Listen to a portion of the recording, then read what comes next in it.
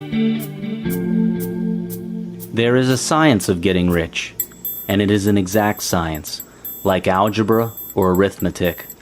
There are certain laws which govern the process of acquiring riches, and once these laws are learned and obeyed by anyone, that person will get rich with mathematical certainty. Wallace D. Wattles. Money, an illusion, a shadow of something else. The first step to having wealth is to know what it is, and few people know what it really is in and of itself. What is wealth? What causes it? What causes the cause of it? Let us start with money, the world's symbol of wealth, and then move deeper. Money is not real. Money is merely legal tender, a form of exchange. We use it to exchange value. It represents value. Money is the body of value. It is the physical representation of value that rises and falls in ourselves, within us. Not within things outside of us, but within us. For without us, what can the value of a thing, such as a car, be to us? Nothing, at least not to us. In other words, it is we, the observers, that place value in things. But this value is really value in us. We give value to the material things. The material things have no money value in themselves. We give that to them. So, money is the external physical representation of a particular section of our internal value within us, within you. That is why a house or a block of shares valued at $1 million today can fall to a valuation of $500,000 tomorrow when fear is introduced into the hearts of those involved. The fear kills a portion of the internal values of the participants, and that is reflected by the paper money, the body of value. Here is something else. Physical paper money does not even represent money in full. It cannot reasonably do that. By some estimates, and this varies from nation to nation, only as little as 4% of the money in the bank exists as paper cash. Imagine how much cotton, linen, pulp, and metal the world would need so as to make all the money everyone has in his or her bank accounts. Imagine how much space it would take to store all this money in paper form.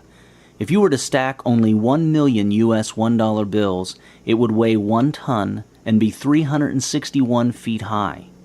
Neither does money exist as gold reserves anymore. This is for exactly the same reason. We ran out of the reasonable ability to keep a gold standard in the 1970s.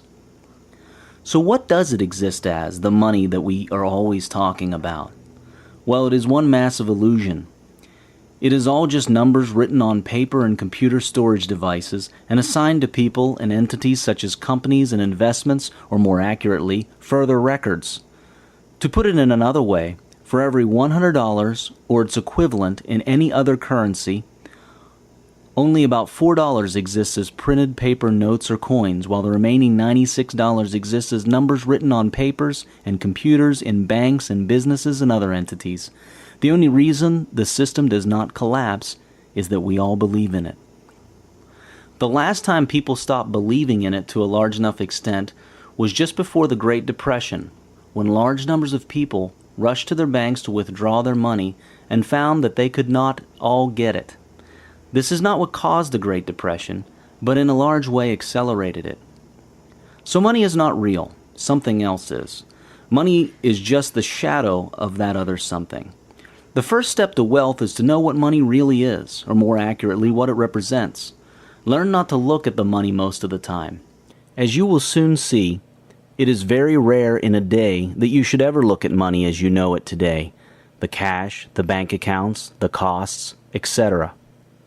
This is merely the shadow and not the real thing. Looking at the shadow, the physical money, as you will soon see, is most of the time very unwise and unhealthy for you and your finances. Look instead at the value within you and within people, and the flowing and exchanging of this value between people. Our internal value is what creates money. Money is the shadow of our internal value. Develop this internal value in yourself and in others, and your external money and wealth will correspondingly rise automatically, without fail. Know this, however. Money represents an aspect of a person's internal value, but that does not mean that it represents a person's entire internal value. That is very important. It is not about self-worth. Money only represents an aspect of that internal value that pertains to wealth. You cannot therefore say that a wealthy person has a higher self-worth and value than a poor person, but you can correctly say that in matters that relate and pertain to money, the wealthy person has a higher internal value in that aspect of value, or that the person chooses to exercise a higher proportion of this internal value. This section of internal value that reflects on the outside as money, when exercised, is called wealth consciousness. It is available to all people equally and can be developed by and within all people equally.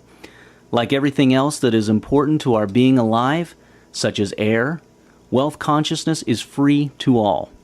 But you can choose to develop it or not develop it, or to exercise it or not. At any time you can change your choice and nothing outside of you can stop you. You require nothing outside of yourself to increase your wealth consciousness and therefore your money. All you need is within you right now. You may have forgotten it, but it is right there. You will now remember it. And the first step to that is to always remember that money is not real. It is the shadow of something else. And here's another secret. Wealth consciousness is simply the expansion of your consciousness and awareness into the wealthy parts of yourself. That is why all that you need to increase your wealth consciousness is within you already.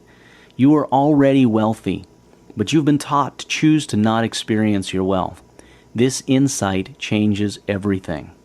Like the wealthy people, you can now know how to start and choose to start experiencing the wealthy you.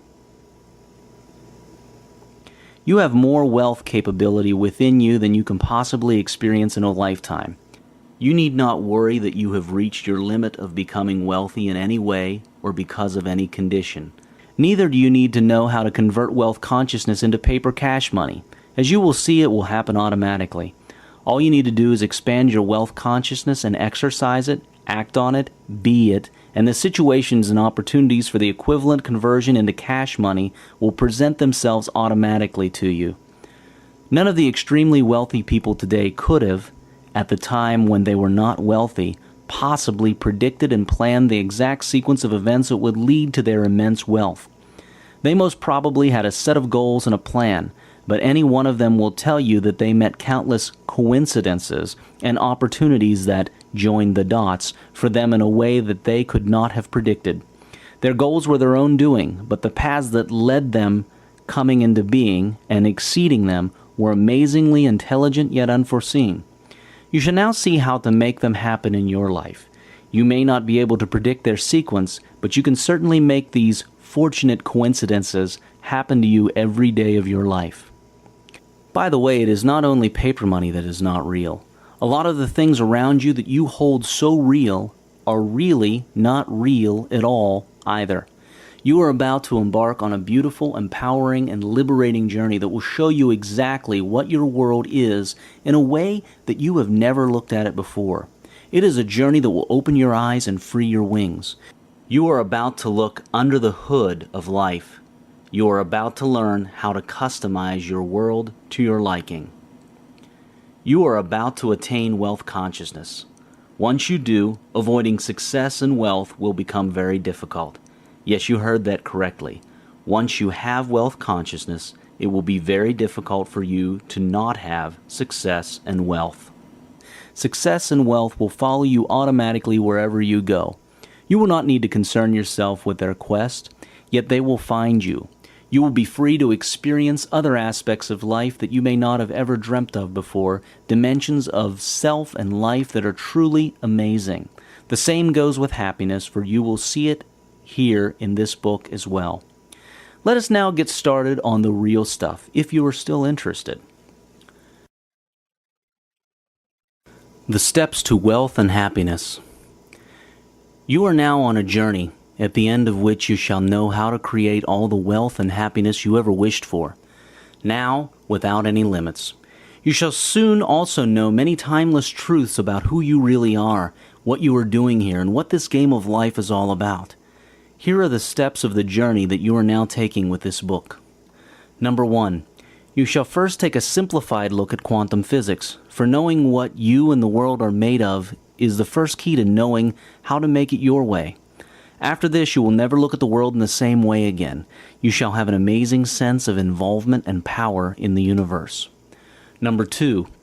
Then the secrets of time shall be unveiled, beginning with the fact that time does not exist. You shall learn how to use this illusion instead of being used by it. There is only now. Number 3. You now will learn how to create your universe out of the quantum field using images of your mind. This is the first part of the creation lessons. Number 4. You then learn how to create using your thoughts. You will learn the right way to think and what the mind is really for and when to shut it down for your own benefit. Number 5.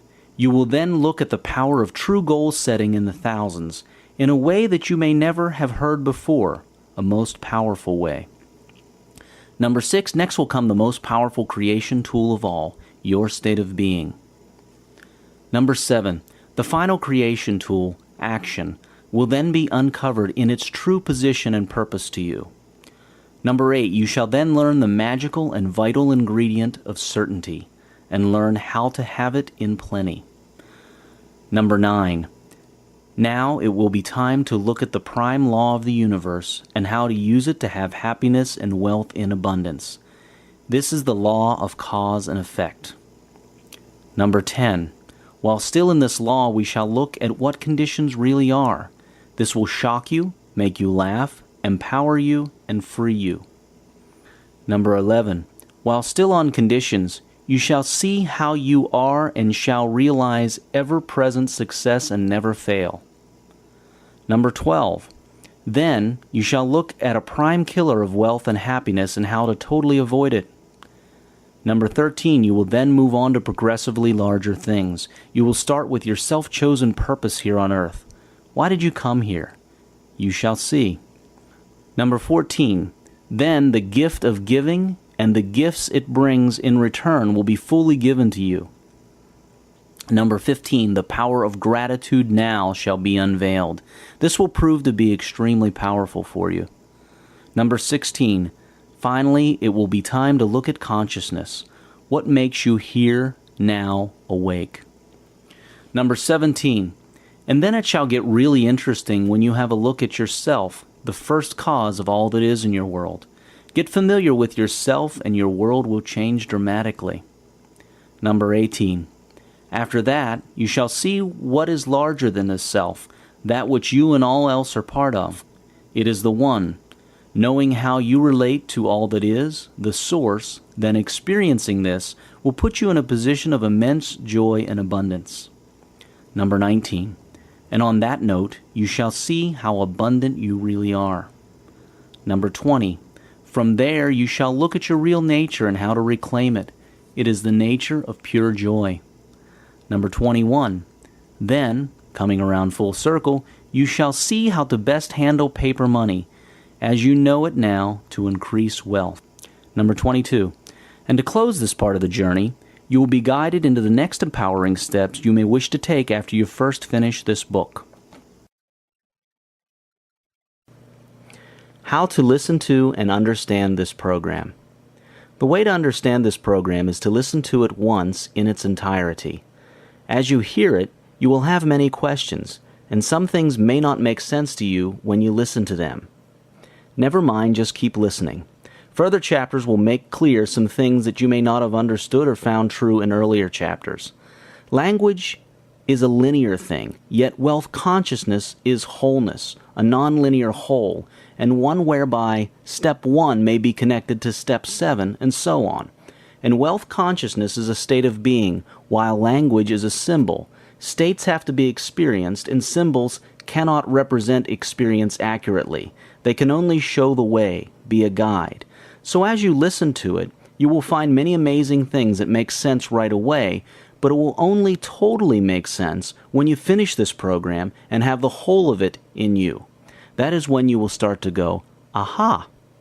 Once you listen to this program fully, listen to it again slowly.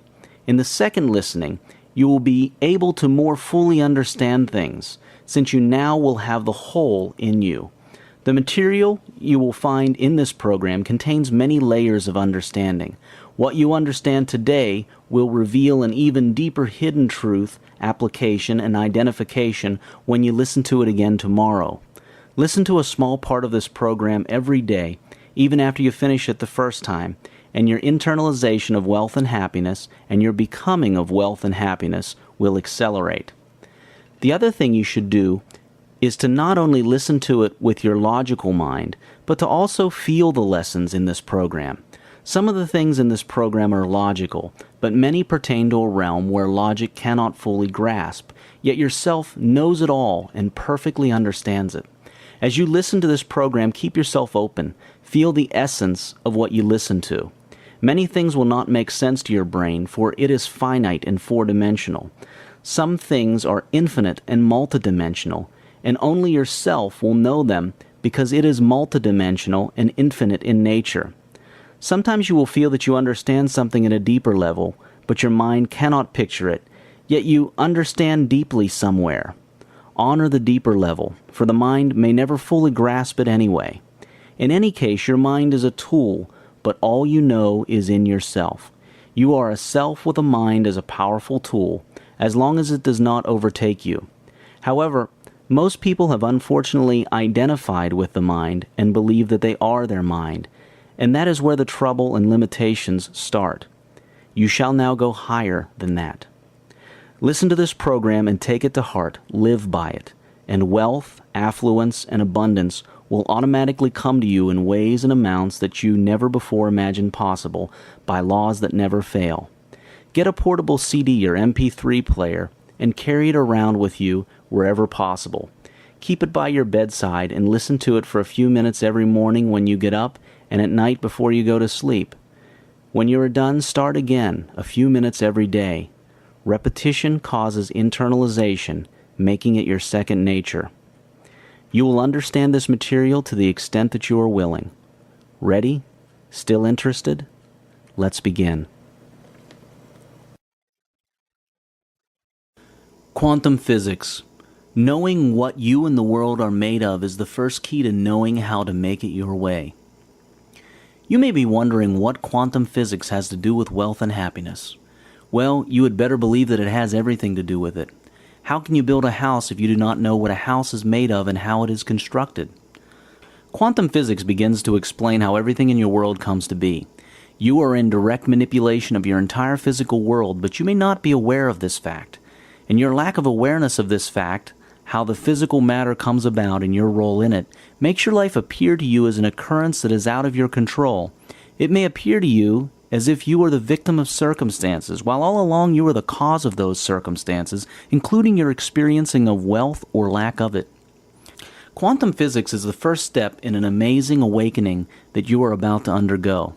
Not only will you understand the very construction of all that you see around you, you will also understand exactly how your belief and thinking creates matter, how you reap what you sow, how even before you ask it has been given unto you, and so on. It is science finally catching up with spirituality and common sense and explaining it. Think about it. When somebody tells you that anything is possible, if only you believe, aren't you more likely to believe that when you know how, step by step and scientifically, your belief shifts the universe and produces what you believe in? One of the benefits of understanding the very basics of quantum physics, and the basics is all you need to understand, is that you finally see clearly how powerful concepts such as faith and right thinking work, among other things. This seeing and understanding, this knowing, enables you to have full confidence, eliminate doubt, create your reality consciously, powerfully, and beautifully, and in many ways become more powerful. Quantum physics also shows you how we are all connected, how we are all one being that perpetuates an illusion of separate individual beings. It also gives you a glimpse into how spirit and matter interact and connect, how mind and matter do so as well, how creation actually happens, and how we are co-creators with God. By the end of this chapter and the next 4 chapters, you will be amazed at how much power you have, how amazing this universe is, and how easy it is to create any outcome you choose. But first, what is quantum physics? Quantum physics is a study of the building blocks of the universe. For example, your body is made up of cells. These cells are in turn made up of molecules, which are made up of atoms, which are in turn are made up of subatomic particles such as electrons. This is the world of quantum physics. Everything is made up of large groups of subatomic particles. Your body, a tree, thoughts, a vehicle, a planet, light, and everything else are concentrations of energy. All of them are large collections of pretty much the same types of subatomic particles. The only difference is in the way these particles are grouped together into ever larger building blocks. Knowing how they work is a key to knowing how to recreate yourself and your world around you. To speak correctly, a subatomic particle is not really a particle in the way that a grain of sand is a particle. While atomic and larger particles are objects or things, subatomic particles are not objects as such. They are probabilities of existence, and at the same time, multiple existences. They are also wave-like and particle-like at the same time. You will soon see what all this means by the end of this chapter. Quantum physics asks the question, what are these subatomic particles, and how do they act? Well, the subatomic particles are energy packets, sometimes called quanta. Everything in this universe is made up of energy, and these energy packets behave in the most amazing way. They are at our command. The reason they would arrange themselves into a luxury boat, for example, is our individual and collective thoughts. Do you now start to see the link between wealth and quantum physics? Up until this point, you may have been designing your world haphazardly and unconsciously. Now you will awaken and do it deliberately and consciously with direction. Let's begin our journey into the quantum field. What is your body made of? Tissues and organs. What are tissues and organs made of? Cells. What are cells made of? Molecules. What are molecules made of? Atoms. What are atoms made of? Subatomic particles. What are subatomic particles made of? Energy. No, they are not made of energy, they are energy. You are one big chunk of energy, and so is everything else. Spirit and mind puts together this energy into the physical shape you are used to seeing. Quantum physics tells us that it is the act of observing an object that causes it to be there where and how we observe it. Energy is the subatomic particles that in turn make up atoms and finally matter. This energy exists as waves spread out over space and time. Only when you exercise observation do these waves become particles localized as a space-time event, a particle at a particular time and place. As soon as you withdraw observation, they become a wave again. So as you see, your observation, your attention to something, and your intention literally creates that thing as a space-time event. This is scientific. In other chapters, we shall see how to focus, concentrate, and guard your attention, intention, and thought to create your reality exactly. No solid object is solid. It is made up of rapidly flashing packets of energy, billions and trillions of packets of energy. They flash in and flash out of that space where the object is. They do not just stay there. So why does a human body or a car look like a solid continuous object when we now know that it is actually a rapidly flashing field of energy? Think of a TV image. When you watch a movie, you see a person walk across the screen smoothly, yet in reality it is just a film reel with 24 slightly different frames a second, so your eyes do not detect the gap between the frames. Even each of those frames is a composition of billions of light photons flashing at the speed of light. That is what your world is, a rapid flash that causes an illusion of being solid and continuous. Once you understand what your world is really, truly, you start to understand its true behavior and nature. You then change your view of it, and with your changed perception, you change your creation of it. This is the first step to wealth. Every single physicist agrees on one thing: subatomic particles. Those energy packets or quanta are not particles in a particular point in space and time like a table or a chair is, but they are a probability that they can exist at various points in space and time. The act of us observing them converts them into a physical particle at a particular point in space and time, and once we withdraw that attention, they become a probability again. Imagine that the chair in your living room is one big subatomic particle. This is how it would act. When you are not in the house and not thinking of your chair, it would vanish and become a probability that can reappear anywhere in your living room or anywhere else in the universe, actually. When you come back home and you think of sitting on a chair in a particular spot in your living room, and you look for a chair at that spot where you wish to sit, it will magically reappear. This is not some fantasy magical story. Subatomic particles behave just like that. The amazing thing is that all matter is composed purely of massive amounts of these particles. Therefore, all matter acts exactly like a large group of subatomic particles would. A chair's being there is a result of us all watching it being there and deciding it to be there. It is not a wholly independent existence. No matter is a wholly independent existence, independent of the observer. As some scientists say, if everyone and everything in the universe stopped looking at the moon and thinking about it, it would not be a physical moon anymore. It would be a probability of existence. The act of observation makes the probability become a definite thing, and all other probabilities of it being elsewhere in the same world a null existence. Continuous attention keeps it that way, producing the illusion of a solid, continuous existence of a physical moon. Physicists have also discovered that quantum particles make decisions. They are powered by intelligence. Not only that, they also know instantly what decisions are being made by other particles anywhere else in the universe. This synchronicity across space and time is instantaneous. They communicate without taking any time or crossing any space. In fact, they also move instantaneous without having to go across space or take time.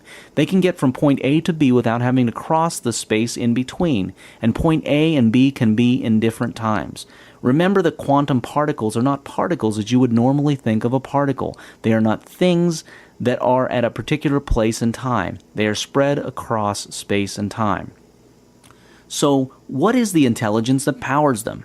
Well, it is from the mind of the source, God, all that is, proportionately made up of your own individual mind and also the individual minds of the rest of the universe, depending on the subject matter, scope, and strength of will. Think about all this carefully. Think about the fact that everything your eye can see is made up of these amazing particles, which are under your co-control.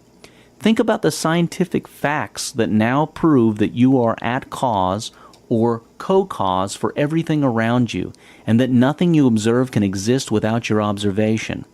All you need to do is choose what you wish to observe, choose it with certainty and consistency, and this will cause the energy field to materialize into that thing over time, depending on your clarity, focus, and certainty. Scientists have discovered that even in the strictest double-blind experiments, their expectations still influence results, and it is impossible to carry out an experiment where there is zero influence from the observer on the results of the experiment. Quantum packets or particles are best defined as probabilities of existence. For example, say you have a quantum packet called Mr. X. Before you ask to speak to Mr. X, he will not exist as a person. He will exist as a potential person. Mr. X will be all over the world at the same time with varying potentials to appear in person in Moscow, New York, Kabul, Tokyo, Sydney, Cape Town, or any other town in the world. Now when you call his name, he will appear where you called him, and at that point the probability of him appearing in any other city will become zero. Then, when you finish your conversation with him, he will vanish again and stop being a localized person, become spread out like a wave, and the probability of appearing anywhere in the world again takes place. That is how a quantum packet called Mr. X would behave. Keep in mind that everything in this universe is made up of quantum packets. Another property of quanta is that they are multidimensional.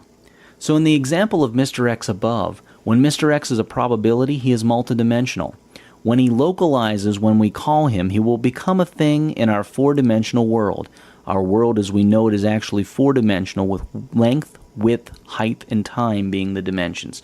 This is scientific. You now see scientifically that our universe is multidimensional. Although our senses are capable of detecting length, width, height, and time as the only dimensions, yet our souls are also multidimensional. Listen to your soul, your feelings. The physical world is literally made up of ideas and energy. If you ever feel powerless, consider this. Einstein and the other quantum scientists have proven that all physical matter is made up of energy packets that are not bound by space and time. This energy field has no well-defined boundaries. The universe is literally your extended, timeless, and unbound body. Science has also proven that the mind has no boundaries. All minds are connected into one mind field. You are bigger and more powerful than you think you are. So stop sweating the small stuff. You already have it all. It has been said that before you ask, it was already given to you. Science is beginning to prove, through quantum physics, that this is scientifically true. The infinite intelligence and potentiality at the quantum level, the level that makes up all that is around us, and our inherent abilities to influence this field is what gives us the having it all. We are beginning to know this on a larger scale, scientifically as well as spiritually.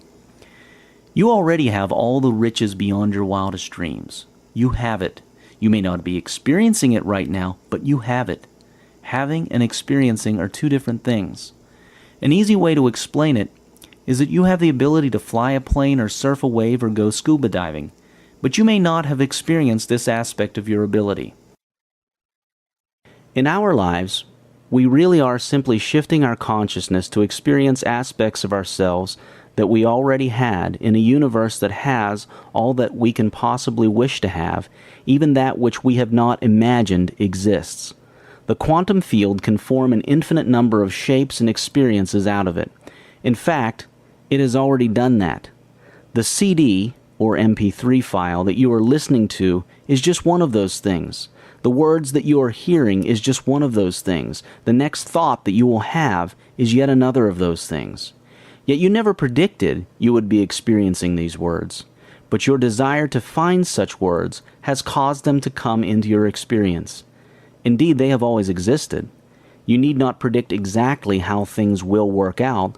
All you need to do is desire, intend, and know it's possible, and it will be arranged to come to you. Many physicists working on subatomic particles are coming to discover several interesting things about our universe. They have, for example, found out that two particles separated by space and time can be invisibly linked to each other and act in synchronicity. They have also found out that the world we live in appears to have been constructed so that it knows itself. This appears to have been done by cutting the one whole into at least two states, with one state designed to see and one to be seen. The one designed to see is then under the illusion of separation from that which is designed to be seen. It is a necessary illusion, a persistent one, but everything is actually one.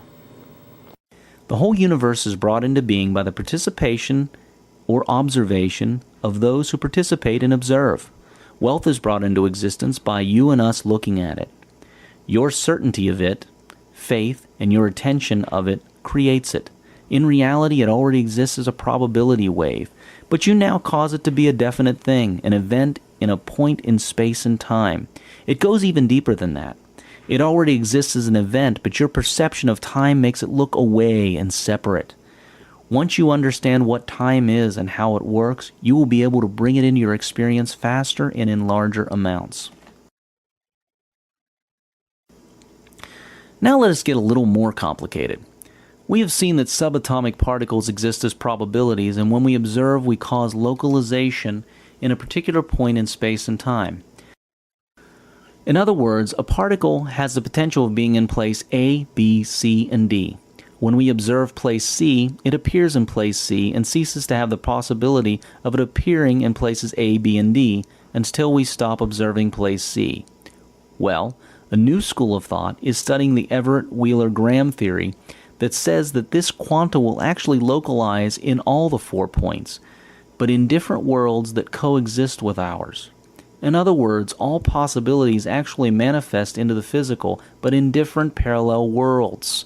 There is supporting evidence of this from physicists who are studying signs that the universe is a giant multidimensional hologram.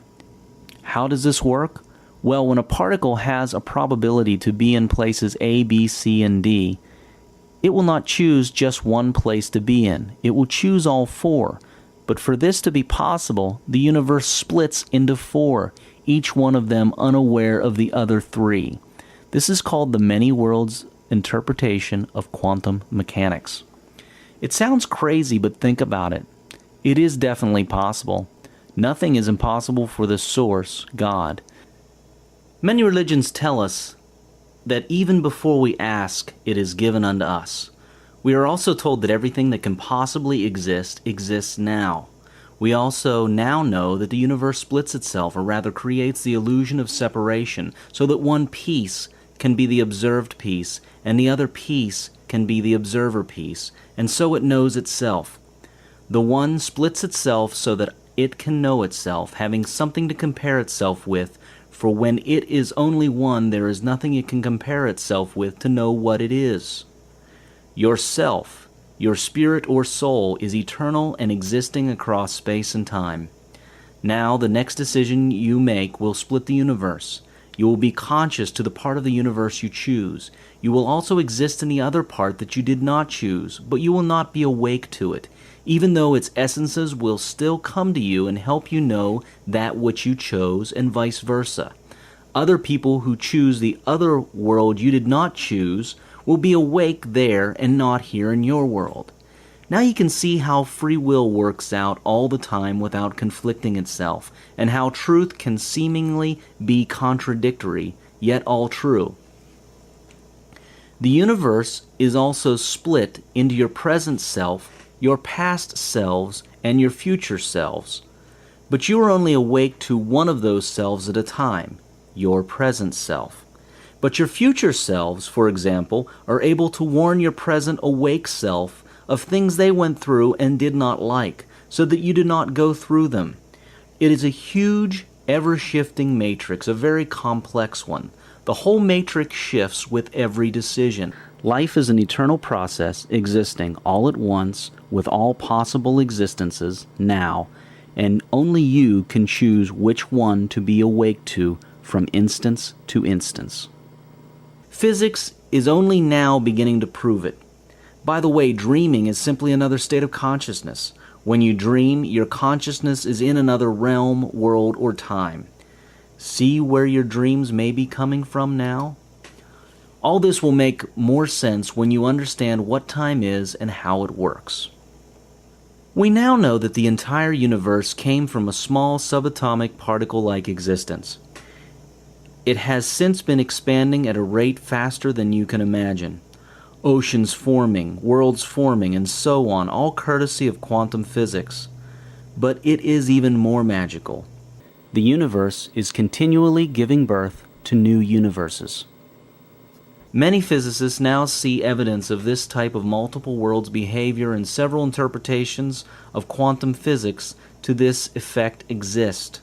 Most physicists believe that this is a continuous but chaotic or random occurrence, largely because they have found no other reason for it. But ask yourself, what part does spirit play? What part do you play, yourself, your soul? Could your choices be the cause of this observed chaotic splitting of worlds? Physicists like to exclude spirit in their studies. Yet spirit is what gives rise to matter and not the other way around. Think about that. Einstein is one of the few physicists who refuse to believe that all this happens randomly or by chance. He said he refuses to believe that God plays dice. Know this, the quantum world is the real world. The world you see with your eyes is simply an imperfect perception of a group of quantum activity. Yet the quantum activity is caused by you. You are first cause. Never think that what you see with your eyes is first cause. It is just an effect. A good illustration of this is the famous Schrödinger's cat experiment by Erwin Schrödinger, who was awarded the Nobel Prize in 1933. It depicts what actually is happening when you place a cat in a box with a closed bottle of poison gas. You also place a device inside the box that will open the gas bottle and thus kill the cat. You then close the box so that you cannot see inside it. The gas in the bottle, by the way, only becomes poisonous if one particular radioactive atom in the box decays. Quantum physics shows that this radioactive atom exists simultaneously in the decayed and the not decayed states until it is measured. until you open the box and see whether the cat dies or not. Everything exists in all possible states until you observe it. You cannot know whether the cat is dead or alive without opening the box. While the box remains closed, the cat is both dead and alive at the same time. This is why quantum physics is so crazy. Two contradictory states actually coexist. When you open the box to check whether that radioactive atom decayed or not, and therefore whether the cat died or not, is when one of the two of these outcomes will materialize. Yet, physicists now know that, number one, their expectations and thoughts influence the results. Number two, the multiple worlds interpretation tells us that both actually happened, but the world split into both of these, and we took that which we chose at some level. We now know that everything in the universe is a wave-particle duality. What this means is that everything, including your body and your car, is a wave and a particle at the same time. There is no difference between you and light, except for the fact that light has a different wavelength than you do, but you are pretty much the same thing as light. That is physics saying this now. Several thousand years ago, various spiritual teachers told us the same thing. We came from light. You are light. In fact, your body is over 99% space, were you to examine it under a microscope. The rest of it, the solid part, is just a collection of the exact same things that light is made of, the same subatomic particles. Actually, even the space is full of energy. Your mind, from your spirit, keeps your body together as a solid unit. And your mind does the same thing with other things around you. All matter is put together using information from your mind and the minds of those around you and the rest of the universe. Einstein's equation, E equals mc squared, states that the energy contained in any matter is equal to the mass of that matter multiplied by the speed of light squared, and that is a very large number. This shows you that, number one, even the smallest tiny piece of matter has a tremendous amount of energy in it. That is how nuclear explosions happen. And number two, you and everything else is just energy arranged together by information from the mind. The subatomic world is not static at all. It is an amazing dance of never-ending creation and destruction, with particles destroying themselves and, in that very destruction, giving rise to new ones. Most subatomic particles have an imaginably short life, billionths of a second. The whole universe is forever being recreated anew. You can imagine it all being wiped clean and restored, just a little differently, every trillionth of a second or so. Okay, here's another amazing thing. When a particle is created, it is instantly traveling at the speed of light. Quite literally, we did come from light, as many creation stories go. One more thing, particles can move forwards and backwards in time. This is stuff you are made of and you are in control of. There is no such thing as empty space. All space is filled with energy, the same energy that makes you up and everything else. It is just that your five senses of sight, sound, touch, taste, and smell do not detect the many varied other types of forms that exist in the universe. In other words, you can only detect forms that are detectable with those five senses, unless you have developed other senses. But that does not mean that these humanly detectable forms, physical forms, are the only things that exist in this universe. Think of the universe as a hologram. Anyway, the whole point of this is to know that you are part of one huge ocean of energy, and literally nothing separates you from anything else. The only separation you see is an illusion caused by the limited five senses you have. Quite literally, we are all one. We are one large organic whole whose parts are changing all the time. Each part can look at the other parts, and each part has its own level of consciousness and awareness. Yet, the whole acts exactly as a whole, while the parts act as a part of the whole, with individual and whole properties. Dr. J.S. Bell, a physicist at the European Organization for Nuclear Research, CERN, in Switzerland, came up with mathematical proof in 1964 that showed that all the separate parts of the universe are all connected in an immediate and close way. Many experiments now show that particles separated by space and time somehow know exactly what the other is doing at the exact time the other is doing that particular thing. In other words, they do not communicate. Communication takes time and requires a message. This is different. They know without having to communicate. They act simultaneously, as if they are intimately connected somehow across space and time in a way that does not get affected by the separation in space and time between them. The other profound thing that Bell's mathematical constructs show is that the action of a subatomic particle is dependent on something happening somewhere else to another subatomic particle. In other words, all subatomic events are effects of others and causes of others. This brings the law of cause and effect, or karma, of reaping and sowing to a completely new light. The law of cause and effect, karma, is not only spiritual but also scientific. All along, we have said that all the universe's thoughts, individually and collectively, cause the energy to form into the physical reality we experience. This is so, but there is an even stronger cause. This is being, the state of being. There are many states of being, such as being happy, fast, wealthy, and so on. This is the strongest cause, the first cause of all. It is so because it is the declaration of spirit, of self. From a state follows certain thoughts pertaining to that state. Here is another way of looking at how we are all one. Science shows us that everything is made up of energy and exchanges that energy with everything else at all times in a most complex way. Energy is the building block of all matter. The same energy that composes your flesh is the same one that composes the bricks of your house and the trees outside. There is no energy of the tree and energy of the man. It is all the same energy. Energy is constantly at flow, changing form all the time. This is a very simple explanation of a rather complex thing. At the quantum level, it all looks like one large pool of energy soup. An ocean of energy, one that is always flowing, one that has different concentrations and essences at various points. Imagine an ocean with a warm spot, a turbulent spot, and so on. The ocean represents the energy soup, and the spots represent various physical objects, such as your body or a tree. The warm spot exchanges water molecules with the rest of the ocean. The turbulent spot also exchanges water molecules with the rest of the ocean.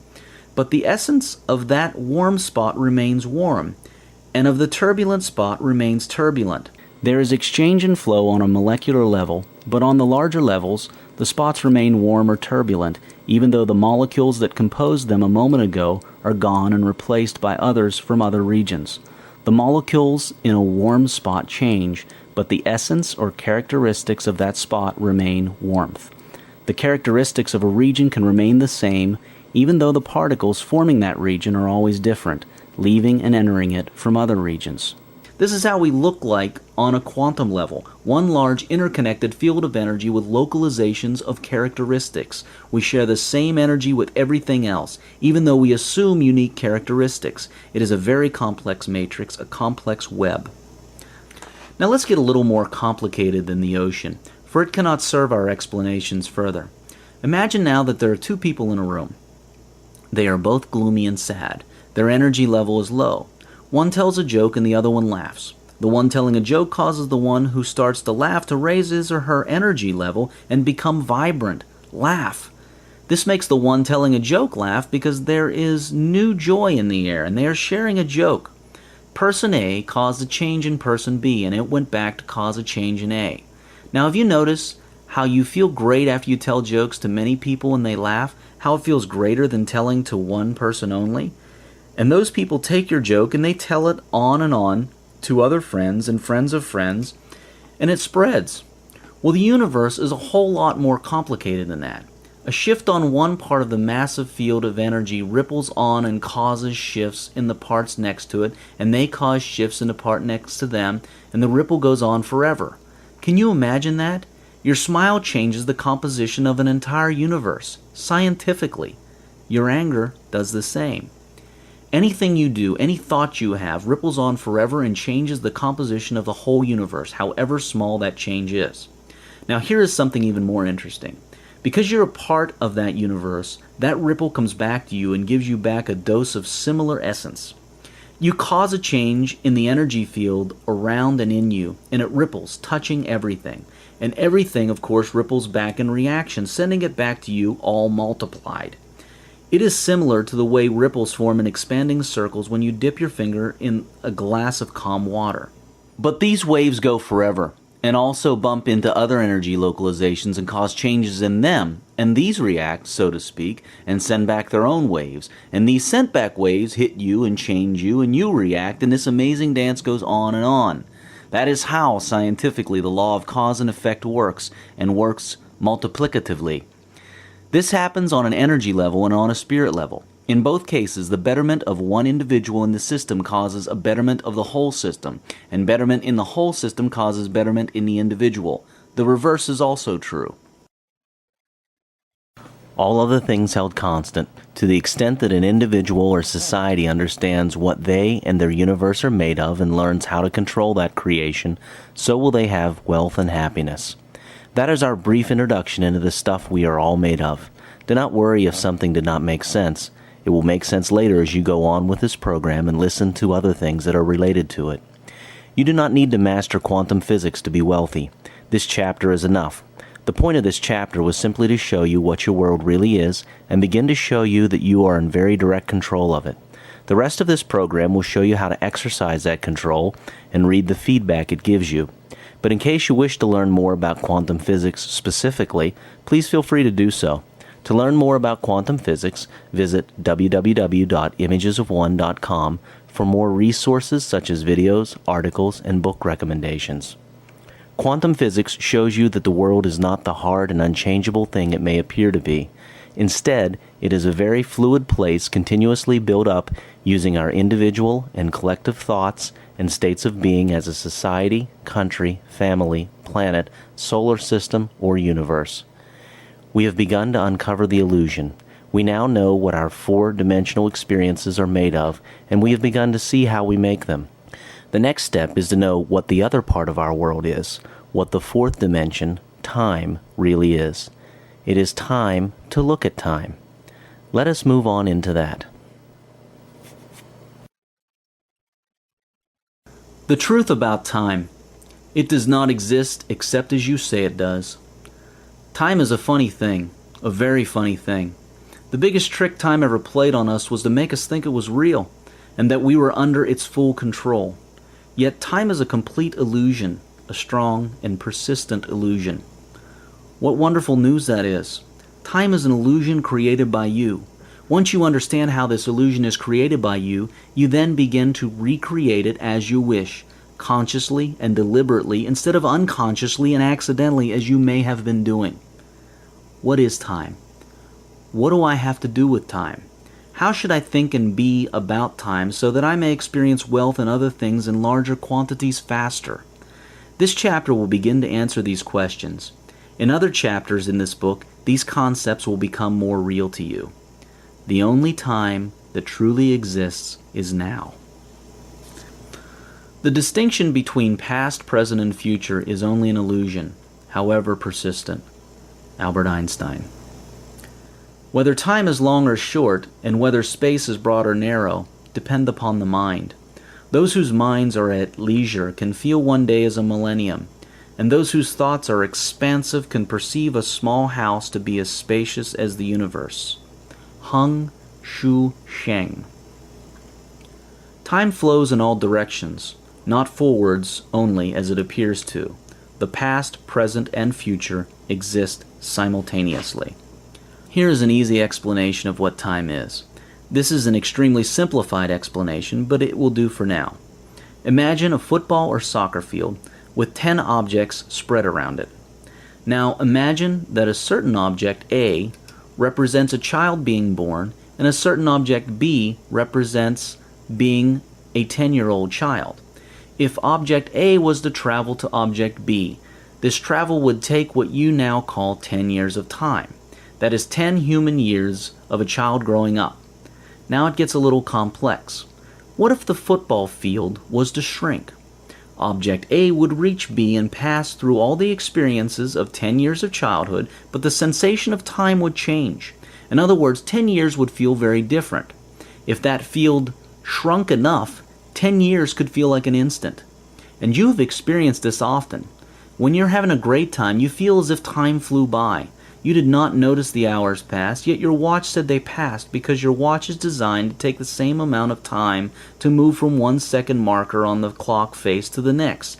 But you are not designed that way. Time is moving of your consciousness past pre-existing events in the space-time continuum. You will soon see what this is. The field of life that we live in is not static. It keeps changing its dimensions. That is why we have to keep readjusting our watches worldwide all the time for this crazy thing called time to make sense to us, but only because we think of time as consistent slices or periods. It is not. It is merely our misinterpretation of our consciousness moving by one pre-existing event in the field of life to the next event, as you shall soon see. The field of life is not static, nor does our consciousness move at a fixed speed. The field may not change that fast for us, and our consciousness may not change its rate that fast unless we will it to do so. And that is why we do not usually notice these differences that much and see that time is not constant. But if you were to travel very fast in a spaceship, as you may well have heard from Einstein's theory of relativity, you can slow down time or even go back in time. Time is more of a sensation of passing events, and the faster or slower you pass these events, the faster or slower the calibration of time changes. It is not the taking of time that changes, it is the calibration of time. 1 minute no longer takes 1 minute. Okay, back to the soccer field. Imagine you were one of the objects. You would feel time as you move around the field, passing other objects that you see, isn't it? Yes.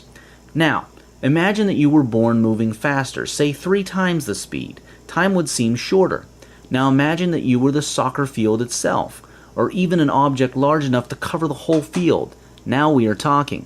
Time would cease to exist for you, because you are the field and you can feel, touch, and be with all the objects on you at the same time always.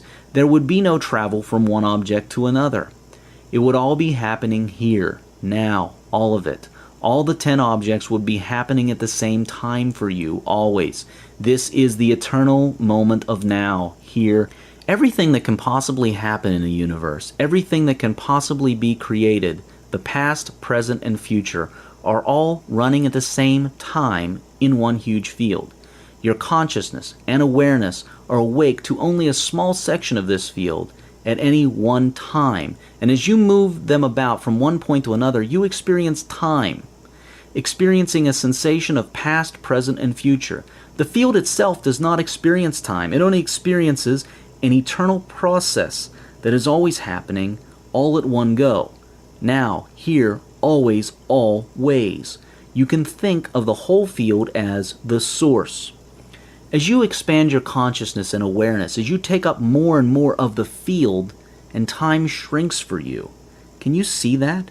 Now the amazing thing is that the mind and the self, or soul and spirit, whichever you're used to referring to, is a lot larger than your physical body. We are used to thinking of the soul or self as a little thing contained inside our body. That is just human thinking, relating things to containers. Have you ever considered that the soul, being far more powerful than the body, actually holds the body together and surrounds it? And the mind holds the brain and nervous system together and surrounds it? If you have considered that the soul and the mind are larger than the body and brain, have you ever considered where they end? How many feet away from your body? Or how many miles away? Or how many light years away from your body does your soul end? It is not impossible that your soul and mind are 1,000,000,000 times larger than your body. Why not? They are infinite and eternal. Yet this humongous, powerful self is you. Anyway, let us get back to wealth.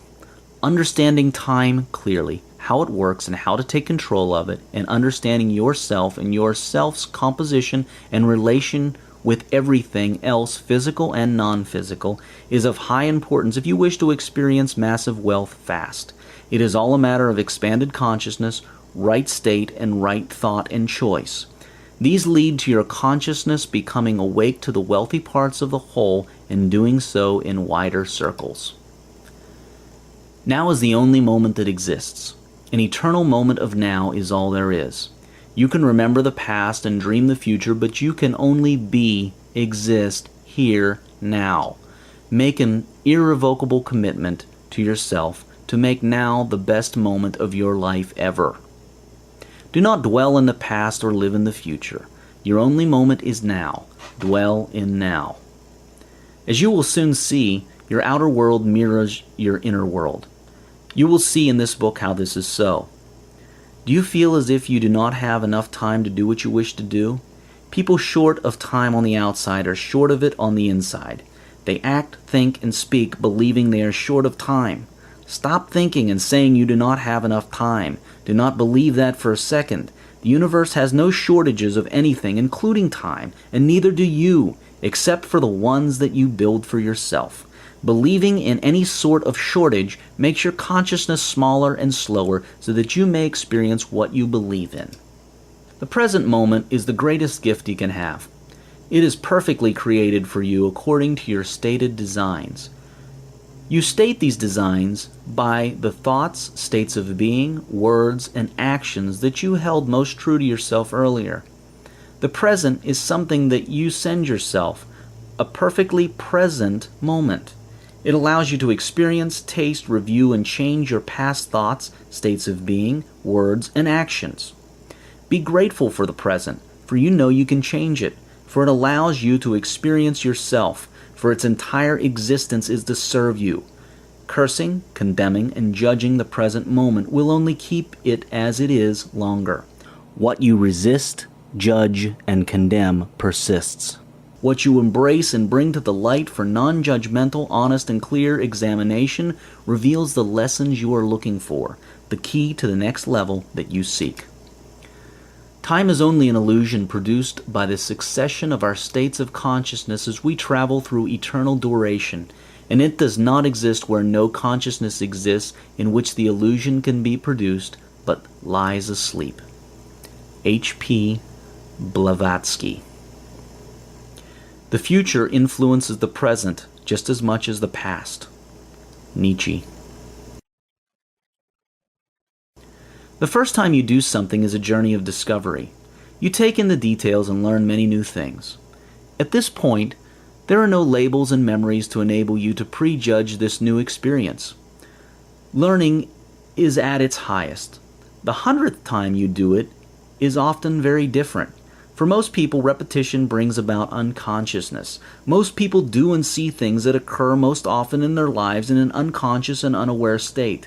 Because they have seen or done something else, they turn to relying on their memories of it and labels about it that they built in their minds the first time. Learning and discovery drops to zero. Memories of past experiences take over. What good does it serve you to live today based on your memory of it yesterday? You miss the gift of the present moment totally. In your business or work, do you take an absolutely fresh look at your work, workmates, and customers each new day, or do you go by how you know them in the past?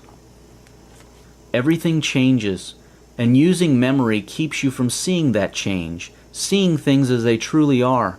Try to forget everything about what you are looking at, and you will discover a whole new world, and you will grow a whole lot faster, grow your wealth and self a whole lot quicker. Think about it. It is quite often that a stranger will compliment your workmate or spouse over something that you totally miss every day because you do not look at them as if they were totally new to you.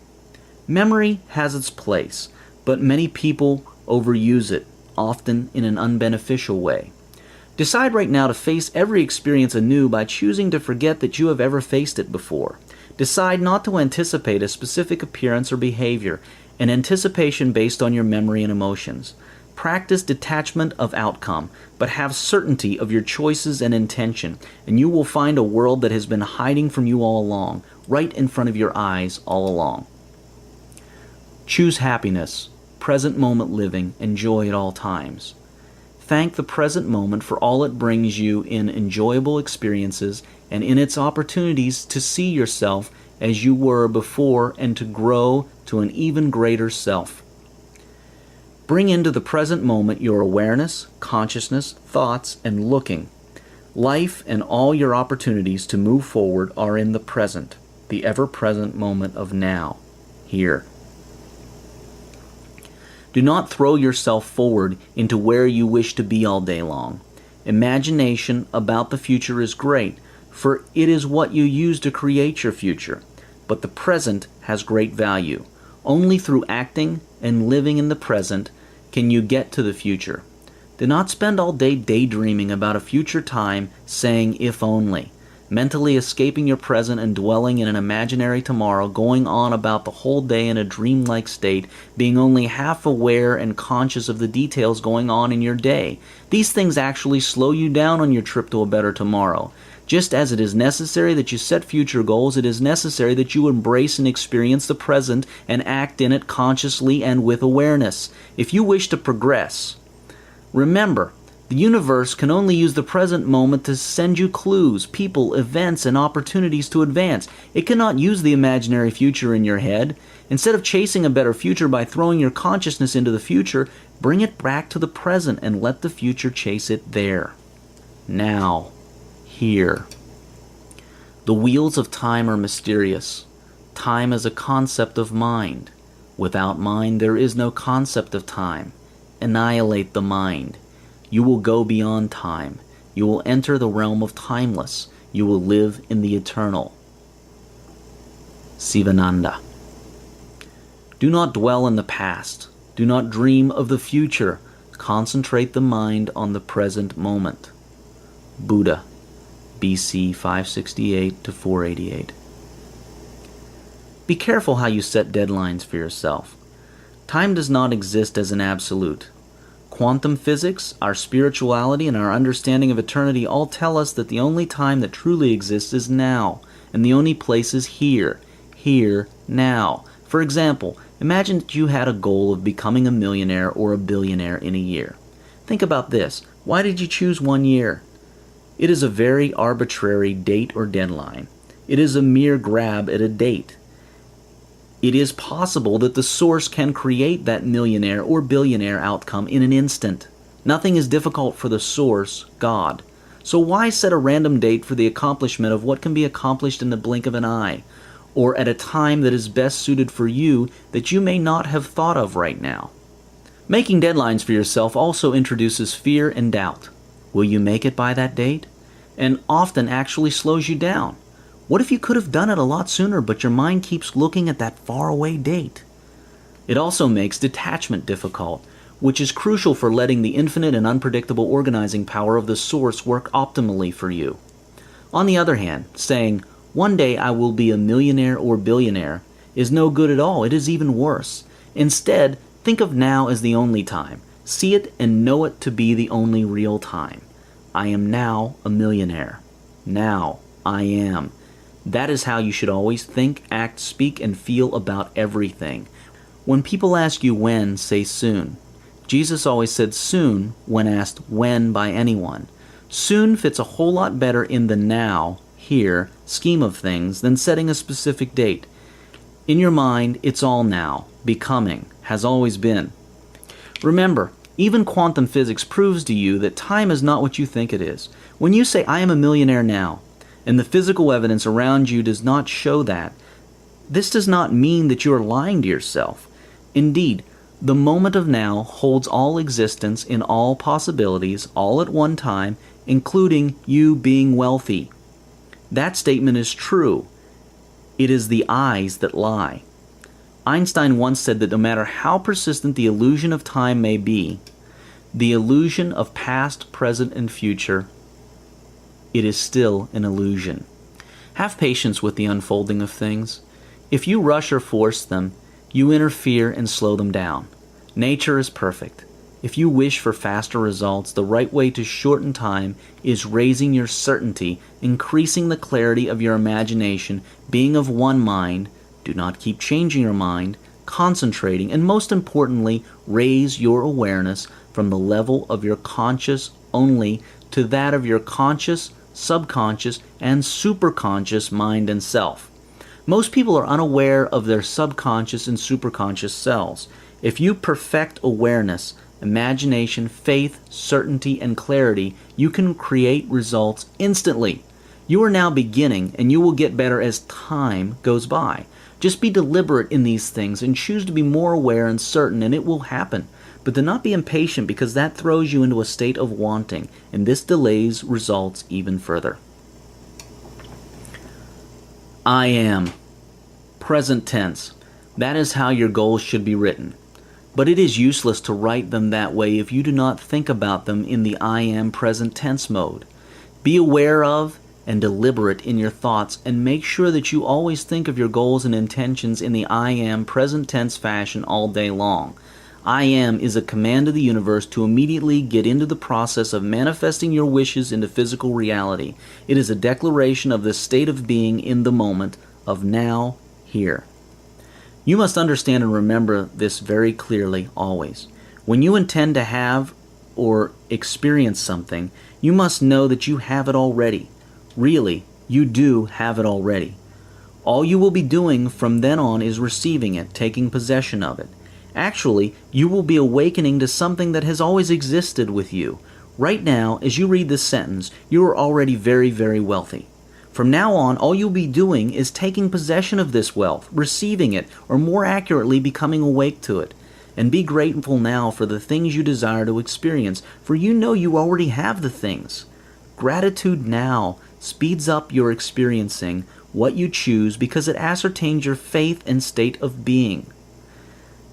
Nothing is there to come, and nothing past, but an eternal now does always last.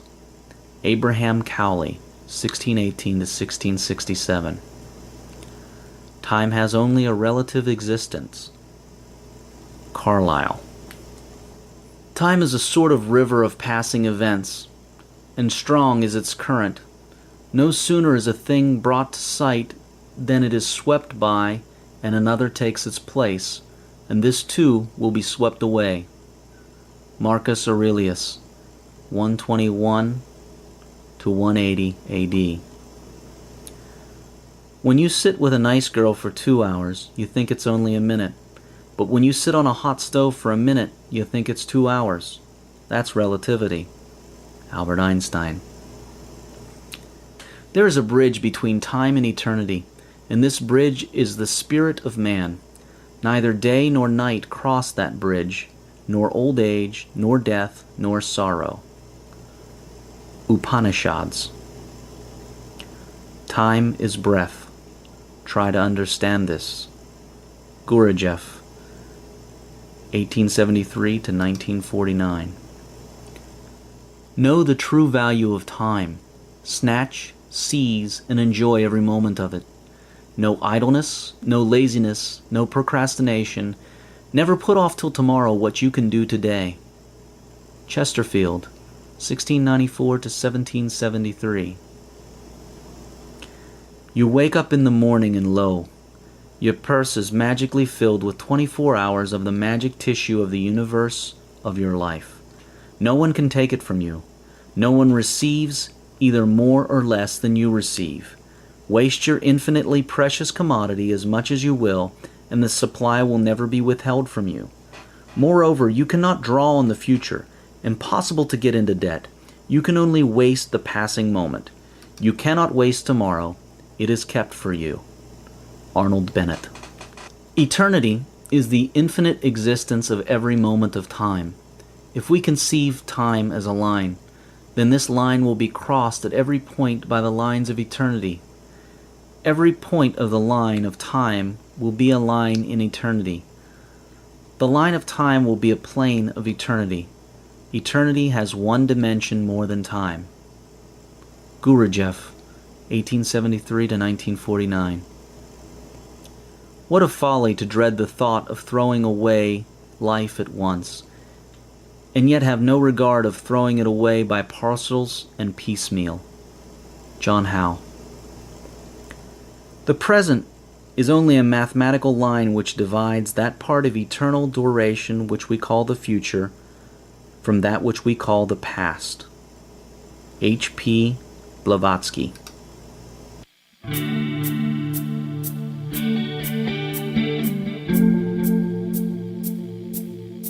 End of Disc 1. Please continue this experience by inserting Disc 2.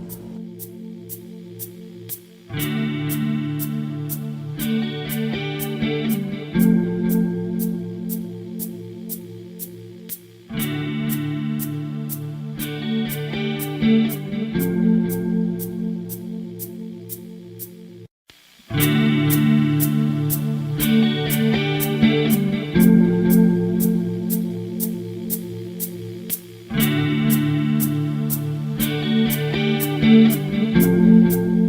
Happy Pocket Full of Money by David Cameron Gikondi. Read by John Wayne Myers. Disc 2. According to Albert Einstein and others, time and space do not exist as separate entities. Time is not a separate thing, and space, made up of length, width, and height, is not another separate thing. Rather, they are all one thing, a continuum called the space-time continuum. Try to understand this and use it. Do not believe in time as something separate from you that you have to go through as it dictates. If you do not take time to understand time, it will rule your thinking, your planning, your belief system, and your experiences. Time is not a straight line that you have to walk through. Imagine it to be a network of tunnels under a city. To get from house A to house B, you can use any one of very many routes, some longer and some shorter. For example, in 1930, it may have taken 30 years of hard work to make a person rich. Now it can take 2 years or less. We have increased our wealth consciousness and certainty, and this makes us take a shorter path. Another way to think of the space-time continuum is as a sheet of paper that holds all possible events. Every event possible, everything, is on that paper. Then imagine yourself to be a pencil with an eye. Then imagine that this piece of paper wraps itself around the pencil. So, you are the pencil, and you are fully wrapped in that paper that holds all events possible. But this pencil has only one eye, so you can only see the event happening on the piece of paper in the region where the eye is. The pencil's eye can travel up and down and around the pencil. It is a movable eye that can go anywhere on the pencil's surface. The faster you move the eye, the more events you see. Now, imagine you can increase the size of the eye. The bigger you make it, the more events you see at the same time. Okay, one last thing. Imagine you can multiply the number of eyes on you, the pencil. When the pencil has more eyes, it sees more life, more events simultaneously instead of one at a time. When you increase the number of eyes and size of each eye, you see more in less time. Okay, replace the word I in this whole explanation with the word consciousness. An increase in eye size and number of eyes is an increase in consciousness, in being awake to all that exists. That is what our evolution as beings is all about, increasing consciousness. Okay, so what is the pencil? Yourself. Your spirit or soul, as you wish to call it. You are a timeless and multidimensional being, made in the image and likeness of the Source, God. And as you grow, you increase your consciousness and awareness of this fact. Now imagine that your best friend is another pencil with the same piece of paper wrapped around him or her. You are both pencils with eyes, with the same piece of paper wrapping around you. When your eyes meet, you experience the same bit of all that is at the same time. You decide to meet by choosing to meet. You can choose to meet anything you wish in that continuum. There are no blocks, and free will works without error to the extent that you exercise it with certainty. Knowing this is power. Using this knowledge for wealth and any other desire you have in your life is joy. This is how you explain all interaction. In truth, you and your friend and everyone else are just individuations of the same pencil, so that when your eyes, consciousness, meet, you experience being together. But you are always together on a higher level. Events that appear simultaneous to you may occur at different times for another observer, depending on his or her relative motion. Imagine you are in a big box on a truck moving from south to north. At the center of the box is a light bulb that goes on and off periodically. As you are in the room, you will find that the light strikes the north wall of your box at the same time as it strikes the south wall. You can even measure this and find it to be so. You will find that it strikes all walls simultaneously. This will be your truth. Now suppose that there is a woman at the side of the road and that your box has a glass window. The woman can see inside your box through this window. Because she is stationary, and you and your box and bulb are in motion, her experience will be different. She will see that the north wall is getting light slightly after the south wall, because the north wall is moving away from the light while the south wall is moving towards the light from the bulb.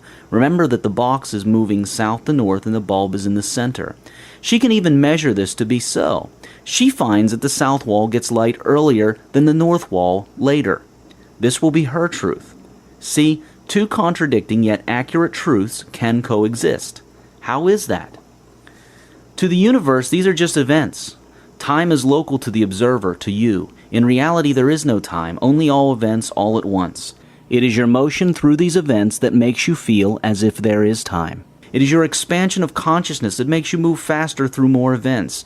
An expanded consciousness enables you to take in more events per moment. An increase in wealth consciousness makes you get rich faster, move through more events faster, see more events quicker.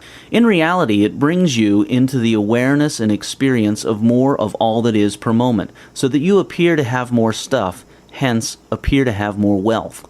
It is also your increased right choices and increase in desires and goals made with certainty that also make you experience more at any moment of now. By increasing your goals, your mental images, and holding them steady and certain, you see more wealth. That is one of the secrets of time. Hermann Minkowski, Einstein's mathematics teacher, came up with a set of equations that prove that all the past and future of an individual person all meet at a single point now and in a single place here, wherever the individual is doing the observations. All events in the universe are all occurring simultaneously at this eternal moment of now. The illusion we have of them occurring one at a time in a sequence that seems to flow is because of the type of awareness or consciousness that we have in this human form. It causes us to see very narrow sections of the space-time continuum at a go. So we see one small slice, then the next, and so on. But we can expand or contract our slices to take in a lot more or a lot less at one go.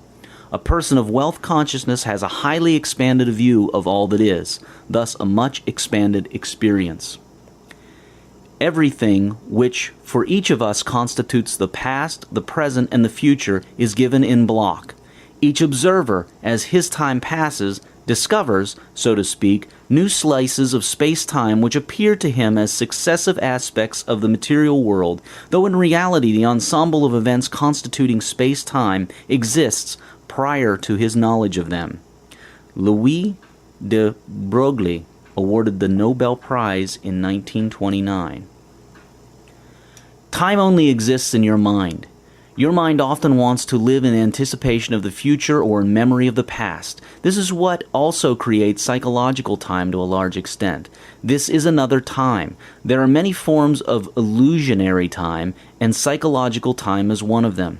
You experience this type of time when your mind is in anticipation of something in the future or in memory of the past. This waiting and remembering creates time and a lot of pain and stress. It is unnecessary.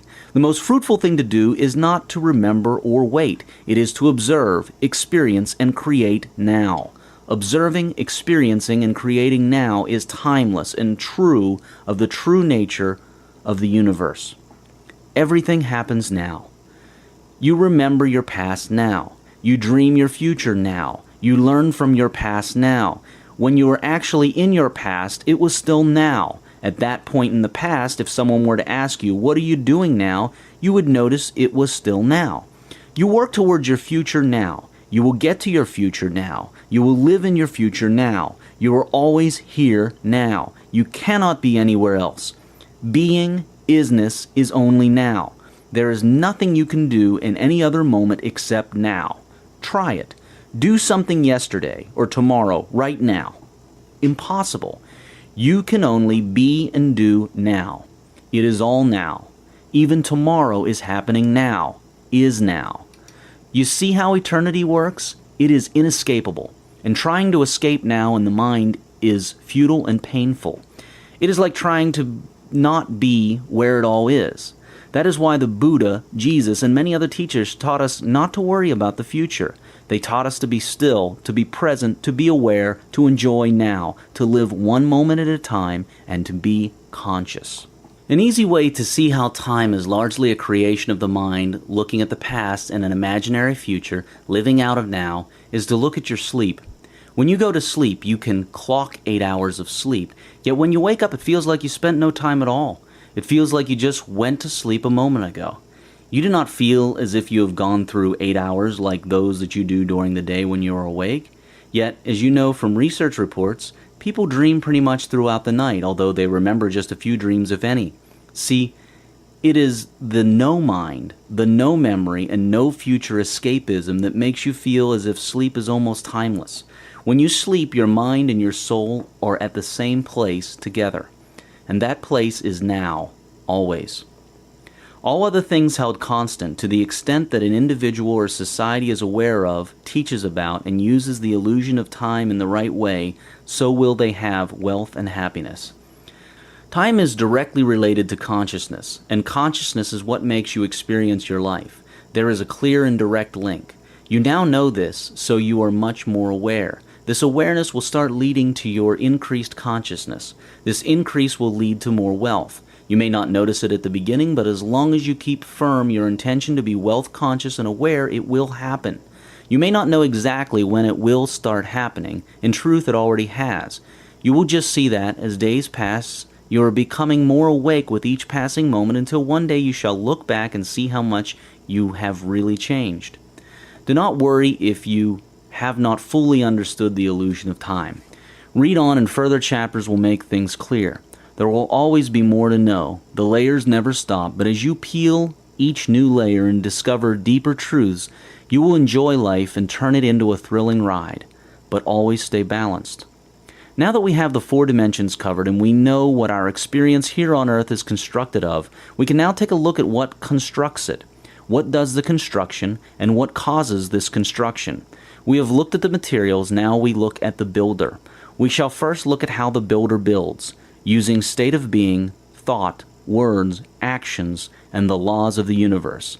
Then we shall have a look at the builder. Who is this builder? Here is a clue. You are. All beings are builders and co-builders. Before we look at the builder, we shall first look at how the builder works with the materials of space and time. How do you build? Specifically, how would you build a happy and very wealthy life? Let us have a look. Images of the mind, the blueprints of life.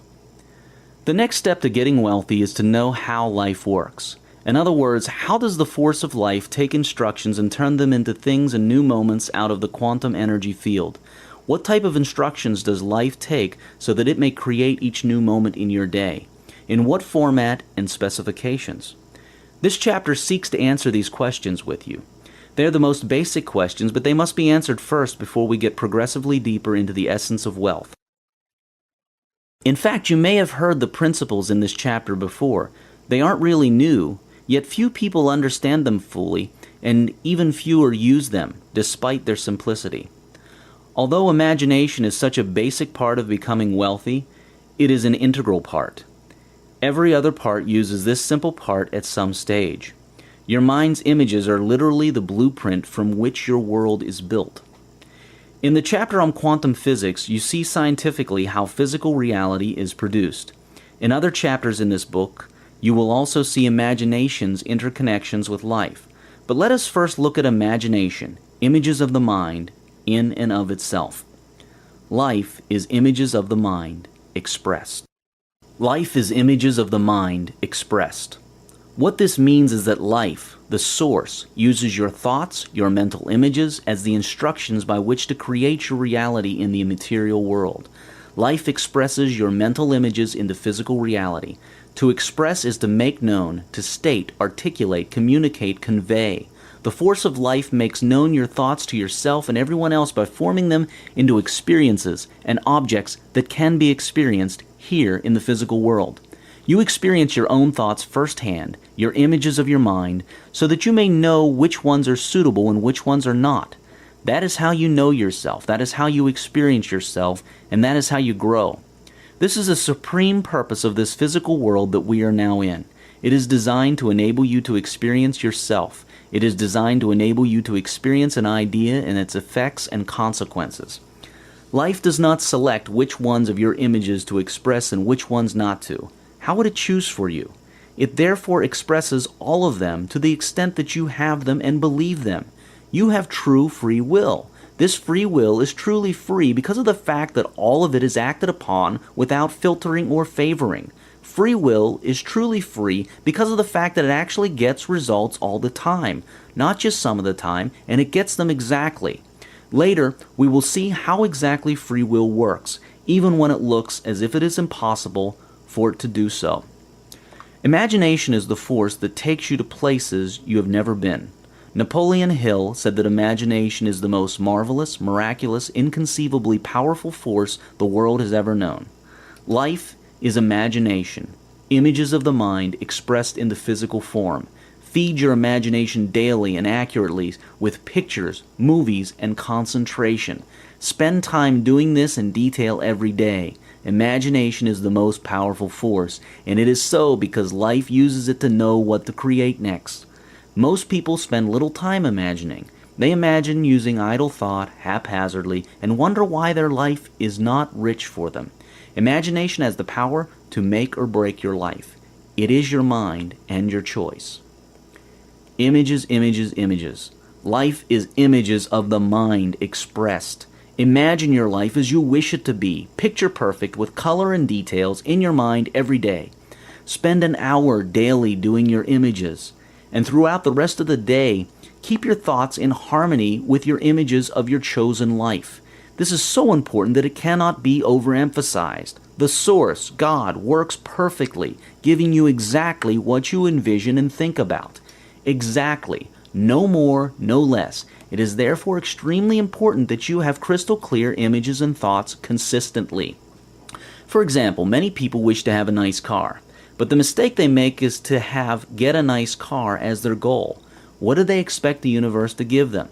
There is physically no such car called nice car. Be crystal clear. Envision the exact car, its make, model, color, options, and all that. Go to the car yard and look it up on the internet and know exactly, or as exact as possible, what it is you wish to have as a nice car. Then envision that every day. The more you think about it, the closer you get it to you. This is the effective way to image. Life is images of the mind expressed. Do you wish to travel to another country for a dream holiday? Go to the travel agency and get all the details from them. Get the brochures, flight itinerary, prices, hotels, and car reservations, and all that. Build up the whole trip exactly in your mind in full color and spectacle.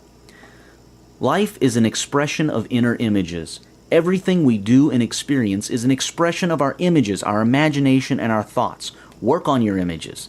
To change your life, change your imagination, and change your thoughts. The life that you are living is the life that you have imagined. Envision and imagine every aspect of your life as you would like it to be. Do this daily for at least an hour. Your life is images of your mind expressed to the extent that they are believed. Walt Disney, against all odds, criticism, and a string of failures, stuck to his imagination and became the entertainment king of the world. Mickey Mouse was launched at the lowest point of his failures. No one could have predicted that an empire would have been launched on a mouse. When we willingly go where our most desired imaginations take us, we become creative forces that have no limits. Albert Einstein said that imagination is the greatest creative force. Learn to be willing to go where your imagination and desire takes you. If you wish to put a boost to your visualization, use the 8 hours a day of sleep you have. It is easy to learn how to be awake in your dreams. In such a state, you can be the author of your own dreams, painting your perfect life and living it during your dream time. Remember that the subconscious mind cannot distinguish between real and imagined experiences, and dreams can be the best form of visualization. This skill is called lucid dreaming, and several books exist to teach you this skill. Have many reasons to live and be wealthy. The more reasons you have, the more wealth you will get into. Instead of having bills paid as your only reason to get wealthy, have reasons such as travel, collect art, buy homes, have beautiful clothes, express your love to others with gifts, treat your friends and family to some good things, buy a boat, save the environment, and so on. Visualize these reasons accurately. Reasons convince the subconscious mind, the heart, to internalize the goal. They also give it working substance. The more reasons you have, the more powerful your imagination, the faster your results. Surround yourself with images of things you like. Get brochures and magazines of vehicles, homes, places, things, bodies, sports, and activities that you like. The clearer your images of your visions are, the clearer and faster you achieve them. Dream big. Hold the dream high enough, consistently enough, and the dream must manifest into form by law. By universal law, it cannot fail to do so. Do not worry about how. It is all taken care of for you as long as you do your part of the thinking, acting, speaking, and being in accordance to that dream. Just dream, visualize, and then start doing something. Do the next thing that you feel you should do in accordance to that dream, and keep on moving. The little that you do triggers something else you had not foreseen, and on this goes until it completes. Are you dedicating at least 30 minutes of your day focused only on visualizing and imagining your future? Life is images of the mind expressed. Imagination is what designs your life. Have dedicated imagination time, but also hold those visions high in your mind all day long. The world is an illusion, as we will see much more clearly as we move on. See it as an illusion. Believe it to be an illusion designed to be a tool to know and experience yourself. Once you do so, you will always remember to create the next version of the illusion that you wish to have. You literally create the next version of the world by painting your mind's images with certainty. The world does not have to be as it is. It simply is because we agree it is. Your subconscious mind cannot tell the difference between a clear and vividly imagined experience and a real experience. Visualization creates a new subconscious. Visualize your wildest dreams and fantasies. Live large. Back it up with faith, belief, and certainty. The subconscious mind is where your self-image is stored. It powers your conscious thoughts and your actions. Reprogram it using visualization and belief, and you reprogram your world. Your world is your self-image revealed to you in the way that you can experience it. Your life is images, your imaginations expressed into physical things. More accurately, it is the manifestation into the physical world of the visions, good and bad, that you believe in most, consciously and unconsciously. How to do the impossible. Let your imagination fly. Get excited about your images. Energize them with positive emotion. Emotions are energy in motion. Gratitude is one of the most powerful of these emotions. Infuse every cell of your body with images. Infuse every cell with the gratitude that you have realized your goal already, even if you are not experiencing it now. You have received it automatically by the perfect laws of the universe. Even before you ask, it has been given to you. And when you act, remember to do this same infusion into your actions. You choose the images. The source, God, does the work effortlessly and perfectly. That is the deal. The conscious mind creates impressions into the subconscious. It does so by repetition. The subconscious mind then expresses these images, causes an expression into physical manifestation. The conscious does not cause expression. It can only impress on the subconscious using repetition and faith, belief, certainty. The reason this is so is that the conscious holds all sorts of thoughts, those you believe in and those that you do not. It is like a wild monkey jumping on very many thoughts throughout a day. The subconscious, on the other hand, holds only what you hold as truth to you, what you believe in. It holds your sponsoring thoughts. That is why only the subconscious, or what some call the heart, causes expression. Your subconscious only takes in the affirmation and not the negative. If you visualize and set a goal, I am not poor anymore, it will only take in poor. Instead, change that to something like, I am rich, wealthy, and abundant. The subconscious does not internalize not. It does not internalize negated sentences. It only internalizes, I am something, not I am not something. Repetition is power. Concentration is power as well. When visualizing your goals, see yourself already in possession of what you desire. Say and think, I am, not I will be. This is critical. I am is power, all there is. Later you will see how this is scientifically so. Now is the only existing moment, and all others are illusions. All other things held constant.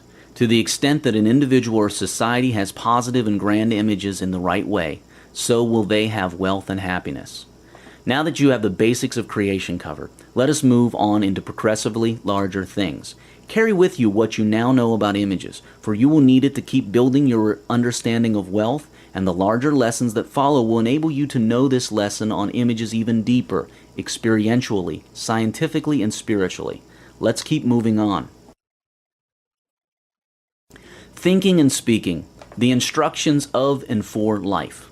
Closely related to images or thoughts. Just as life is images of the mind expressed, it is also thoughts of the mind expressed. In other words, life is the mind expressed. Your external reality is the densest part of your mind, without any separation. The separation between you and your outside world is illusionary. As we move on in this program, you will come to see firsthand how this is so, scientifically and spiritually. Life is your mind expressed. The outer world is the densest part of yourself. It is an extension of your mind. When you finally will stop believing in the illusion of separation, your power will rise dramatically. But even now, you may still change your mind to change your world. You will now see how this happens, and as we move on further into this book, you will see scientific and further evidence of this. Eventually, the illusion of separation will fall off totally, and you will have mastered this. But even now, just knowing this is empowering. This chapter is a course in how to think in ways that are friendly to the universe and its laws, ways that co-create the universe itself purposefully into one that you wish to live in and not one that you find yourself in. In this chapter, there will be several mentions of the laws of the universe. These are the laws that you will learn throughout this program, and not necessarily in this chapter alone. The pieces of the puzzle will fall into place as you listen. Okay, let us dive into the mind. Your world is the densest part of your mind. Life is your thoughts expressed. Let us paraphrase what we learnt about images over here. Life, the source, uses your thoughts as the instructions by which to create your reality in the material world. Life expresses your thoughts into physical reality. To express is to make known, to state, articulate, communicate, convey. The force of life makes known your thoughts to yourself and everyone else by forming them into experiences and objects that can be experienced here in the physical world. You experience your own thoughts firsthand, your images of your mind, so that you may know which ones are suitable and which ones are not. That is how you know yourself. That is how you experience yourself, and that is how you grow. This world is designed to enable you to experience yourself. It is designed to enable you to experience an idea and its effects and consequences. Your state of wealth externally is an extension and testament of your state of wealth internally. How clear and certain you are in thoughts of wealth is evidenced externally. Life does not select which thoughts to express and which ones not to. How would it choose for you? It therefore expresses all of them to the extent that you have them and believe them. You have true free will. This free will is truly free because of the fact that all of it is acted upon without filtering or favoring. Free will is truly free because of the fact that it actually gets results all the time. Not just some of the time, it gets them exactly. To the extent that your thoughts are not conscious, deliberate, and focused in any topic of life, you will be affected by the outcome of the thoughts of other people. And to the extent that your thoughts are clear, focused, and non-contradictory, your results will be sped up. A few people are able to perform what many people call miracles simply by thinking only one way and strongly about a thing. The idea that the outcome of their intention may not happen as they wish it to happen does not even occur to them for a split moment. Suffering is always the result of an error in thinking. It is an indication of being out of harmony with the laws of the universe. The only purpose behind the existence of suffering is to show a person when a thought is in error and alert them of the existence of a higher thought that would serve them better. Suffering stops as soon as the higher way is found, that higher thought. In the presence of suffering, try not to resist. Instead, examine with an open mind, and the answer will always show itself to you without fail. Concentration gives thoughts more power and speed in achieving goals. Your dreams, thoughts, and visions will build your world. You will rise and fall with the rising and falling of your thoughts. Repetition breeds integration and internalization. To attain wisdom, read this material repeatedly and think in the right way over and over again. Through repetition, things are embedded into your subconscious. They cross over and become you. You can predict the future by looking at the thoughts, words, and actions of today and applying the law of cause and effect to them. You are never denied answers to your questions. Whatever questions you ask believingly and earnestly will be answered exactly, no more, no less. If you earnestly and believingly seek and ask how to earn $1 million, the universe will conspire to bring you the knowledge, tools, people, and events to give you that answer. If you ask how to earn $1 billion, you will also get answers worthy of that amount. Einstein was not born a mathematical and physics genius. He simply asked the right questions believingly. You see, the universe works by perfect law that never once errs nor favors particular people. Once you understand the universe's deeply complex yet simple rules that are perfectly balanced, you cannot fail to succeed predictably. Whenever you see chaos and unpredictability in the universe, you are simply seeing something that you do not yet understand, but something that is organized and predictable by certain laws. Nothing is difficult for the source, God, and perfection and balance is the nature of the source. Hence, all laws are applied equally, universally, and unfailingly. Ask the right questions believingly and earnestly. Be specific and do not keep changing your mind. All thoughts count and produce results. Changing your mind all the time confuses the universe. Imagine walking into a travel agency and saying, "I wish to travel." Then you look at the agent blankly. He or she would be ready to make your reservation, but they cannot until you tell them where you wish to go. Imagine you now say, "Well, I'd like to go to Moscow and Timbuktu at the same time." Again, the agent cannot fulfill that request. Now imagine you say, "Okay, then book me to Moscow." "No, wait, Timbuktu." "No, wait, Moscow." "No, wait, I'm not sure I can afford it." "No, I can." "No, maybe I don't wish to go there or travel at all." This is how many people think all day. And the universe is confused by their thoughts, just like the travel agent is, and therefore produces confused results for them. Whatever you put your attention to gets energy from you and grows. Remove the attention and it dies. Be conscious and deliberate in this. Intention goes along with attention. What you intend and give attention to begins to become. We become what we think about. We are the sum total of our thoughts.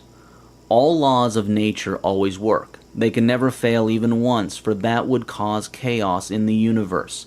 The nature of the source is perfection. You become what you think about without fail. If you think about wealth without any contradictory thoughts, you will become wealthy without fail. Matter is merely materialized thought. Always be calm.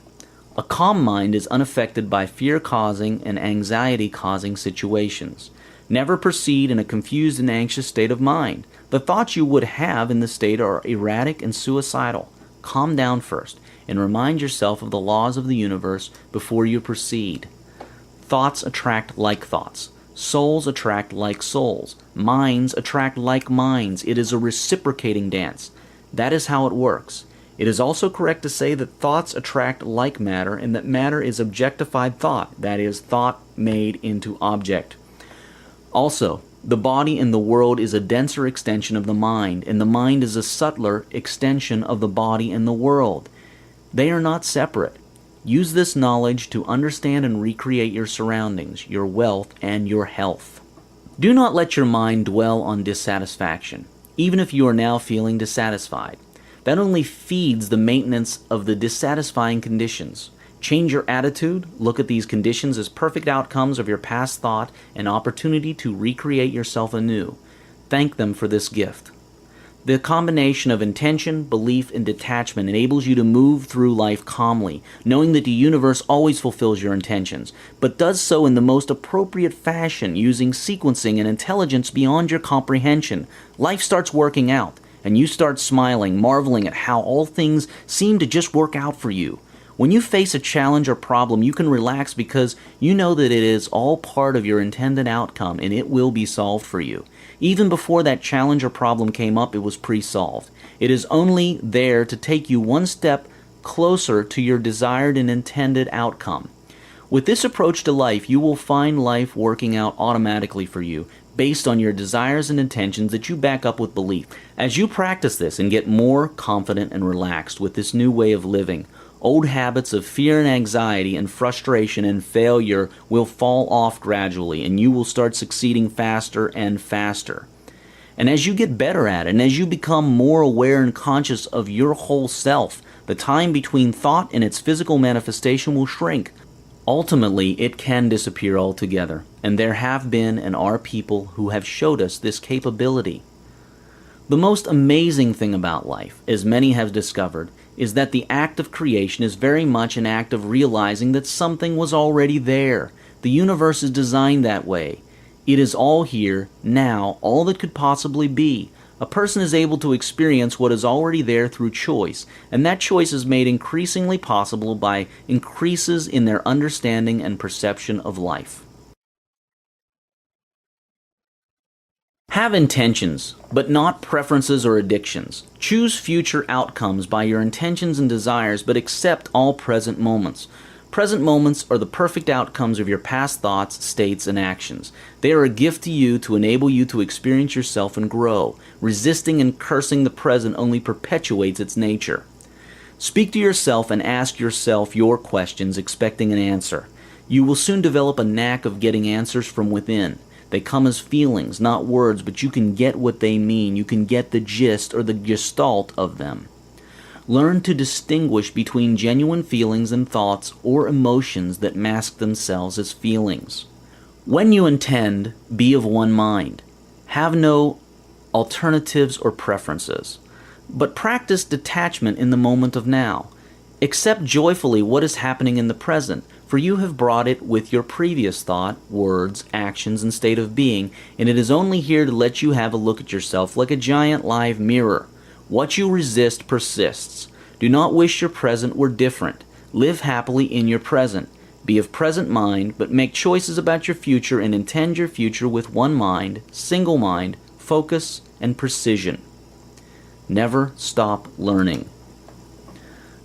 Observe and affirm the truth, and the truth will set you free. If you were broke, say so. Look at it in the eye, admit it, then look to see the errors in your thinking that caused it. Always affirm the truth, for what you resist persists. What you face and bring into the light releases you. But be careful in your admitting. It is more correct to say, I previously had thoughts, actions, and states of being that have led to this broke manifestation that I am now observing, than it is to say, I am broke. In fact, never say, think, or feel that. I am statements are always carried out by the universe. Change the cause, not the effect. Thought is cause. Physical is effect. Trying to change the effect directly is banging your head against the wall. For example, if your sales have dropped, it is not because your marketing is wrong. It could be that you have a negative attitude to your business or an aspect of it, for example.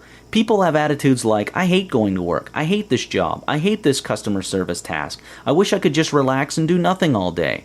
If you have them and you are wondering why no matter what you do in your business, things are not working out well, these could be a cause.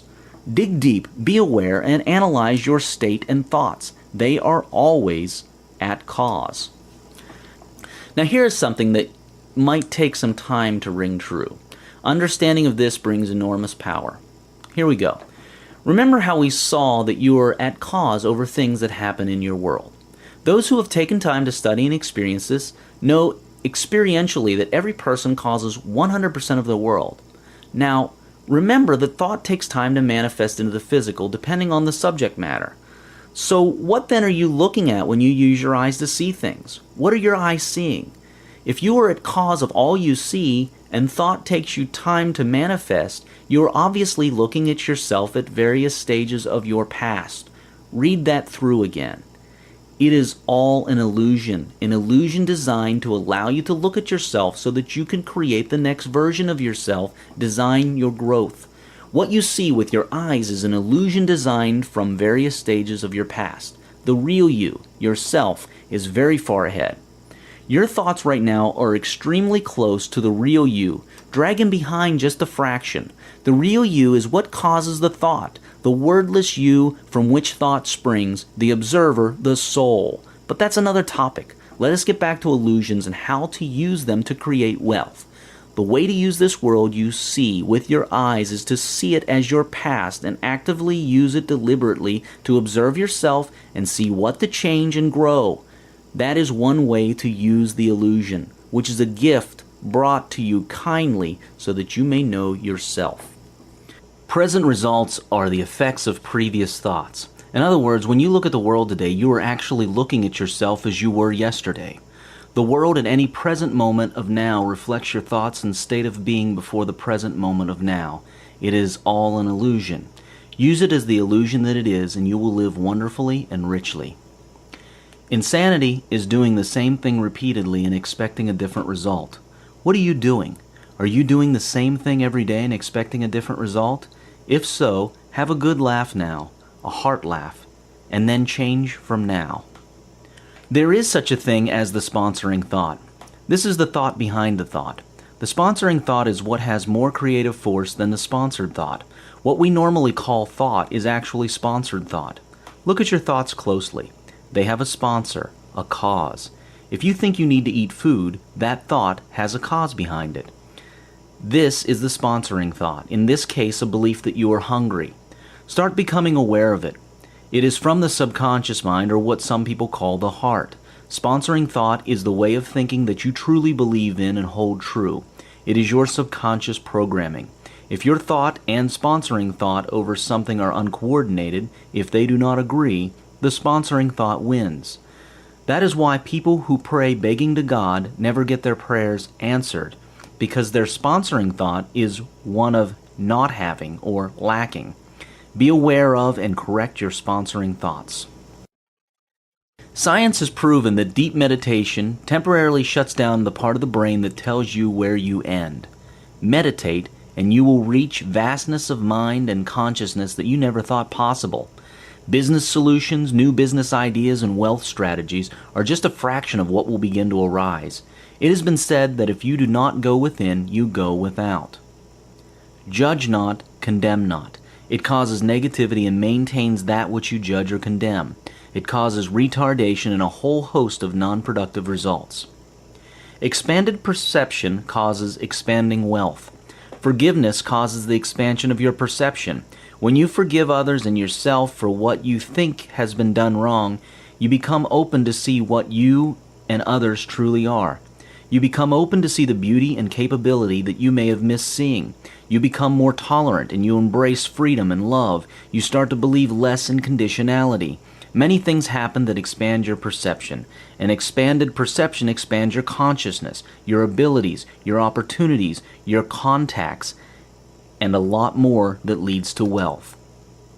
You become what you think about most of the time, believingly. By some accounts, you think about 50,000 thoughts a day. Some are thoughts that make you walk and scratch or control your physiology. Others are unconscious daydreams. Many are repetitive, but only a few of them are conscious and deliberate. Start watching your thoughts, being aware of them. Do not let them remain random as they have been. Make more and more of them conscious and deliberate. By becoming aware of your thoughts, you will wake up and become a deliberate designer of your life. You become aware by simply deciding to be aware. Turn your mind into a sunny, beautiful island that allows in only positive thoughts and influences and absolutely shuts out every negative thought or influence. Act as if you have an alert, positive mind defense force in your head that has 24-hour active duty defending you against internal and external negativity, and it has to win all encounters. Form a mastermind group. This is a group of people of like mind as you. Get together frequently and exchange ideas, materials, and motivation. Where two or more are gathered, the power multiplies, and the power of the whole is more than the sum of the power of the parts. A mastermind group is very powerful. It multiplies the power of each participant greatly. When a negative thought comes up, at that instant say stop. Immediately move on to a positive thought. Do not even entertain the negative thought for a second. But remember that this is different from resistance of negative thoughts. What you resist persists. There is a big difference. Negative influences can come up from friends, TV, news, your imagination, seeing things, and so on. When you notice these negative influences and thoughts arising, you should shut them down instantly. There is no resistance involved. But when you find that the negativity is so strong that you have to resist it, that you cannot simply go around it without using resistance, at that time you should face the negativity head on. Do not resist it. Instead, bring it into your light, face it, and examine it with detachment. Try to look at it directly from a detached point of view and see what it is composed of, why it is arising, and why it is affecting you that way. Break it down and understand it and what is powering it. Ask yourself why it is there, what it really is. By being mindful and watching it, studying its composition, and finding its root causes and answers, you are able to overcome it. You get there in your mind first. We climbed Mount Everest in the mind first. We got to the moon in the mind first. You learnt to walk in the mind first. Get there in the mind first. It's that simple. Anything you wish to have it in your mind first. If you wish to have a massive new house, have it in the mind first in exactness and detail. Live in it in the mind first, and it will follow in physical. Try to avoid reading or watching bad news as much as possible. Even if you think it's good for your business, bad news creates bad images that interfere with your grandest vision. The world appears to you as you choose to see it. Bad news is often a self-fulfilling prophecy. Now, you know that thoughts create your reality. But if you're trying to link all of your reality today with your thoughts today, you're making a mistake.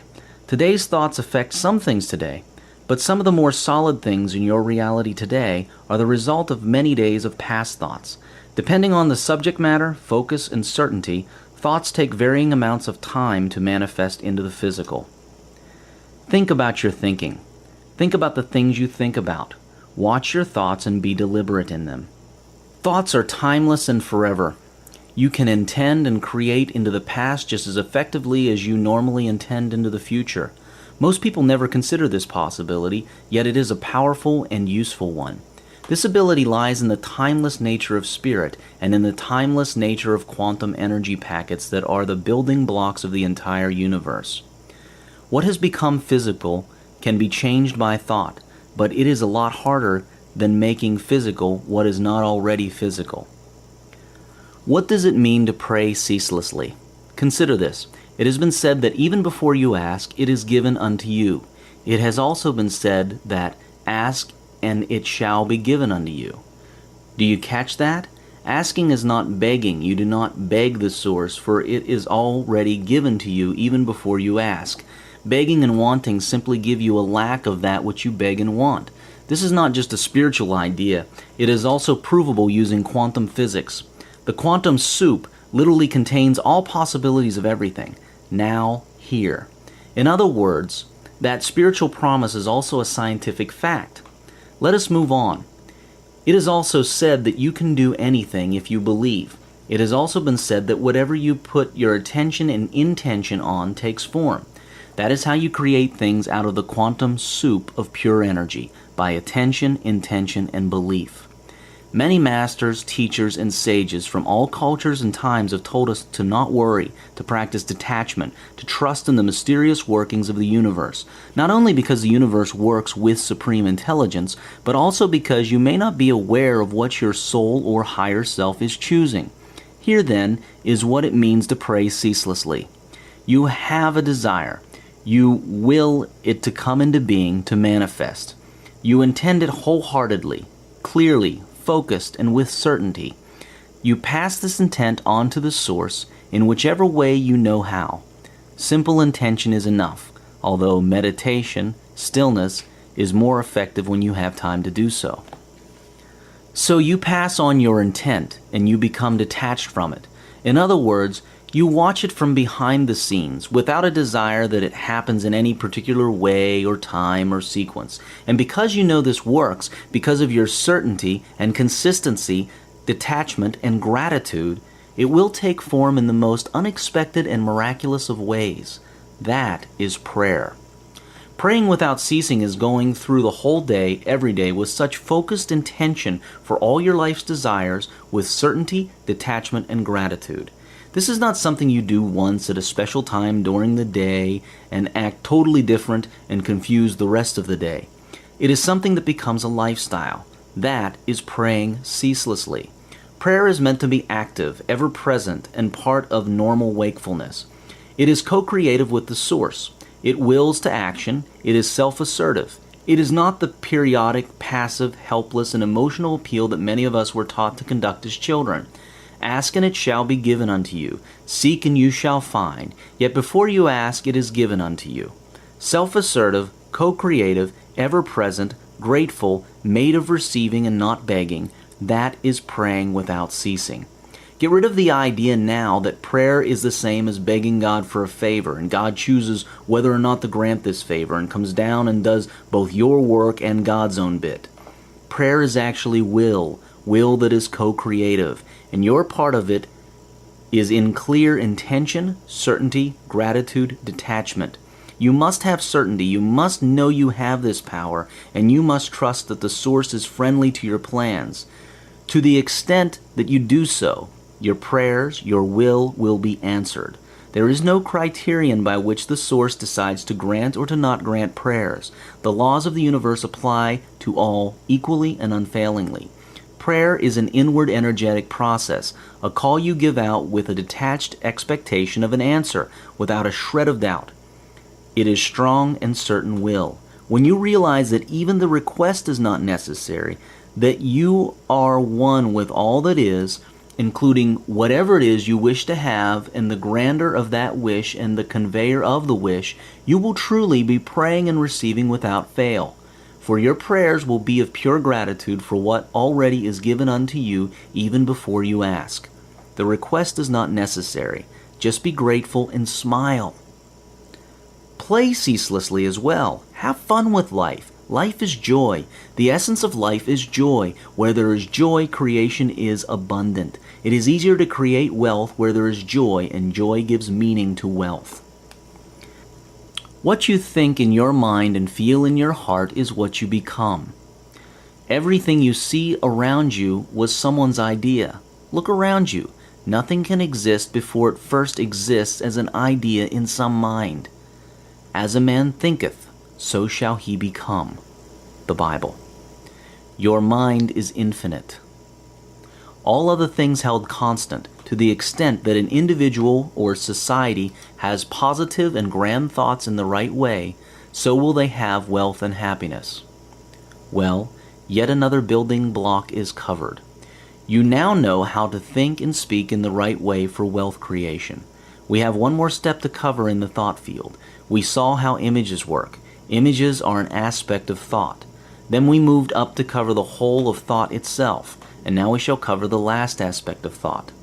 Let's keep on moving. Goals. The roadmap to and in wealth. There is a certain way in which you should set your goals. What are goals really supposed to be for? Goals get you thinking in the right way to wealth. Goals focus your thoughts, format them in the right way for the universe, and keep your images consistent and non-random. Hence, there is a right way to set goals. A lot has been said before on the importance of setting goals. This is nothing new. What you are about to see now, however, is quite likely new to you. You will now see how you should set your goals to get to wealth fast. Setting goals is well enough, but setting goals correctly is tremendously powerful. Welcome to the world of powerful goals. Your goals are the prophecies of what you shall one day become. If you do not know where you are going, you will end up exactly there. Where? If you fail to plan, you plan to fail. If you have no specific goals, you will get no specific results. Remember, the source takes your thoughts, your images of your mind, and manifests them into your reality. You see exactly how this happens scientifically in the quantum physics chapter. But your thoughts and images are the blueprint by which your world is designed and created by and for you. Goals are planned thoughts, directed thoughts. Without planned and directed thought, your life will be unplanned and undirected, seemingly haphazard and seemingly unreliable. Simply know where you are going, and the answers as to how you will get there will come to you in their own time. Do not worry about it. Simply believe that you will get there. Your ideas, visions, and dreams, whatever they may be, are the prophecies of what you shall one day become and achieve. You can predict your outer life tomorrow by looking at your inner self today. You can change your tomorrow by changing your inner self today. Take goals seriously. A 20-year study involving students in a certain Ivy League university in the USA traced the lives of one graduating class. 3% of that class had their own written goals at the start of the study. By the end of the 20 years, that 3% who started with written goals and plans were worth more financially than the other 97% combined. They also reported more satisfaction and joy with their lives. The visionaries and dreamers of the world are the saviors and driving force behind it. These are the inventors, artists, philosophers, educators, sages, business people, designers, scientists, leaders, and so on. Anyone who dreams big and creates. The world lives in their ideas and ways, and it cannot let their ideas die fruitlessly. The world is beautiful because of the dreamers and visionaries. The world and the universe as a whole are in full support of these dreams if only the dreamer were to believe this and act that way. The universe, the world, the source, God, is friendly and supportive of your dreams and aspirations. Simply have a vision, believe in that vision, and you will without fail realize it to the extent that you will believe you will. All else is in your favor. So dream very big. Dream very, very big indeed. Conformity can be your worst enemy. If you do what the crowd does, you will get what the crowd gets. Every day people get up in the morning, go to work like everyone else, and do things like everyone else. But ask them why they do it, and they just do not really know. They just work hard all day because everyone else does, and their reason for working is that they wish to pay their bills and provide for themselves and their family. If you are 30 years old, working hard like everyone else, like the rest of the crowd, and that is all you are doing, you can easily tell roughly where you will be in life when you turn 50 by looking at the 50-year-old crowd today. Are most 50-year-olds today financially independent or wealthy? No, they are not. The vast majority of people today are not wealthy or financially independent. But they could be, if only they just did not follow the crowd just because it's the way that it is done. To get something better than the crowd gets, you have to do one thing differently, and that is to have specific goals, reasons, visions, and wealth consciousness. By reading this book, you have started to do something different and wealth-causing. By practicing it daily, you complete the requirements for wealth. Realistically speaking, you can be self-made, wealthy, and financially independent even at 18 years of age or less. It all depends on how early, strongly, accurately, and believingly you start setting your goals, envisioning, and wealth consciousness building. Hard work alone is not the key to wealth. People have gotten wealthy with and without hard work. Wealth consciousness as a whole is the key, and goal setting in the right way is the map. There's a mistake that some people make when they achieve their goals. This mistake takes them back down. The best way to understand this mistake is to illustrate it. Let's say that a person has a goal of having $1 million in their bank account soon, and now they have $4,000 in their account. So they do all the right things, set their goals, visualize, get certain, act, and do all that. They keep their vision of that million high, and they achieve it. Now when that account shows $1 million, they get happy, of course. Then they start the mistake. And that mistake is that they now start looking at the bank account, trying to maintain their precious old goal, worrying when it drops below their goal level, and so on. They switch their sight from that of an unachieved higher goal, and they start looking at the achieved past goal. They start living in the past, trying to maintain the past. Then they start worrying, and it goes on like that until they lose that million. They stop doing what they were doing right in the first place to get to their goal, and they start living as they used to. Always set your goals higher than your present reality. This does not mean that you are never to be satisfied with your achievement. This does not mean that you should get greedy. No, on the contrary, it means that you should enjoy every day without worry. You should not worry about losing what you got. You should not worry about maintaining that million you just made. Instead, make the million, enjoy making it and having it, but when you reach that million, do not switch to worrying about keeping it. Instead, set a new, higher goal and have your eye on that new goal, but enjoy your old successes without a worry of maintaining them. In any case, it is folly to worry, as the worry itself is what would bring you down. Wealth consciousness and all its activities are a lifestyle, not something you do occasionally. Your thoughts, being, and goals should always be on the next grander version of you, not on the past version. Be careful of how you set your goals and visions. The heart, also called the subconscious, has a tendency to take in and internalize the unnegated part of a vision or statement. For example, if one of your goals is to never miss paying your bills on time again, It can be harmful to make the goal statement, "I will never miss paying my bills again." That is because only the "miss paying my bills again" might be taken in, due to the bringing up of fear that statement brings about as soon as you say it. Instead, make it out to be, "There is always more than enough money to live the life I choose, to enjoy myself, and to invest." Failing to plan is planning to fail. Plan and set goals and visualize them. Master this skill. Keep your goals always beyond your comfort zone. If you achieve all your goals and fail to create new, bigger ones, you stop growing. That can be dangerous, even though it may feel comfortable.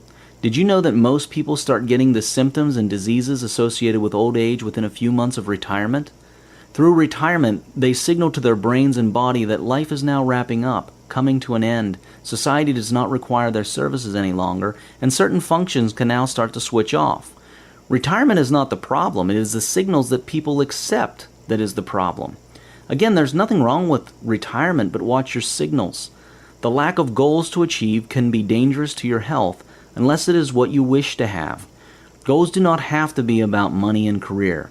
There are countless of worthy things to set goals on all over the world that have nothing to do with making money or a career, from personal goals such as sports, travel, and hobbies to global goals such as environmental and charity work.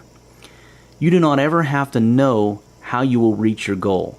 Just do your part, let go, and you will reach it. Do not live by accident or by default. Live by design. Design your life using goals, visualization, imagination, and plans. All done consistently, daily, clearly, accurately, and with details.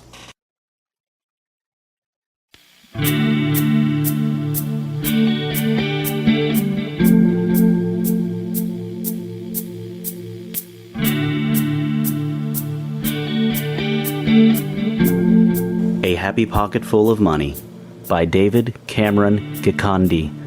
Read by John Wayne Myers. Disc 3.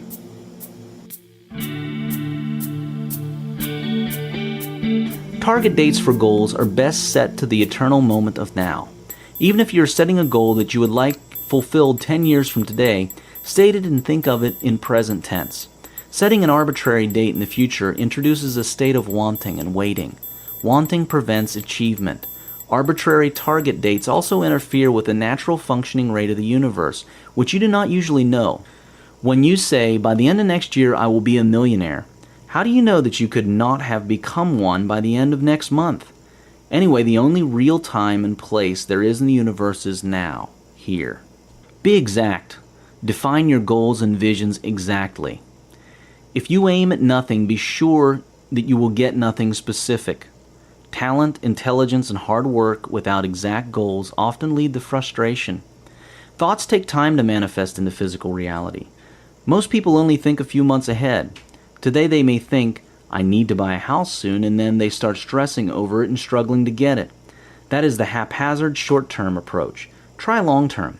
Imagine the power of setting goals 30 years in advance. By listing down and visualizing daily everything you would ever like to have over the next 30 years, you set in motion the forces of thought power in the universe well in advance. Even if you do not wish to buy a house now, as long as you know that one day you would or might wish to buy one, start visualizing it now. Thoughts take time to manifest into physical reality, so the earlier you start, the better. Life then starts working automatically. You start realizing your goals in time without stress and time pressure. Things simply fall into place. Remember that in your 30 years goal setting, even though you think you need something 25 years from now, set and think of that goal in present tense, now. I am and not I will have. The universe will take care of the appropriate timing for you. You have to know where you would like to go if you wish to make sure that you get there. Otherwise, you will not get there. Have goals, plans, images, and visions. Have journals to record, track, and refine them. Without goals, plans, images, and visions, you will either not go very far or not as far as you are capable of going. How many goals should you have? You can never have more than enough. The wealthiest people have hundreds. Some have thousands. Some have so many goals it would take 200 or 300 years to have them all manifest. You should aim at having at least 5,000 goals. Understand the nature of goals. Number one, goals are images of the mind, the stuff that the universe uses to create. So the more you have, the more you give the universe to work with, and nothing is impossible or difficult for the source. Number two, goals have a tendency to just come true in the most unexpected times and sequences. The more goals you have, the richer your life experience will be.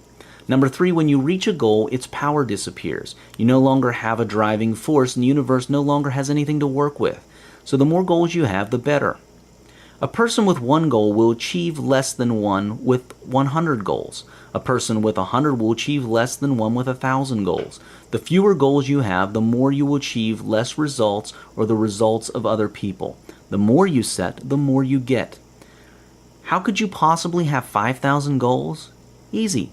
Think of details and of everything. List everything, even small things like have lilies in my garden, decorate my grandmother's house for her, fly in the Concorde, stay at the Ritz, donate to the Wildlife Conservation Fund, buy a BMW convertible, a Jeep, a jet, a boat, have a saltwater aquarium in my living room, get my father a golf set, buy books for orphan children, take a trip to the Great Wall of China, meet these people, date these type of people, work with these type of people, these type of shoes, clothing from this designer, these type of chairs from this shop, these ski boots, see these places in these countries, and so on.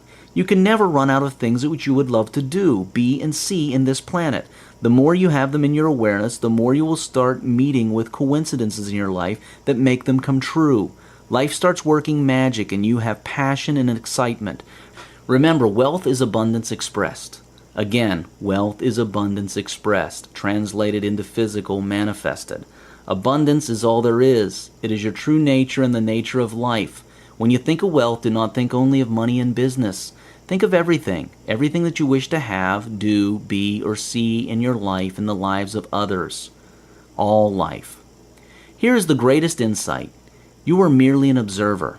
Life gives unto life all on its own. In any case, it all exists. All you do is observe and experience. Try to understand this. You are an observer with a body to experience your observations. It is what you choose to observe and experience that determines what you observe and experience. It is all there for you automatically. So choose many things, and you will see many things. Another thing you should understand about goals and thoughts is this. Your goals are caused by you and everyone else, and vice versa. In other words, when you intend to have a boat, it causes an inspiration in a person suited to build boats to get into the boat business. It also inspires all the necessary events and middle people to take part appropriately to bring about your having that boat. Everybody wins. What do you think caused this book to be written for you? It is the effect of your previous desire to be wealthier, the desire of billions of other people to be wealthy, and my desire to spread wealth and be it. It is because you desire that a thing is created. Without your desire, nothing is created, and all you desire is created. You can correctly say that you wrote this book. Life gives unto life. You are an observer with a body to experience your observations. That is how it works. You observe what you choose to observe. You experience what and how you choose to experience. The more goals you have, the more you allow life to work through you for the good of all. Life's ultimate goal is to express itself, and it does so effortlessly, following your exact intentions and beliefs. Once you see this clearly, you will know without a shred of doubt that what you wish to have wishes to be with you more than you wish to be with it. Life wishes for nothing more than to express itself. So do not be shy now. Have very many goals. Do not make the mistake of making your goals only in money terms. Wealth is abundance expressed. Abundance means plenty of everything. Money is only a small aspect of wealth. Many people fail to get wealthy because they plan their goals in terms of money only. They say something like, make enough money to buy that car, or make $1 million to buy a house. There is a huge error in that sort of goal setting. A close error to that is the error of having huge financial goals and very few other goals. Some people may set goals like, make $1 billion, but they have very few other goals. Why are both of these in error? Try to understand this clearly. Life is images of the mind expressed. It is that simple. Life is also precise. You automatically get exactly the amount of money needed to realize your most precise and certain images of your mind. And although you may think that money is the only way to get a certain thing that you like, life knows that there are many other ways of getting it. not just through purchase with cash. So if you have very few other goals and images in your mind, if you hardly think of anything else except money, there will not be much material for life to work with. To illustrate, imagine that it was possible to open a person's mind up for examination. Now imagine there were two fictitious people, Jorg and Lee, and they both wished to become wealthy. Lee wished to have $1 billion, and that is all they thought about. On examination, Lee's mind showed few images of anything else. Even concerning his business or job, there were few images or goals related to customer numbers, quality, products, and so on. There were also few images and goals on all other aspects of his life. Lee just had a strong wish, desire, and goal of becoming a millionaire. Now, Jorg also wished to be wealthy. However, unlike Lee, she also had cultivated many interests and desires in all aspects of her life. Her mind, on examination, was full of vibrant images of a wide variety of many things. It even had specifics on small details such as the clothes she wished to have, places to travel to, the deco in her offices, ways she wished her customers treated her, gifts she wished to give to her loved ones and the rest of the world, and so on. Now the question is, all other things held constant, who do you think became wealthier and in a much easier and seemingly coincidental and lucky way? Jorg, of course, will be the wealthier and in an easier way. Life ensures that all of your mind's images that you hold true and clear are fulfilled. It's okay to wish to be a billionaire, but how exactly do you visualize $1 billion? You see, the lack of lifestyle visualization is why many people fail to achieve their financial goals. It is very hard to visualize and hold fast in your mind $1 billion. But it is extremely easy to visualize the lifestyle and business of a billionaire. Do not separate your financial life and goals from the rest of life, for the financial goals are only a means to an end, not an end in themselves. Remember, money is a shadow of value, a medium of exchange. Your goals should be on the value and the exchanges, not on the money, the shadow. Be of the state of mind that the source, life, God, only says yes to you. Never no. The only question then is this: what is it that you are asking for, and do you believe it? Yet never ask, intend, for even before you ask, it has been given to you. Whatever you ask for, whatever you intend, believingly, shall be yours. Without vision, we perish. The Bible. A major reason why people fall out of riches is that their goals reduce and their images of their mind fall. Sometimes this happens when something new comes into their life and they forget their original passion that got them wealthy in the first place. This new thing could be the birth of a child, the finding of a love partner, the achieving comfort, especially when a person comes from a poor background and gets rich, and so on. None of these things is bad, but it is good to know and keep in mind that if you ever find yourself going down, re-examine your goals and mental images. That is a powerful start to your finding out what is happening to your life, for life is images of the mind expressed. Read many magazines on all topics. Magazines give you ideas, images, goals, desires, and much more. The more images of mind you have, the richer your life will be. All other things held constant, to the extent that an individual or society has positive and grand goals in the right way, so will they have wealth and happiness. This wraps up our journey into thinking in the right way for wealth. Images, thoughts, and goals need to be in a certain way. They then need to be fitted into the bigger picture. In reality, thinking is step 2 of the wealth creation process, but it is the most often involved active step in wealth. Never ever forget, however, that thinking is step 2 of wealth creation. It is very important that you always remember this. So what is step 1?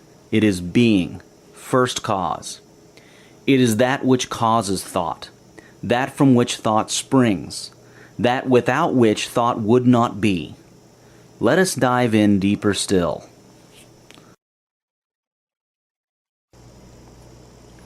It is not enough to set goals. Goals must also be set in a certain way, a right way that is most friendly to the universal laws. These are the right goal-setting steps. Number 1, list what you would like to have, do, and be between now and the next 30 years. List everything you can think of, small and large, places to visit, things to have, residences, experiences, partners, skills to acquire, things to do, people to meet, projects, charities, health, habits, everything. This is not a list of what you think you can achieve. It is a list of what would give you the most incredible life of your liking, whether you think you can achieve it or not. A life that is unbelievably fantastic for you. Your list should have at least 100 things in there. It is not hard to come up with at least 100 things for 30 years. To be very wealthy, have about 5,000 things. Even small details regarding your desires should be in there. Number 2, for each goal you listed, write the reasons why you wish to have it. If, for example, you wish to have a large home, write down the reasons why. In other words, what will you do with and in this home? Put drama into it. Reasons empower your goal and make it easier to imagine and visualize and attain it. They give life to it and make the subconscious accept it a whole lot better. Number 3, get cuttings from magazines, brochures, the internet, photographs, etc. of the items in your goals and stick them in your journal. Start a goals and visualizations journal on paper or computer. In it, place pictures of the things you wish to have: cars, stocks, buildings, boats, land, travel, clothes, or anything else. Refer to it often. Twice a day is highly recommended. The more real and detailed your visualization and imagination is, the faster and more accurately you will realize your goals. Pictures are very important to have in your life. Number 4, every day read your list, look at your pictures, and then spend at least 20 minutes twice a day imagining, animating, and visualizing in detail all your goals. If you meditate, and it is highly recommended that you do your goal visualization, do your goals visualization in meditation as well. Meditation puts you closest to the source, the best place you can be to plant your seed of visions into the field of infinite possibilities and creation. Number 5, then, here, now, do something that takes you closer to your goal. There is always something to do now, however small. It will open the next step to you, a step that may be unseen until the first act is taken. Every act is an act of self-definition and creation. Act deliberately and with awareness so that each act takes you closer to your goals, not further away. Act with purpose. Number 6, do everything with gratitude. Think, speak, and act with gratitude. The gratitude of knowing that you are guaranteed success if you act in the ways of these laws. Gratitude is a statement of certainty. That is power. Be genuinely grateful and excited about the fact that you already have your goals realized, for they will be by universal law guaranteed, and so they are. This type of gratitude works wonders. Number 7, enjoy your fruits. Enjoy experiencing your goals when they manifest into your reality. They are sure to do so, guaranteed by universal law. Make sure your goals and visualization journal is portable. No point getting a journal that only stays home. You should also record important thoughts in it that you have, plus experiences and conditions. Record as much as possible on your journal at the end of a day or whenever is most convenient for you. A journal greatly helps you discover and create yourself accurately. Do not worry about the structure of your journal, just make it easy to use for you. In your journal, also write problems you encounter. Suffering is an error in thinking, as you will see later in the conditions chapter. Writing down your suffering helps you evaluate it clearly and discover the error. Write down your feelings as well. This is very important because true feelings are communications from the soul, that part of you that is closest to the source. Do not confuse feelings with emotions and thoughts. Be careful about that. Write down good ideas and inspirations immediately when you get them. Perhaps the best time to get inspiration in a waking state is just after you first wake up in the morning. Instead of immediately taking on your baggage and planning the day or whatever, stay laying in bed and ask yourself about something large you would want to know. It will come to you very clearly then. Just when you wake up, before you are fully awake, relax and gently ask yourself the most important questions of your life. Gently, without arousing yourself. The answers will come to you in amazing ways, in ways that they never do during the rest of the day. In addition, when you start practicing what is in this book, ideas will start coming to you in large numbers from all sorts of sources, seemingly by coincidence. Have your journal handy. Do not wait to write later. Write now before you forget or lose it. And do not forget to record the dreams that you have at night. One day you will find the use of that all in good time. Dreams are not just useless images that come to you as you sleep. People think of the time they are awake in the day as their live time, and when they sleep as their rest time. They think that all their decisions and useful activity is done when they are awake. Well, the amazing thing is that you, yourself, soul, or spirit, as you wish to refer to it, never sleeps. Your spirit, or soul, or whatever other term you are comfortable with, never ever sleeps. It just changes states of consciousness, dimensions of consciousness. You are multidimensional. Waking is one state or dimension, sleep and dreams is another, and there are many more. And they all count, they all influence your life in the waking state, and vice versa. Even if you do not believe this, remember that all thoughts count, and dreams are thoughts, so they count, and of course, influence events in your life. You never really sleep, so to speak. You are a soul with a body, not a body with a soul. To the extent that you are conscious of this and awake to it, so shall you have more of it. To make it easier to refer to your journal later, you can, number 1, have separate parts of your journal for different types of information. Number 2, make an index at the back. Number 3, use different colored pens. Number 4, stick tabs on pages you wish to mark. Or number 5, or invent any system you like that ensures easy access to your information. Review and reread your journal at least once a month, preferably more often. Once a year, read all your journals. What happens when you reread is that you start seeing your life in a completely new light all at one go. You see successes you never thought you had, you see things you should change, and you see errors to correct. The whole point of keeping a journal is to review it for amazing opportunities to understand yourself better, see more clearly, grow faster. In making entries in your journal, enter the exact dates, time, and location. This helps you track down patterns, trends, and rates. The more events and experiences you capture in your journal every day, the more you will get out of your journal. Get into the habit of carrying your journal. When writing down and speaking of your goals, write in present tense. I am. I am. I am. No matter what you are trying to create next in your life, find a way of putting it into I am. For example, if you wish to lose weight, do not think or say, I will lose 10 pounds, or I want to lose 10 pounds. Instead, say, think, and write, I am X pounds now. Do the same with wealth. The only time that exists in the universe, scientifically and spiritually, is now. Hence, I am. Do not worry how your goals will be fulfilled. There are powerful forces at work in all of nature with infinite intelligence and coordination. Things, people, books, places, TV shows, movie, etc. will start appearing and helping you to achieve your goals. In other words, coincidences will happen. Simply visualize your goals believingly. Shut out all other thoughts that negate your goals. The trick is in the details and in consistency. For example, if having a new home is a goal you have, write it down in detail. Write down where the house is located, how many rooms it has, the size of the compound, the size of the house, the furnishings in it, and so on. Then visualize it that way. And do not change your mind, this is very important.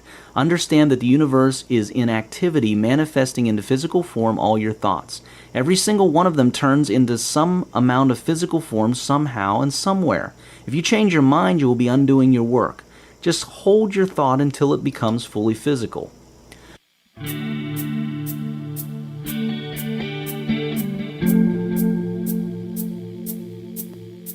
End of Disc 2. Please continue this experience by inserting Disc 3.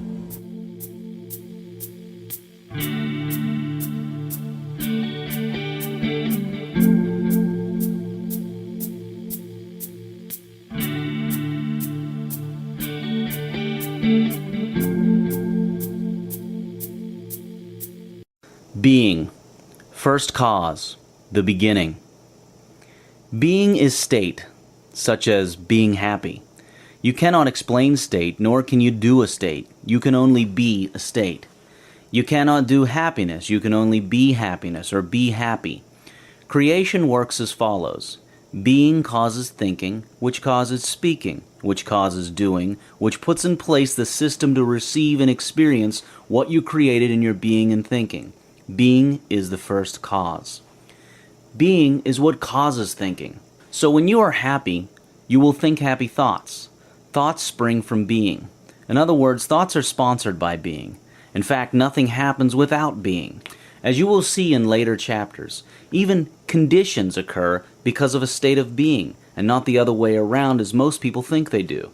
Happy conditions do not make you happy. It is being happy that causes happy conditions. Unhappy conditions only show up to prove your pre-existing state of unhappiness. By the time you finish reading the chapters on cause and effects and on conditionality, you will clearly see how this is so. The first step to experiencing massive wealth is being wealthy. Being wealthy is an internal state. It has nothing to do with the outside world. The internal state of wealth is a decision you make right now, and you become it right now. You need nothing outside of yourself to make this decision. Once you make this decision to be wealthy, you become wealthy. It is hard to speak of this because you can only be a state. You cannot do a state nor speak a state. We shall now try to speak of this state, and when you finish this chapter, you will clearly see how being works and how you can be wealthy right now. Be wealth, now, here, just like that. Be wealth. Do not try to get wealth. Be wealth. To help you understand that, consider happiness. Do not try to get happiness, be happy. See? You can either try to do things that make you happy, or you can instantly decide to be happy. Just make a decision. You've done this before sometime in your life. Everyone has at one time or another said, you know what, I'm not going to let this bother me. I'm going to be happy and stop worrying about this. Which is easier? Trying to do things to be something, or being that something instantly and letting the state of being allow you to do things consistent with it? Of course it is easier to be happy instead of trying to get happy, and this is the same with wealth. Be wealth, and everything else will follow automatically as long as you are always, at all moments, being wealth. Just be it. As you will see throughout this book and in the chapter on quantum physics, all that can possibly exist exists in the eternal moment of now, here. Even the version of you that is wealthy and experiencing wealth already exists. If you are not experiencing wealth right now, you are just not conscious or awake to it. When you choose to be a certain state right now, here, you activate the fastest forces of creation. What happens then is that you immediately move your consciousness to that other you, in this case the wealthy you. Being is the fastest way to create things because it causes an instant shift. Material manifestation follows instantly to the degree that you have become the state without doubt. Again, to the degree that you have become the state without doubt, your reality will quickly shift to reflect it. As impossible as this may sound now, it will all make sense when you consider the real workings of the universe, especially after reading the quantum physics and conditionality chapters. The fastest way to create is to simply be, right now, whatever you wish to create. Then do not negate it by thought. Do not think about it. Just be. All your thoughts, words, and actions after that should be of that new state you choose to be. If you are not wealthy and you wish to become wealthy, just decide right now to be wealthy from this moment of now. Do not then start to think about it. Just choose to be. From then on, all your thoughts, words, and action should be of a wealthy person. In ultimate reality, this is not a lie to you. You are actually all things anyway, even though you may be experiencing small sections of the all.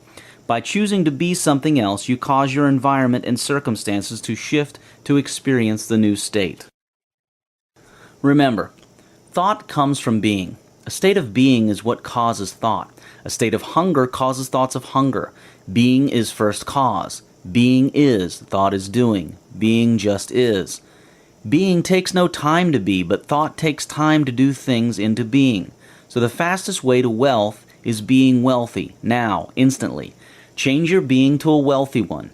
Do so by deciding right now and knowing it to be so with certainty, against any evidence to the contrary in your physical world, which is an illusion anyway. Do it with certainty and clarify and keep holding that state of being.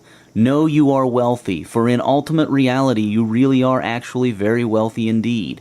And you will very quickly begin to experience this wealth, very quickly indeed. Not many can pull this off because they doubt this, but we all have the capability to do this. Simply declare, knowingly and certainly, I am and then do not start thinking about it all over again after that. That will only introduce delay and doubt. This is what I mean. Remember the last time you were in a state of being broke or sad? You did not consciously think about the state, questioning whether it is real, whether you were really broke or sad. You just took it for granted that you were. You believed it unquestioningly. You were just the state, and that was that. You were simply it. Now do it with wealth. Be wealth. Believe it, and make it as that is that. No questions asked. The universe will obey. The sequence of creation is as follows. The unified field of consciousness that is non-physical, God, the source, individuates itself into non-physical units, individuated spirits or souls of various beings and objects. These units then take on individuated physical forms, the objects, people, and beings that we see. Whatever it is that you see physically is created in this sequence from, of, and by the source of all that is, God. You are a co-creator in this creation sequence. You create together with the source in the same sequence. In regards to wealth, therefore, you can now see how futile it is to look at your individuated physical aspects, like your bank account, your material wealth, your body, etc., and let what you see influence your individuated non-physical aspects, like your mind and thoughts and states of being. That is looking at the result and letting that influence the cause. It is like short-circuiting the system. It will only lead to the enhancing of that physical state. For example, if you look around you and see that you are broke and you let that dictate to you that you are a broke being, and you keep thinking from a broke point of reference, and you think broke thoughts and thoughts of inability, you will remain broke. The right way to do this is to never look at the ground. Never look at the physical and let that dictate to you that this is who you are. You are not your conditions, you simply cause them. The correct thing to do if you are broke is to simply choose your greatest vision of yourself, a vision of wealth, and keep that state of being of wealth, those thoughts of wealth steady and ever present. Act as if you were wealthy, no matter what the physical looks like, no matter how broke your physical world looks like. This will turn around the physical to match your thoughts and states of being. Always remember, the physical follows the spiritual and the mental. It's the design of the universe. One way of creating things in this world is by thoughts, words, and action. But this is the slow way to go about things. The faster way is by change of state, being. For example, when you say that you are hungry, that is a state. When you are confident, that is a state. You are being. You need nothing outside of yourself to be of a certain state. To acquire wealth, it is much, much more effective to be in a state of wealth, to make your being one of wealth, to feel wealthy and to think wealthy, speak and act wealthy. You will have a hard time becoming wealthy if you feel poor and then think, speak, and act wealthy. Your state, how you feel about yourself, your being, your I am declarations, this is the fastest way to acquire wealth. The way you change your state is to decide to change your state. Simple. And you can do it now. It is like being unhappy and simply deciding that you're tired of being unhappy and you just decide to be happy. Everyone has done this before. Now do it with wealth. Expect to experience massive success. Always maintain that state of knowing you have and experience abundance. Expectations such as these, knowing at this level, cause attraction and remove repulsion. This is extremely important. Expect massive success. Know yourself to be of such power. You can remember the past and look toward the future, but you can only be yourself here, now. Your being can only be here, now. Being, manifestation, is only here and now. Millions of people consume their waking hours trapped in their daydreams, worries, and other non-present moment thoughts in their minds. They are awake but very unaware of their full surroundings here, now. Wake up. Smell the coffee. This simple waking up will produce an amazing change in your life. Try it. Commit to waking up one day at a time. This, combined with the I am present tense thought and visualization, is an amazing speed boost for achieving your desires. What you are, so is your world. Everything in the universe is resolved into your own inward experience. It matters little what is without, for it is all a reflection of your own state of consciousness. It matters everything what you are within, for everything without will be mirrored and colored accordingly. James Allen. To get wealthy outside, get wealthy inside, using the sort of information in books like this one. To get to billionaire status, raise your images and certainty to equivalent levels, and act with such certainty, with your purpose infusing your actions. The world is inside you. Nothing and no one slows you down or speeds you up except yourself. To the extent that you recognize this, you will change your world. Wealth is a whole lot easier to acquire than you believe it is. It is simple. The hardest part of wealth acquisition is the taming of your own mind, a thing that is totally within your own control. It is correctly said that success is something you attract by the person you become. What is being? You cannot think being. You cannot act being. You cannot talk being. You can only experience being. Being is isness. It just is. Being is consciousness. Being is of no mind. In fact, sometimes mind can destroy being what you wish to be. Being is something you choose to be right now. Not later, but now. When you start thinking about it, you destroy it. Once you are, you are. Any thought after that should not be about whether or not you are.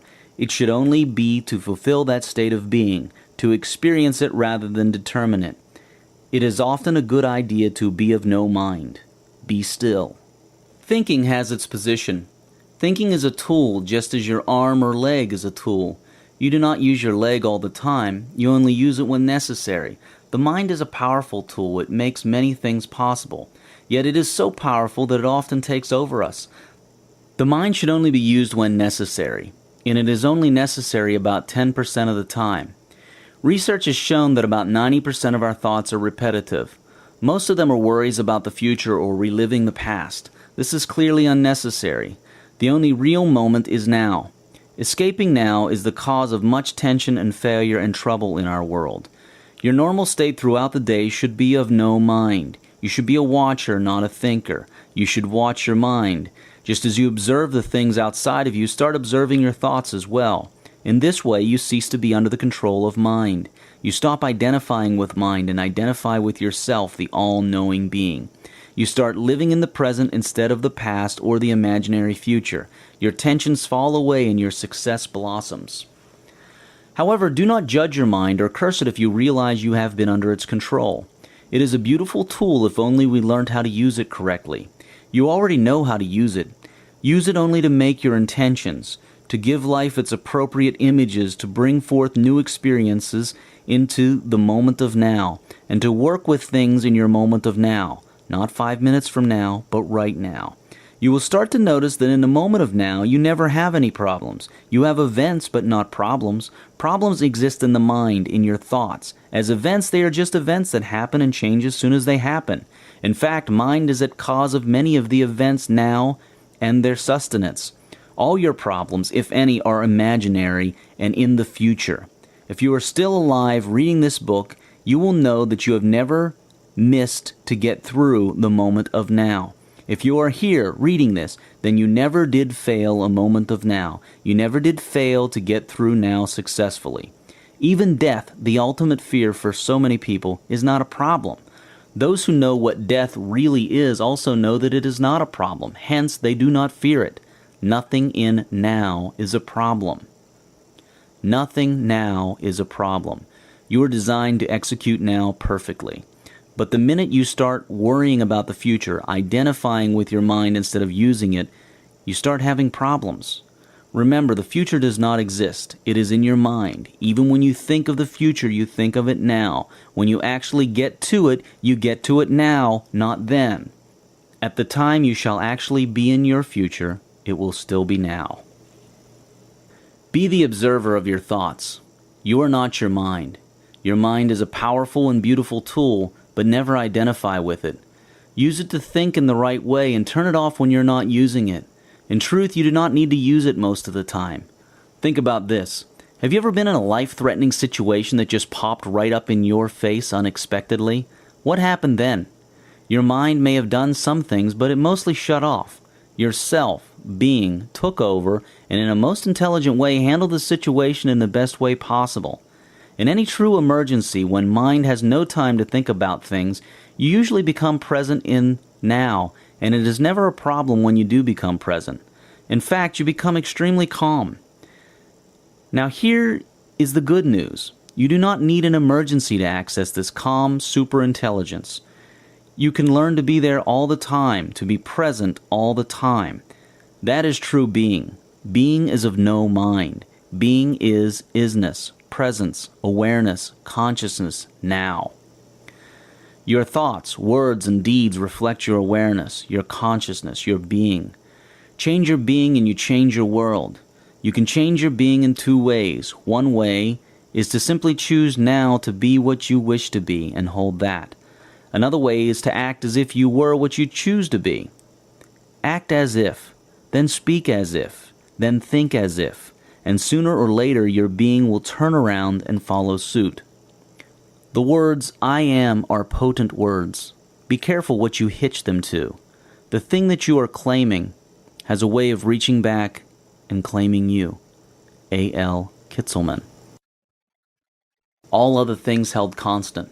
To the extent that an individual or society has positive and grand states of being in the right way, so will they have wealth and happiness. Think about what you have just read about being. It is a lot to take in, but it is easy to do. It is simple, as long as you are willing to do so. Like a child is willing to learn new things of the world. To believe, you will find it easy to understand being and change your being.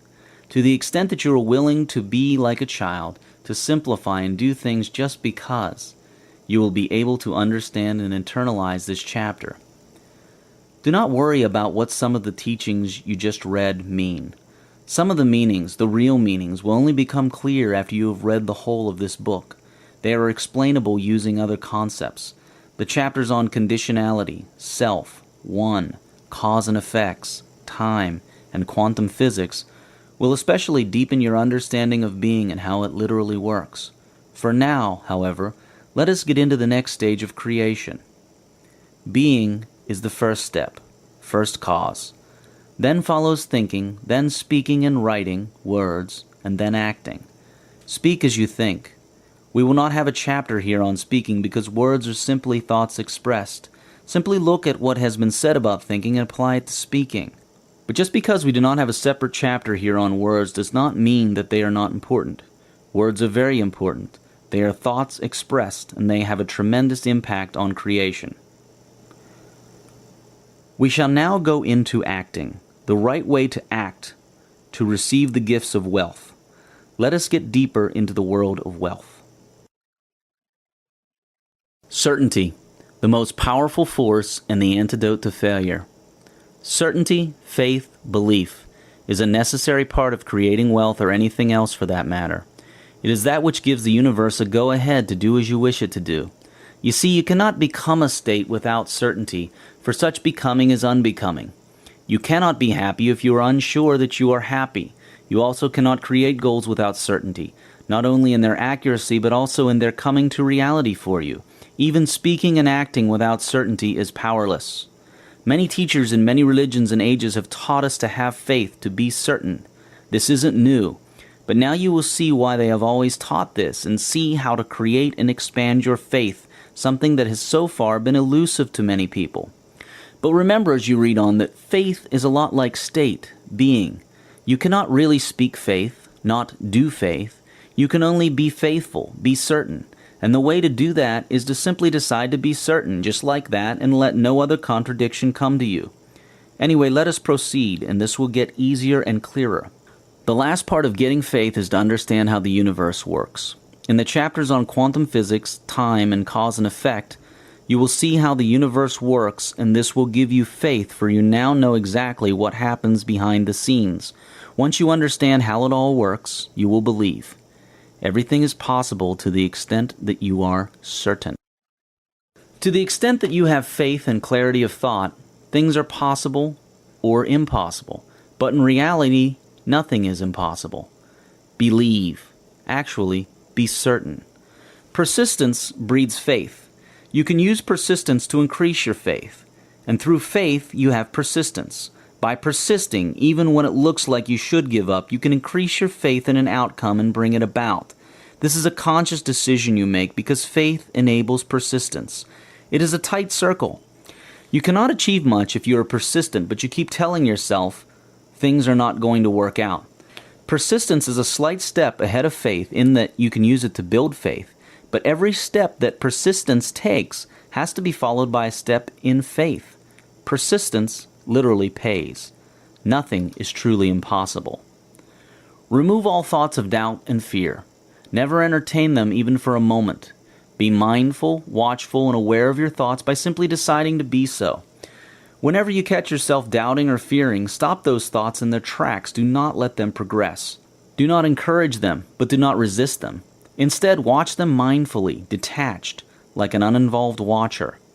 See what they are, where they come from, why they come to you, and how long they last. By observing them in this way, you will be able to get behind them, get to their cause, their dark origins, and bring light to them, eventually eliminating them. Doubt and fear are the only enemies of your dreams and visions. Certainty. Even in the face of contrary evidence, be certain, believe, have faith. If you can, everything is possible for him who believes, Jesus Christ. Confidence, certainty. Believe it all the way unquestionably. In God's world, certainty is the only thing that'll do. This is the stuff of miracles. This force moves mountains. Doubt, confusion, fear, and worry partly have their roots in a person not knowing exactly what he or she wishes to be and have. The opportunities and abilities that you have right now, right here, are enormous and incalculable. In other words, you cannot run out. Your belief is your only real limit. As you believe, so shall it be done unto you. In the real sense, it is not that God rewards those with faith. What happens is that the universe moves the universe's building blocks around, quantum particles, depending on the information it receives and the certainty of that information. It is as scientific as it is spiritual. Fear is false evidence appearing real. In reality, there is absolutely nothing to be afraid of, for yourself has it all and is indestructible.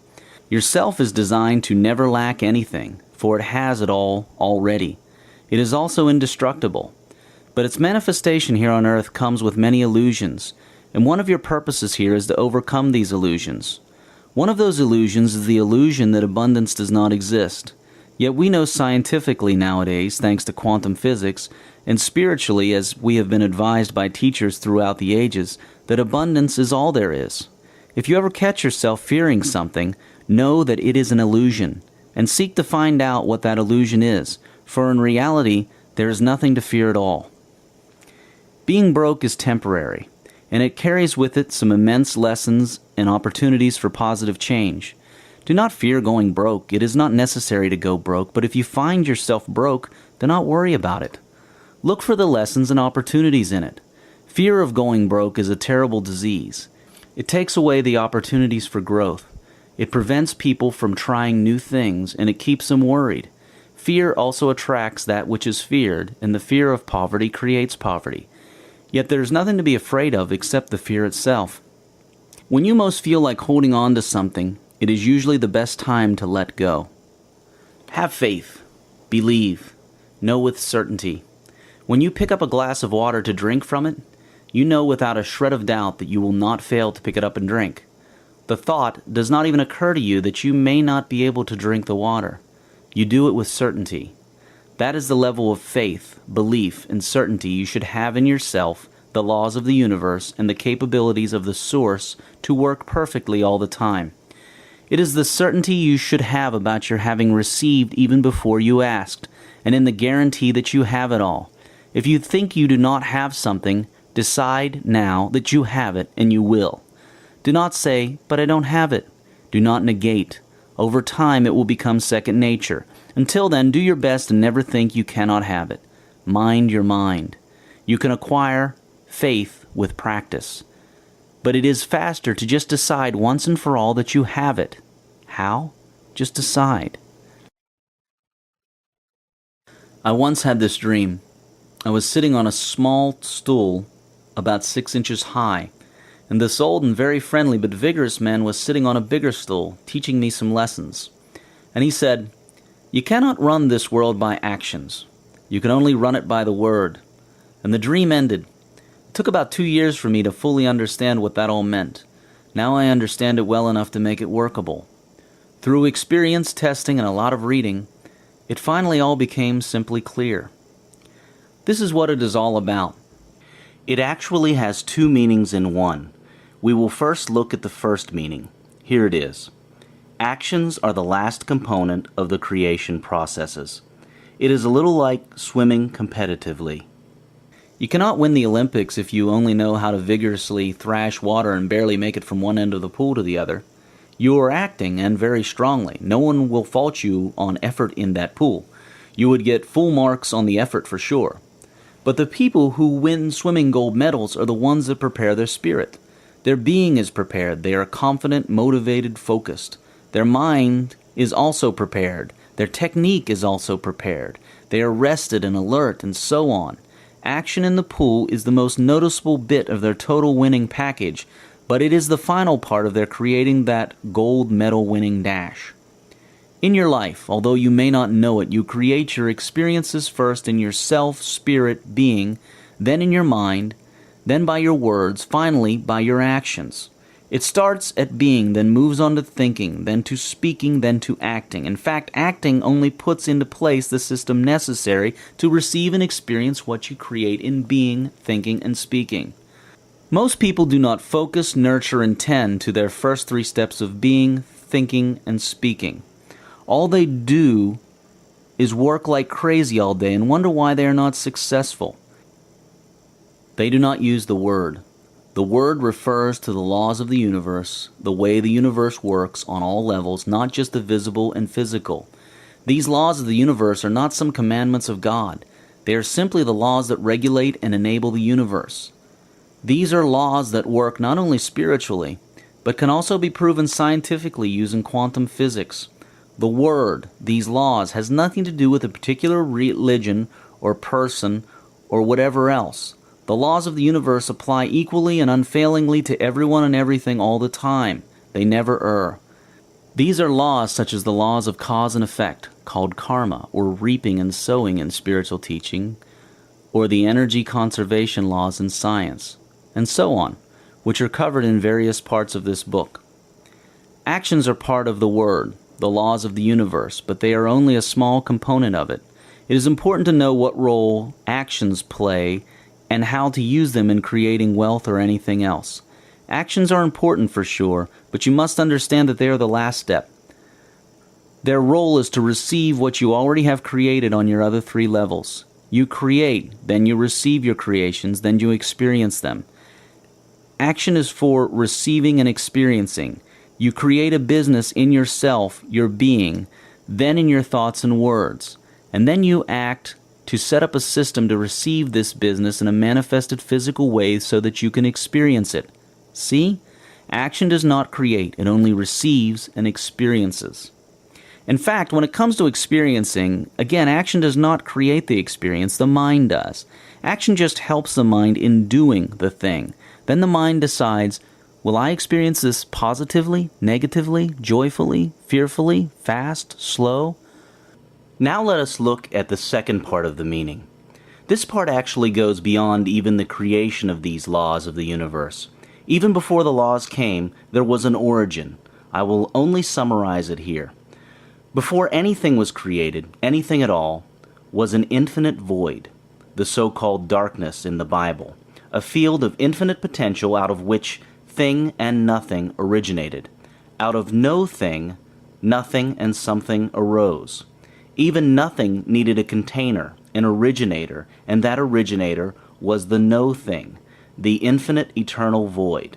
Now, the very first thing to arise out of that infinite void, that infinite undisturbed peace, was a vibration, an instance of a vibration. For a reason we do not know, something awoke in that void, first by a small vibration, and then it happened again, and again, growing, exciting the next, and so on. In the beginning, there was the Word, the vibration, a tiny, infinitely small particle at first, an awareness, consciousness, creation. And as it grew, it shone even brighter, clearer, and started to create more like it by exciting the void with intent, extending itself. Forever, although they are all equal, the ones that came after are forever linked to and nourished by the first one, and the first one is forever the universal God. In the beginning there was the Word, the vibration, and the Word was with God, and the Word was God. That is how creation works, and it cannot work any other way except this way. Therefore it applies to you, because you are an extension of the original. Yourself, your spirit and soul, is made in the images and likeness of the original. So how does all this work? Look at it again. Then remember all we have learnt about quantum physics. The first step of creation of anything is your vibration. Remember that everything vibrates, and it is by that vibration that we harmonize and attract experiences to ourselves. Consciousness, in a sense, is a vibration. Happy conditions arise because you are happy, and not the other way around. Wealth comes to you because of your wealth consciousness. So before you act or do anything at all, first ask yourself, how am I vibrating? How do you tell? You tell by how you feel. Your feelings show you your vibration. So how do you feel in relation to money? How you feel determines what you attract to you. You are like one huge radio with a tuning knob, and you can tune into any experience simply by matching your feeling to it.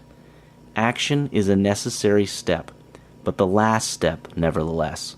It cannot be used effectively to initiate, as initiation is the function of being, then thought. Know all this, and you will stop thrashing about in the pool. Always do an excellent job. Always focus on the task and produce excellent value from it. Do this no matter how small the action seems. Even the smallest action has a potentiality to be the cause of the greatest next opportunity for you. In this universe, absolutely everything is a cause for another thing and is caused by something else. Even your smallest action may cause a previously unrevealed big thing that you need. Even an action as small as a smile and good service can cause the opening of a relationship and doors that you never thought possible. Ideas are worthless without action. Action makes it possible to receive what is coming your way from your intentions. Intention initiates creation of wealth. Action enables reception of it. Take action. Even the smallest action may be what is needed to move you on to great wealth. Everything counts. Every act counts. Every act defines your next world. The universe is one huge chain reaction. Do not try to do anything, just do it, or do not, but do not ever try to do it. Either you set out to do it, or you do not do it, but never set out to try to do it. If you try to do something, the universe will try to give you a result. But if you just do something with a resolve that it will be done, not it may work out, but it will work out, the universe will honor that resolve and give you back with its own resolve. You already know how to do the things that you're not doing. If you were making $100,000 a year, you know how to take that to $1 million. If you sat and thought it through, you would realize that you have some plans, some clues, that can get you there, or at least get you started on that path and that higher income level. In other words, you cannot possibly say truthfully, I do not know what the first thing is that I should do to increase my income. It is not possible. You have a clue of at least the first step, however small it may be, and that is all you need to start, and the rest will reveal itself to you as you move on. But if you are not doing it, if you are not acting on that first clue or step, you won't get step 2.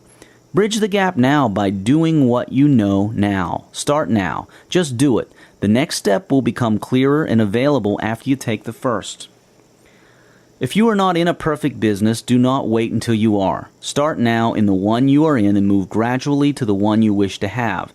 This is the same with location, knowledge, etc. Start now. Do not wait until things are perfect before you act. Stop reacting and start creating. As if. Act as if you are already the person you want to be. Act as if it is impossible not to get where you wish to go. Opportunities increase as they are taken. Sun Tzu. Take advantage of the opportunity most available to you now, and it will open up previously hidden paths to more opportunities. By law of cause and effect, your taking advantage of the closest opportunity to you will cause the unfolding of many more opportunities previously unavailable to you. All other things held constant, to the extent that an individual or society has positive and grand actions in the right way, so will they have wealth and happiness. As you can see, acting is not difficult. In fact, it is the easiest part of creation. In the past, it has been overemphasized, but as you can see, it is the last step of a very big system. This alone, the ignoring of the previous steps to acting, can explain a lot about why many people are not as wealthy and happy as they wish to be. Now you know. But always remember that acting is very important in the chain of events, even if it is not the leader of the chain. Do not now ignore it. The way to wealth and happiness is the way of perfect balance. Balance your body, mind, and soul. Balance the time and emphasis you give to being, thinking, speaking, and acting. Don't just act all day long and do little structured thinking and visualization, for example. Nor should you spend all your time on spiritual nutrition and ignore acting and everything else. That would not only be selfish, but it would also fail to complete the cycle of creation. Now that you have the full set of creation tools with you, let us look at the fuel that makes them work. The tools of creation are just that, tools. They need one last ingredient to work, an ingredient so powerful that no other force can equal it. How much faith, belief, and certainty should you have? You should have that which is at the level of knowing. You just know it to be true, just as you know that you woke up today or that you drank that glass of water earlier. At that level, you are so clear that something is true and will happen that you continue to be certain even if something contrary appears to you in the physical world. This is the triad how-to of having whatever you like. Ask, and it shall always be given to you. Seek, and you shall always find it. Knock, and it shall be opened unto you. But the triad has one catalyst that must be there for it to work. Belief. For belief makes all things possible. These are not empty promises. They are not rewards given to nice people only. It is the way the entire universe works without fail or exception. This triad and catalyst can also be written this way. Desire and intend, and you shall always have it. Quest for the truth and knowledge, and you shall always know what you seek to know. There are no real boundaries to your growth, for you are more than welcome to experience any choices you make. But you must be certain that these statements are true, for if you believe they are not true, or they are partially true, or selectively true, that is exactly what you will get. When in doubt, act your way into belief. If you are not confident, act as if you are, and that will make you confident eventually. Do this with everything you are not confident in but wish to be, and your circle of confidence will begin to grow and encompass more and more aspects of life. Persistence pays, literally. It also strengthens you and reinforces your belief. Persist, persist, but in your persistence let things happen. Let life work out. Do not worry, be detached. Not knowing what one wishes to have clearly is a major cause of doubt and disbelief. Faith is the eternal elixir which gives life, power, and action to the impulse thought. Faith is the starting point of all accumulation of riches. Faith is the basis of all miracles and all mysteries which cannot be analyzed by the rules of science. Faith is the only known antidote for failure. Napoleon Hill. You can think and talk yourself into faith. Right now, people who continuously worry about things are thinking and talking themselves into doubt. To create faith, repeat, repeat, and repeat positive affirmations to yourself repeatedly, every day, all day, and the subconscious will eventually believe. Fear is false evidence appearing real. It always is. It is not your natural state. The state of the source and of yourself is fearless, for there is nothing that can threaten the self and nothing that the self lacks. Whenever you fear, look at it in the eye and find the false evidence of it. There is always some. Never worry. Worry is fear, false evidence appearing real, putting images in your mind. Life is images in your mind expressed. Worry and fear puts negative images in your mind and creates that which you worry about and fear, an illusion that becomes real to you and becomes physical eventually if perpetuated. Worry is a lack of all the facts needed in a particular situation. It is also the absence or suspension of certainty. It is misdirected and wasted energy.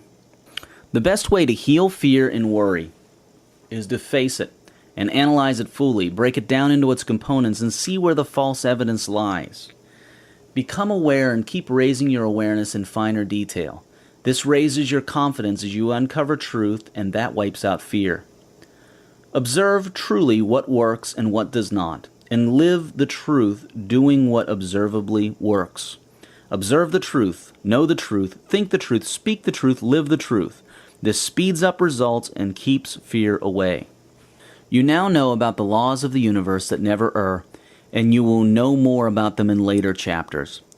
You know that these laws guarantee exact results when given a detailed, clear, consistent image and intention backed by certainty and action. You know that these laws work with infinite intelligence that you cannot possibly predetermine. And you know that you should never look at the physical and allow that to determine your thoughts, because it is thoughts that create the physical. Given all this that you know, why in the world would you ever worry? Look at these statements again, slowly, in their parts. You will see that there is absolutely no reason to worry. Remember that before a problem even occurred, it was solved. Before you ask, it is given. Everything that can possibly exist already exists right now, including all your potential problems and their solutions. All you do is shift your consciousness to experience portions of it as you make choices. And the biggest lessons and opportunities for your self-evolution come through your worst times, because suffering is an indication of wrong thought. At such times, all you need to do is learn, see where the wrong thought is, and once you make the corrections, the fruits are fantastic. Why then would you worry? There is no reason at all. The universe never makes mistakes. Chaos is in our minds only. It is not a property of the universe. Again, if the universe runs on certain laws, and these laws never fail, and you get to know these laws and apply them, why would you ever worry? After all, you can predict an outcome based on your application of these laws. Worry only attracts to you what you worry about. Worry is a self-fulfilling prophecy. I tell you the truth. If anyone says to this mountain, "Go, throw yourself into the sea," and does not doubt in his heart but believes that what he says will happen, it will be done for him. Jesus Christ. Whatever you believe you can do. Whatever you wish for, believing you have it, you shall have. In other words, you are always having what you believe in truly. Think about that. You are always having what you believe truly to the extent that you believe. The rule never breaks. All other things held constant. To the extent that an individual or society has positive and grand certainty in the right way, so will they have wealth and happiness. Now you have the tools of creation and the energizing force that gives them life. Always be in a state of certainty, and refuse to be in any other state contrary to certainty, nor think any thoughts that are contrary to faith. It is now time to move on to larger workings of the universe, the fields and laws within which you shall be using your tools and certainty. The first of these is the law of cause and effect. This law is a beautiful promise that allows you to be guaranteed of effects and to figure out the causes of everything in your world. You always wish to know why things happen and how you can make things happen. The first step to knowing is studying the law of cause and effects, then seeing the truth about conditions and conditionality. Let's begin to look under the hood of what you see around you, what you experience. Cause and effect, the prime law of the universe. Here is the most important law of the universe. Here is a prime key to wealth consciousness. If you live by this, you cannot fail to get wealth. The understanding and living by the law of cause and effect guarantees that you shall not fail to cause the events you wish to experience, that you shall predict outcome and figure out the causes of your situations. Simply learn this law well, and read the chapter on conditions and on success, and you will be well on your way to wealth and happiness. Wealth is created when you correctly plug your tools of creation, powered by faith, into the law of cause and effect. The law of cause and effect is the prime law that runs the universe. It is the number one law. Every spiritual and scientific teacher has sought to teach it. They may have said you reap what you sow, or you get what you give, or what goes around comes around, or karma, or consequences, or every action has an equal and opposite reaction, or many other similar statements. Quantum physics is now teaching us how this works, exactly, on a subatomic level, as we shall soon see in later chapters. Here's what we are now discovering. It is multiplicative. In other words, you will not only one day experience what you cause others to experience or its equivalents, but also you will do so multiplicatively. If you cause others to experience wealth and happiness, it will come back to you and you will experience it as well. But as a bonus, you will experience much more than you caused others to do so. Life is about growth.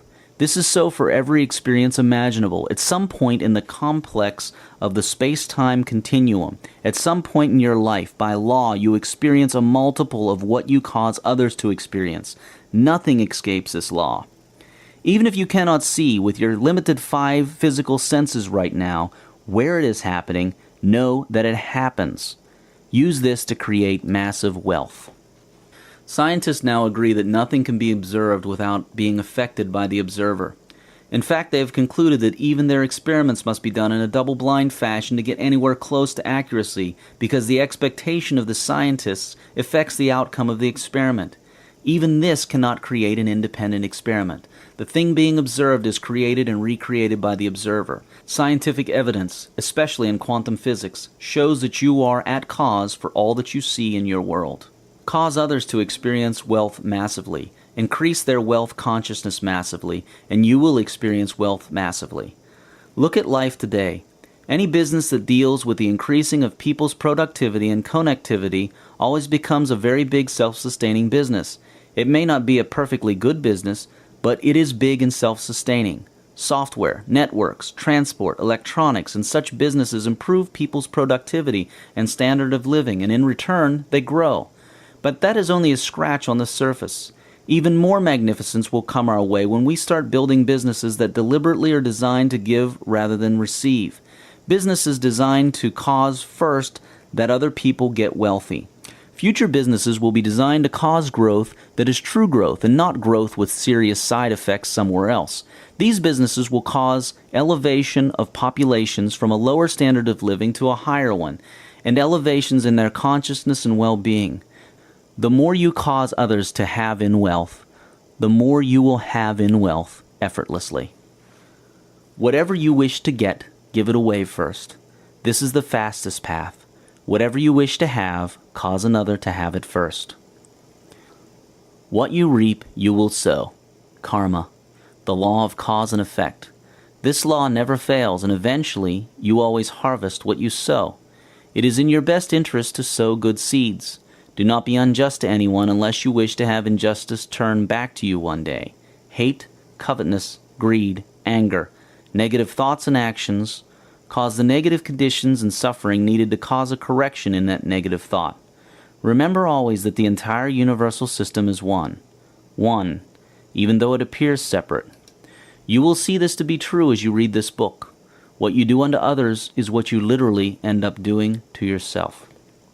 By knowing the cause and effect power of thought, you can accurately predict the future by looking at the thought of now. Fortunately, we have the power to change thoughts and alter the future. Cause and effect. Karma. You reap what you sow. We have been given this message from various sources over the years, and it is true. It works without fail, and ignoring this law is the cause of much of our suffering and poverty. It is so simple. Simply be deliberate and thoughtful about what you are being, doing, thinking, or saying. Know that everything is a cause that has an effect. Then ask yourself, this thing that I am being, thinking, saying, or doing, what is its probable effect? The answer to that question is what you will reap back later. So if you cause another to suffer, it will return to you at some point in life. Ignoring this law has caused much suffering for the human race. Following this law has caused much prosperity as well. There is no mysterious external force that causes you random and wanton suffering. There is no such thing as bad luck. It is all within you individually and within the collective selves of the family, company, community, country, and world that you are in. Every single state of being, thought, word, and action was caused by something before it and will cause something after it. It is waking up to this fact and asking yourself, what caused that thought I just had? Or what will be the effect of this thought I am having that enables you to fine-tune yourself and align yourself with the universe? It is the path to experiencing wealth and abundance. Things get better when you get better. They get worse when you get worse. The world is all within you. You are at cause over everything that happens in your life, whether you were conscious of it or not. If you are at cause for everything in your world, and so is everyone else for their world, it means that groups of people are collectively at cause for their collective world.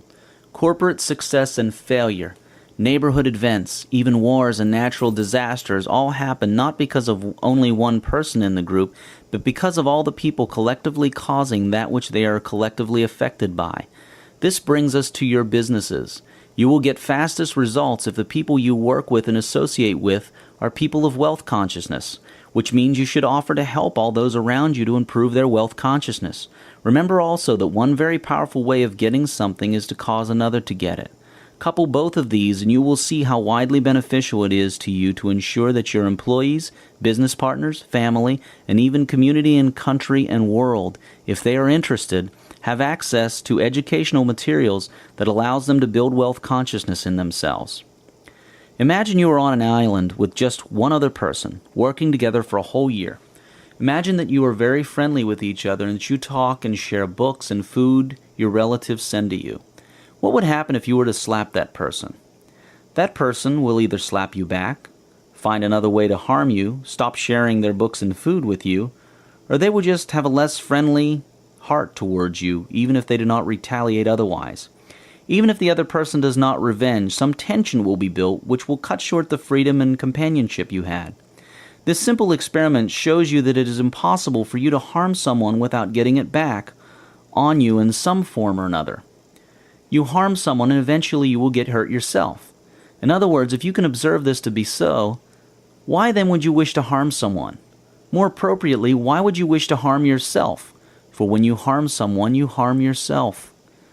Now, if you are working hard in your business, why would you wish to undo that work by harming others in and through your business, whether it is your customers, employees, suppliers, the society, or the environment? And following on what we shall soon see about collective consciousness and the results of it in later parts of this book, why would you wish to be passive when people are harming others in business? You know you will be affected eventually in a negative way when you allow a large corporation and your government to do business oppressively and damagingly. So why would you let that happen while you sit on the sidelines waiting for your negative share of the returns? To the extent that you allow other people's choices and consciousness to override your own, you will share in their consequences. To the extent that you determine and make your own choices about everything, you will enjoy your own consequences. Wealth follows these rules, as does everything else. I don't care does not exclude you. Ask the people who were alive during World War II. If people had not said, I don't care, it's not my problem, from the very beginning, Hitler never would have gotten as far as he did, and those people would never have had to suffer those bombings and the economic downturn caused by the war. To exist, Hitler needed the world's collective consciousness of, I don't care, I am separate. If you really care about getting wealthy and staying wealthy, you had better start caring about the world. It is for your own sake. Commerce that is not built on true mutual benefit leads to imbalance, lack of peace, and eventually war. Whether you are a person, a corporation, or a nation, if you are making super profits at the expense of the person you are doing business with, you will eventually, somehow, someday, end up harming yourself just as you have harmed your trading partner. That is evident in the world and predictable by the law of cause and effect. Peace is the biggest boost to prosperity, and it is in your own interest, for your own prosperity, to promote peace. One way to do that is to deal fairly in your own business, and to seek to correct unfair trade around the world whenever you can. To the extent that you have peace, you will have prosperity. In other words, whatever level of prosperity you are in today, you would be more prosperous if you had more peace. This is true even to those in the arms business, as ridiculous as that may sound. For example, the military industry and machinery around the world is one of the world's biggest consumers of national budgets. Every second and minute, millions of dollars are spent around the world on military expenditure. Yet this is unnecessary if there was peace. Military expenditure does not circulate around an economy as most other expenditures do. It is largely dead money. Look at all the expensive nuclear arms being destroyed now. Those millions of dollars spent every minute could instead be spent on other activities that are actually productive and circulate in the economy. Even if they were spent on guaranteeing the survival and equal opportunity of the poor and disadvantaged around the world, to give them a chance to build businesses instead of spending their whole day working just for a loaf of bread, the entire world would become prosperous. It would be many times more prosperous. Imagine if the billions of people under poverty would become productive citizens with purchasing power. Wouldn't your business benefit? And this is possible if the military spending was directed instead to this cause. And those who benefit now from the arms trade would instead be in a different business in a world that is dozens of times more prosperous than this one. Peace is prosperity while war is not. If you want living proof, look at the United States. Even the United States used to fight within itself until it united into one nation and stopped wars between its own states. Now it is prosperous, and prosperous it is largely because of its internal peace, cooperation, and free trade under almost equal legal protection for all within its borders. The European Union is realizing that as well and seeking to do the same.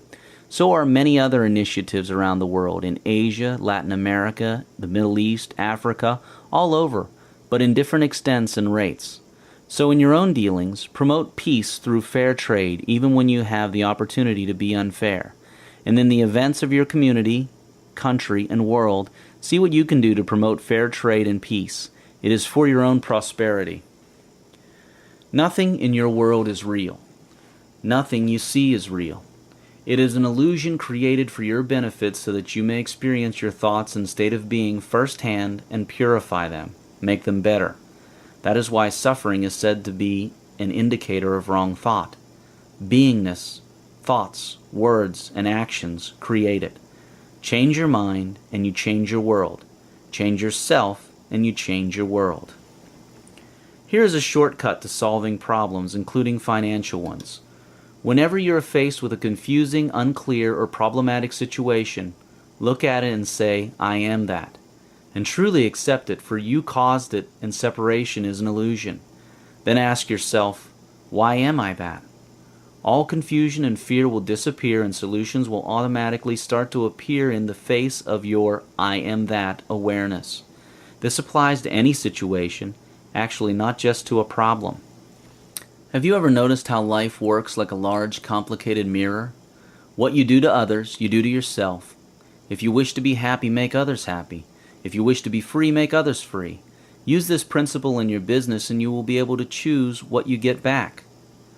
The interlinkages between all life and the system of cause and effect are extremely complex, efficient, effective, and transforming. An apparently extremely small cause could have a huge effect in the future, or in the past or present. Physicists have a beautiful way of explaining this simply. They call it the butterfly effect. James Gleick, in his book Chaos, explains the butterfly effect as the notion that a butterfly stirring in the air today in Peking can transform storm systems next month in New York. And that is just a simple example. Everything is a cause that has an effect, and everything is an effect that had a cause. A huge chain reaction that is not bound by time, space, and form. In the case of wealth, the effect is either wealth or poverty. Be aware of your thoughts and their provable effects. Is a particular thought likely to lead to wealth or poverty? There are no such things as idle thoughts, words, actions, or states of being. Do not feel guilty. Forgive yourself for past failures and choose to act correctly next time. But avoid guilt, as it is one of the biggest destroyers of focus and confidence. Do not dwell on the past. Forgive others also. You're not doing them a favor when you forgive them. You are doing yourself the favor. They will still have their cause and effect, karmic, debt, for all their actions, whether you forgive them or not. But when you forgive them, you release yourself from a negative karmic cycle and release your energy for other positive things as well. What is found in the effect is already in the cause. Try to understand this intimately, then live deliberately. Here's another interesting thing about cause and effect in regards to wealth. Why do you suppose people get inspiration to start a particular business or career or passion or hobby? Yes, they are at cause individually for their desires, but there is something else as well. The collective consciousness of this planet and universe also has a hand in causing this inspiration. Remember, life always manifests images of the mind and grants every sincere and certain desire without fail.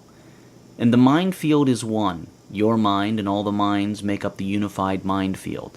So the reason you have an idea is partly that others have caused it.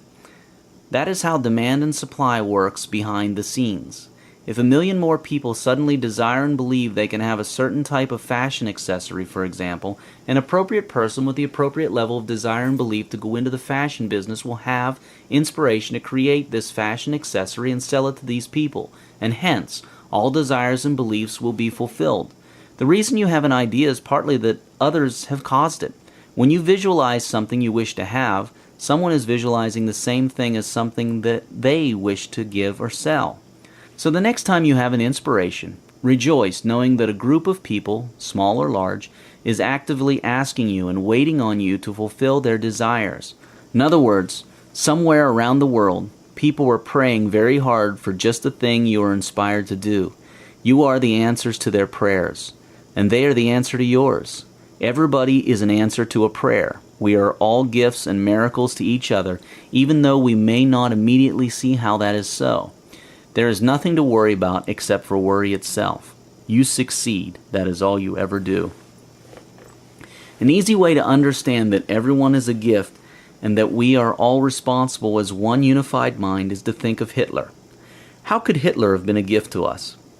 First, realize that he never would have come to power without the acceptance of the world as a whole. The world created the conditions necessary for him to rise. And as he rose, the world said, "He is not our problem. We don't care what he is doing to those people over there as long as we are all right." This separatist ideology, coupled with the way our collective states of being had created a fertile state of the world for Hitler to grow and thrive, is what caused Hitler. He could not have done it alone, just one small person against the world. He needed the world's conscious and unconscious cooperation. You cannot blame Hitler as a victimizer of the world without blaming the world as a creator of victimization conditions. Hitler allowed us to experience a negative aspect of ourselves. We are now a lot less likely to go into world wars. We know it is not a good idea. We are also less likely to ignore the plight of others, to act in unconcerned separatist ways. Hitler allowed us to correct, to a certain extent, the illusion of separation. All suffering comes from the belief in illusion. The truth sets you free. Everyone around you and everything that they do is a gift to you, allowing you to know yourself and redefine yourself. You are at cause of your world. Once you understand how a person as bad as Hitler can be a gift and how a person like him is caused by the world around him or her so that the world can experience its mind and beliefs, you will understand a big secret to wealth.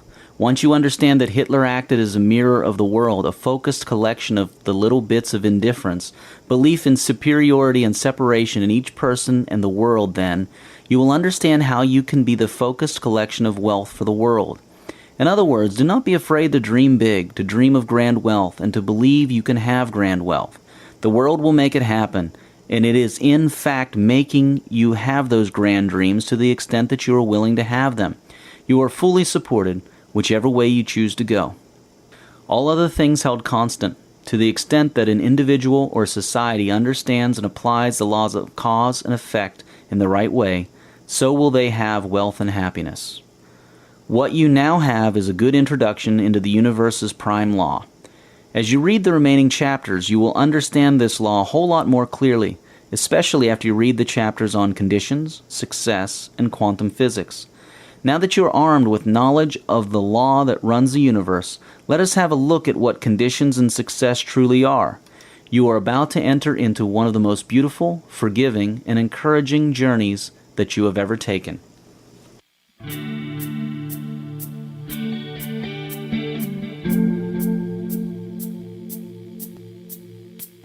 End of Disc 3. Please continue this experience by inserting Disc 4.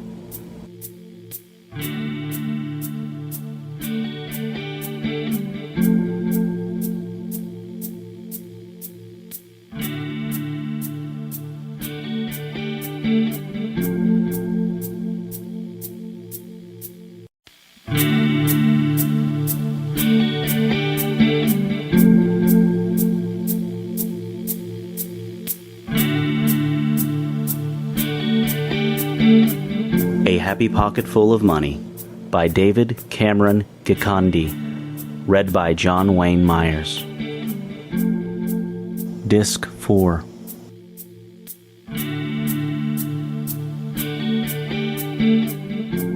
Conditions. They are fantastic illusions. I once had this rather complex dream. It was in a language that was, well, symbolic, but wordless would be the best way to describe it. It was one of those dreams one gets when they are just almost waking up, when they are half awake and half asleep. I was well aware of what was happening. An orange wall appeared in front of my eyes, and I began to pay attention. Then, in a script that looked like symbols, yet I could somehow read it during the dream, words started to appear, and they said something like, "Conditionality does not exist. It is created." And it went on for quite some discussion time. A knowing voice also read along in a vibration-like language as I watched and understood. It was about 5 sentences long, very complete and sensible knowledge. It ended in seconds, and I quickly got up and pulled out my notebook to try to write again the exact words that were spoken. But the minute I started getting frantic looking for a pen, I lost the words exactly. In any case, their composition was not linear like these sentences in this book are. Nevertheless, I of course was able to keep the understanding even though I lost the exact wording. Here, in this chapter, is the essence of it. It is a little easier to understand if you first understood the real nature of time and quantum physics. Once you fully understand time, you will also understand that it is a scientific illusion. Einstein and other brilliant scientists have shown to us how the space-time continuum really works. We now see how everything, the past, present, and future, all exists in the eternal moment of now. But being little participants within this moment, we experience a sensation of time as we pass other participants in that continuum. As we see in quantum physics, the quantum soup is quite literally all these things and options that can possibly exist, existing all at one go. In other words, everything you can possibly imagine, and more, all exists already, and it exists at this moment of now. Everything. So a wealthy you and a non-wealthy you all exist simultaneously, but you are experiencing only one of them. You are conscious, awake to, and aware of one. Okay, it is time for you to put your thinking cap on. Here we go. If everything exists all at one go right now, can you see how conditions do not exist as real properties of the universe? If all possible outcomes exist, how can there be a condition against certain outcomes existing when they already exist? Look, just a moment ago you read the last sentence. You have already read it. How then can there be a condition that you have not read it when you have already read it?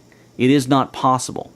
So because everything possible, everything conceivable already exists, it is not possible for a condition of it not existing against its already existence. Your being wealthy already exists scientifically and spiritually. All you need to do is shift your awareness, your consciousness, to that part of yourself that is wealthy. There are no conditions of that part existing. Nothing can stop it from existing because it already exists, but you can create other outcomes that look like conditions. For example, another thing that exists, but you may not be experiencing it, is you being not wealthy materially. You feeling procrastination or feeling out of time, you going to the casino and getting a gambling habit, being in a poor country, having no education, and so on. All these are independent existences that are the opposite of wealthy existence. But just because they exist does not mean that the wealthy existence does not exist or exists depending on these other existences. People make a mistake of saying, well, if I was born in a wealthy family or in a good country or with this gift or that knowledge, or if I went to college or had that thing happen to me, I would be wealthy. They assume that wealth has a condition. Yet what they call a condition is actually another independent existence. In other words, you can get to wealth with or without having to pass through the so-called condition. You do not need to fulfill these conditions to get wealthy. But when you believe in conditions, then they will be there. There are countless paths to wealth, and conditions are just one of those paths. It is your choice whether or not you wish to go through conditions. Even time, which looks like a condition, is not a condition. People think you need a lot of time and age to get wealthy, so it happens that way for them. But it does not have to be that way. Everything that is conceivable exists. You can only understand this if you understood the nature of time, quanta, and spirit. Conditions are not if-then statements that separate having and not having. They are just another outcome out of an infinite number of outcomes. They do not exist as conditions. They exist as just another possible existence. You do not have to pass through them, but if you believe in conditions and you create them, then of course you will experience them. The important thing to know is that, even scientifically, conditions do not exist as if-then statements, as requirements that you have to go through, or as traps that you are born in and must stay in, or as things you can only get out of using certain actions and getting certain help that is outside of you. Conditionality does not exist. We have designed conditionality on our own. What you call a condition is not a condition. It is just another one of those infinite possible existences, and it does not exclude you from having another existence. Read on, and you will understand them, and then overcome them. Conditionality does not exist. Outside circumstances can only affect you as far as you allow them to do so. The outer environment and conditions of a person are always related to the person's inner states and thought. It is through the environment and conditions that a person experiences and discovers their thoughts and states. This is made possible by the fact that the universe, without error, fashions the environment and conditions a person has from their thoughts and states of being. A person is always in the perfect setting to see and experience themselves, to change and grow. It is in recognizing and using this perfect system that a person can direct and quicken their growth in wealth and all other areas. Think outside the square. The square is the box that has been created for you by your past conditioning, experiences, teachers, news, environment, and so on. It is not a real box. It only exists in the mind, your mind and the minds of those around you. This is all that keeps the square there. It is not real on its own. It needs you and everyone else to survive. You can break outside of it by thinking outside the square. You have heard this many times, but now you can finally do it all the time. You do it by dropping all constructions you have in your mind as to how to do things. For example, some people who have never had a university education believe that to be wealthy, one has to have a university degree. They were told that, and they think they may have observed that, so they hold it true. But this limitation can be removed simply by dropping that construction and its belief in it from all thought.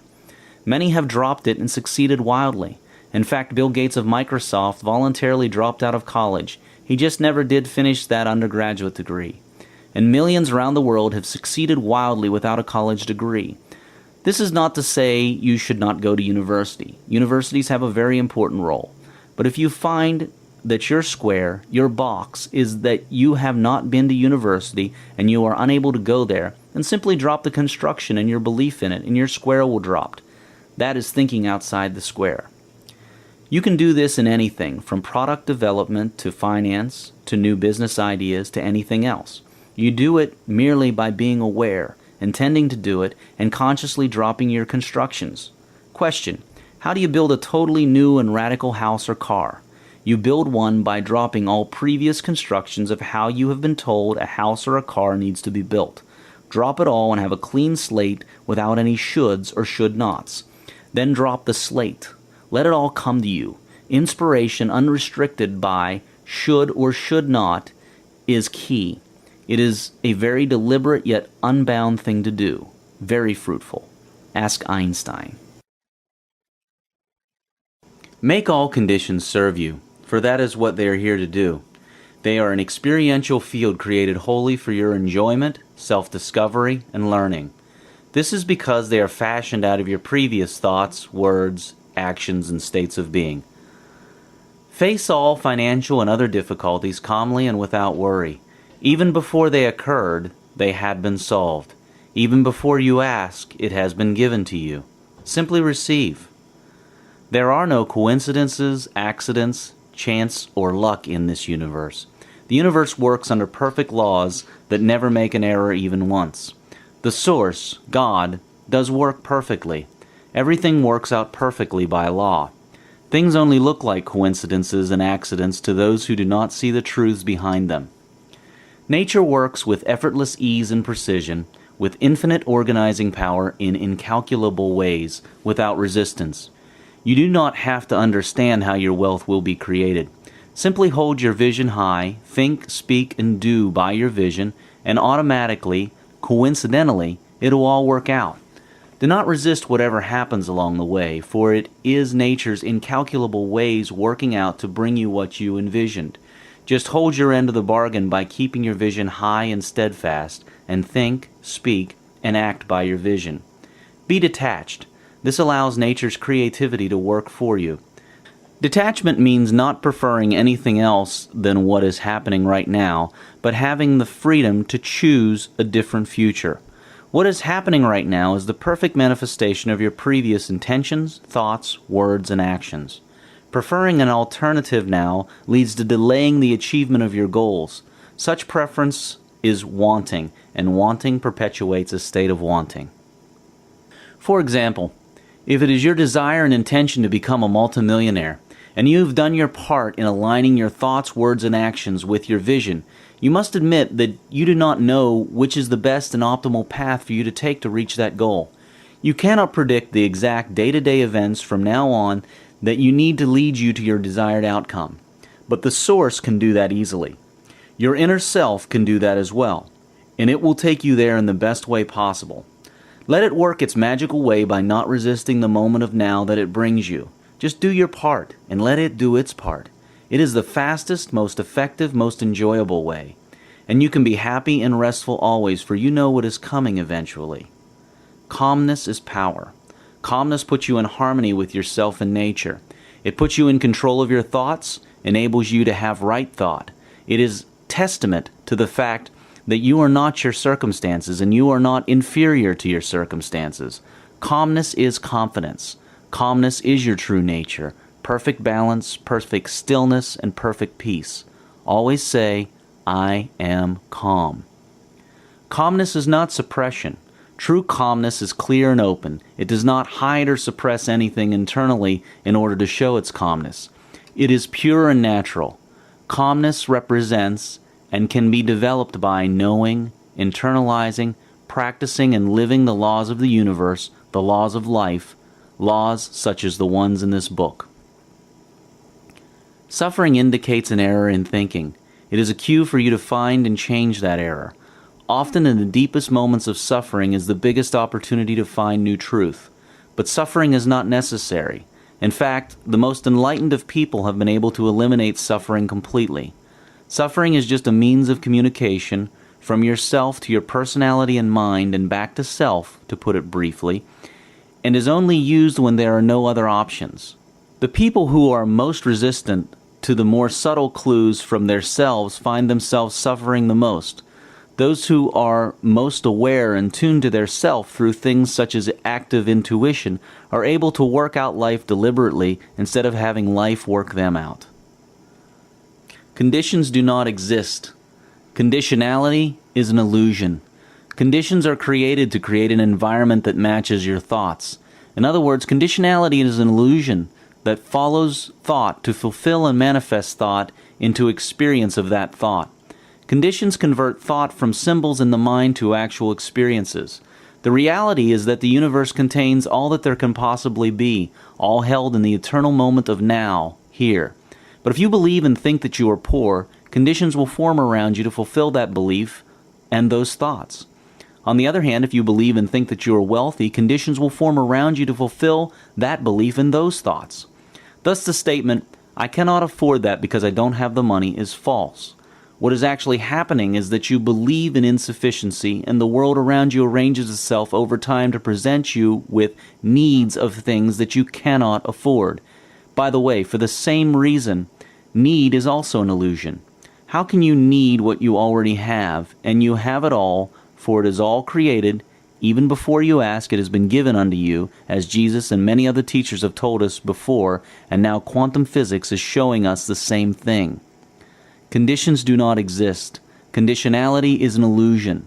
You cause conditions, yet it seems as if they are placed upon you by external forces. This is one of the most liberating insights. Understand it deeply. Live by it. Make all your decisions by it, and life will become magic. Just try it. When you fight against circumstances, you are fighting fruitlessly against the effects, strengthening and preserving the cause. Let us say, for example, that your circumstances are such that you see yourself broke. If you act from a broke perspective, cutting costs, being mean and stingy, being bitter, scared, and jealous, in an attempt to prevent yourself from becoming even more broke, what are you really doing? Can you start to see how you are perpetuating and energizing the broke conditions? By consistently believing and thinking about being broke, you are creating the conditions of being broke through the power of belief and thought. Remember, the universe always gives you what you think about most often, believingly. It is at your command. The way to fix being broke is to take on a state of wealth internally and think, speak, and act from that perspective. Wealth is first a state of being, which is then experienced. It is not the other way around. Wealth is not created because of certain conditions. Certain conditions are created because of wealth. Abundance is not created because of certain conditions. Certain conditions are created because of abundance. Conditionality does not exist. The following statement is wrong. A person is poor because of certain conditions around him or her. The following statement is right. Conditions of poverty are around a person because that person's self and thoughts are of poverty consciousness. The state, beingness, creates the condition. Most people think it is the other way around. Those who see it clearly find their conditions magically transforming themselves to give them lucky breaks and coincidences. Get out of thinking that you are your conditions. Say, "I am not my seeming lack of wealth I wish to have. I am not my job. I am not my condition." Why do things repeat themselves? Some people always keep failing in whatever business they try, for example. Here's the reason. You keep bringing yourself the same circumstances and situations over and over again until you decide to recreate yourself anew, change your thought pattern, and change yourself into a new, improved being. Avoid judging things as right or wrong. Things are just things. Their classification lies in the choice of the observer of these things to classify them as good or bad, right or wrong, fun or not. The minute you judge things, you judge yourself. You also block the hidden gift that an event brings to you. The Taoists have a wonderful way of explaining it using the story of a farmer whose horse ran away. The farmer's horse ran away, and his neighbor, feeling sorry for the farmer, said to the farmer, "I am sorry that such a bad thing happened to you." The farmer replied, "Don't be, for who knows what is good or bad." Well, the next day the horse that ran away came back to the farmer, this time bringing with it a herd of wild horses that it had befriended. The neighbor said to the farmer, "I congratulate you for your good fortune." The farmer replied, "Don't, for who knows what is good or bad." Well, the next day the farmer's son tried to mount one of the wild horses and fell, breaking his leg. Again the neighbor said to the farmer, "I am sorry that such a bad thing happened to you." The farmer replied, "Don't be, for who knows what is good or bad." The next day soldiers came by to forcefully recruit for the army, but the farmer's son was exempted because of his broken leg. Now this is just a simple story, but it demonstrates the miracles that the Source works in the most unpredictable and seemingly unconnected ways so that all things work out to perfection. For those who know and work with the laws of the universe, those who apply the law of cause and effect, who have certain goals and purpose and vision, then this magic works beautifully, bringing with it synchronous events, coincidences, and many other twists and turns that lead to the desired end. So, avoid judging things and people. It only slows you down and harms you. For you do not know the chain of events planned. Also, you become what you judge, and what you condemn returns to affect you. By law of cause and effect, when you judge and condemn, you set yourself up to be judged and condemned. Your part is simply to have clear vision and certainty on all matters that relate to your life, the inner workings of how your visions and goals will come to be. The daily events, good or bad, are taken care of for you, as long as you do not interfere with the process.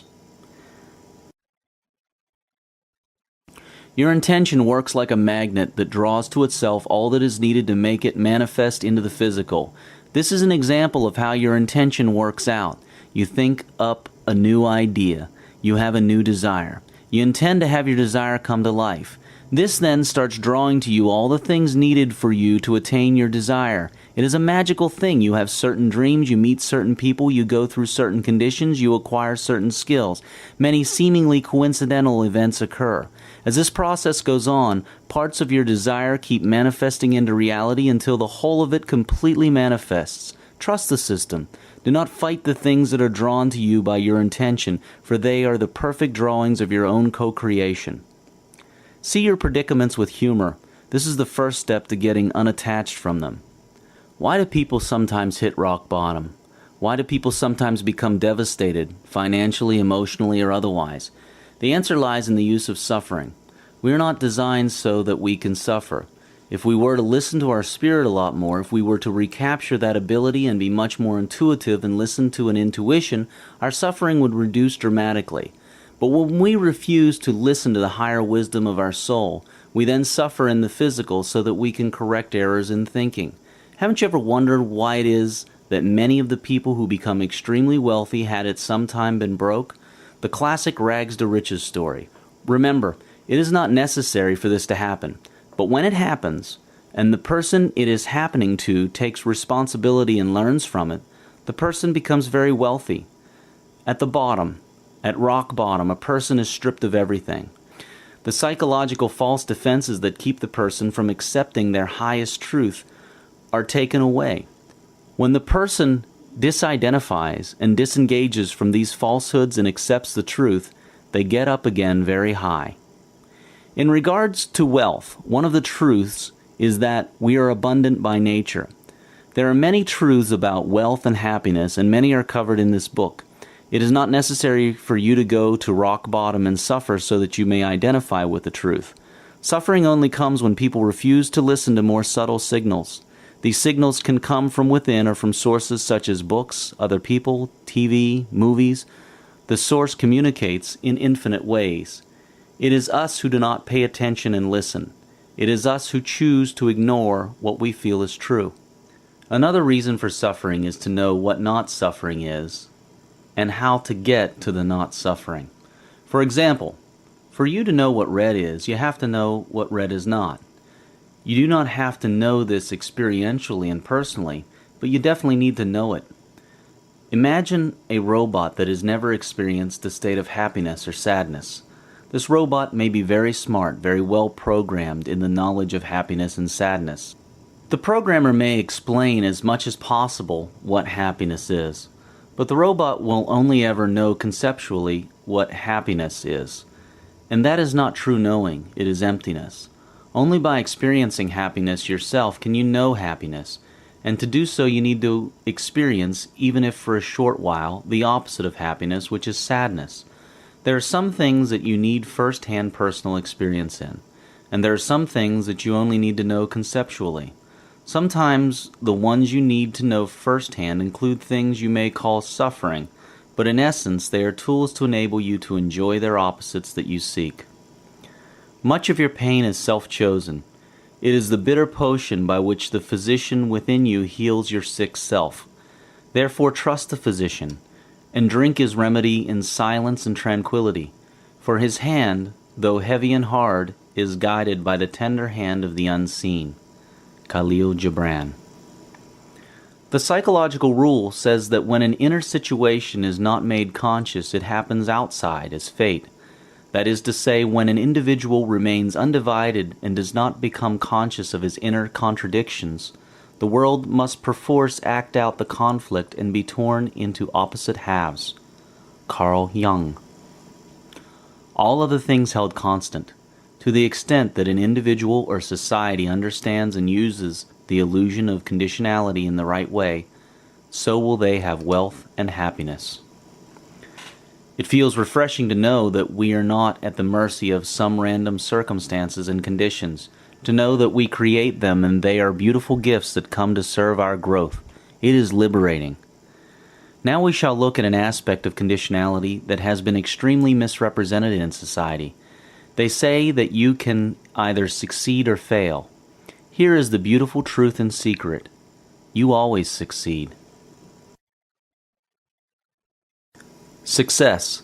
You can never fail.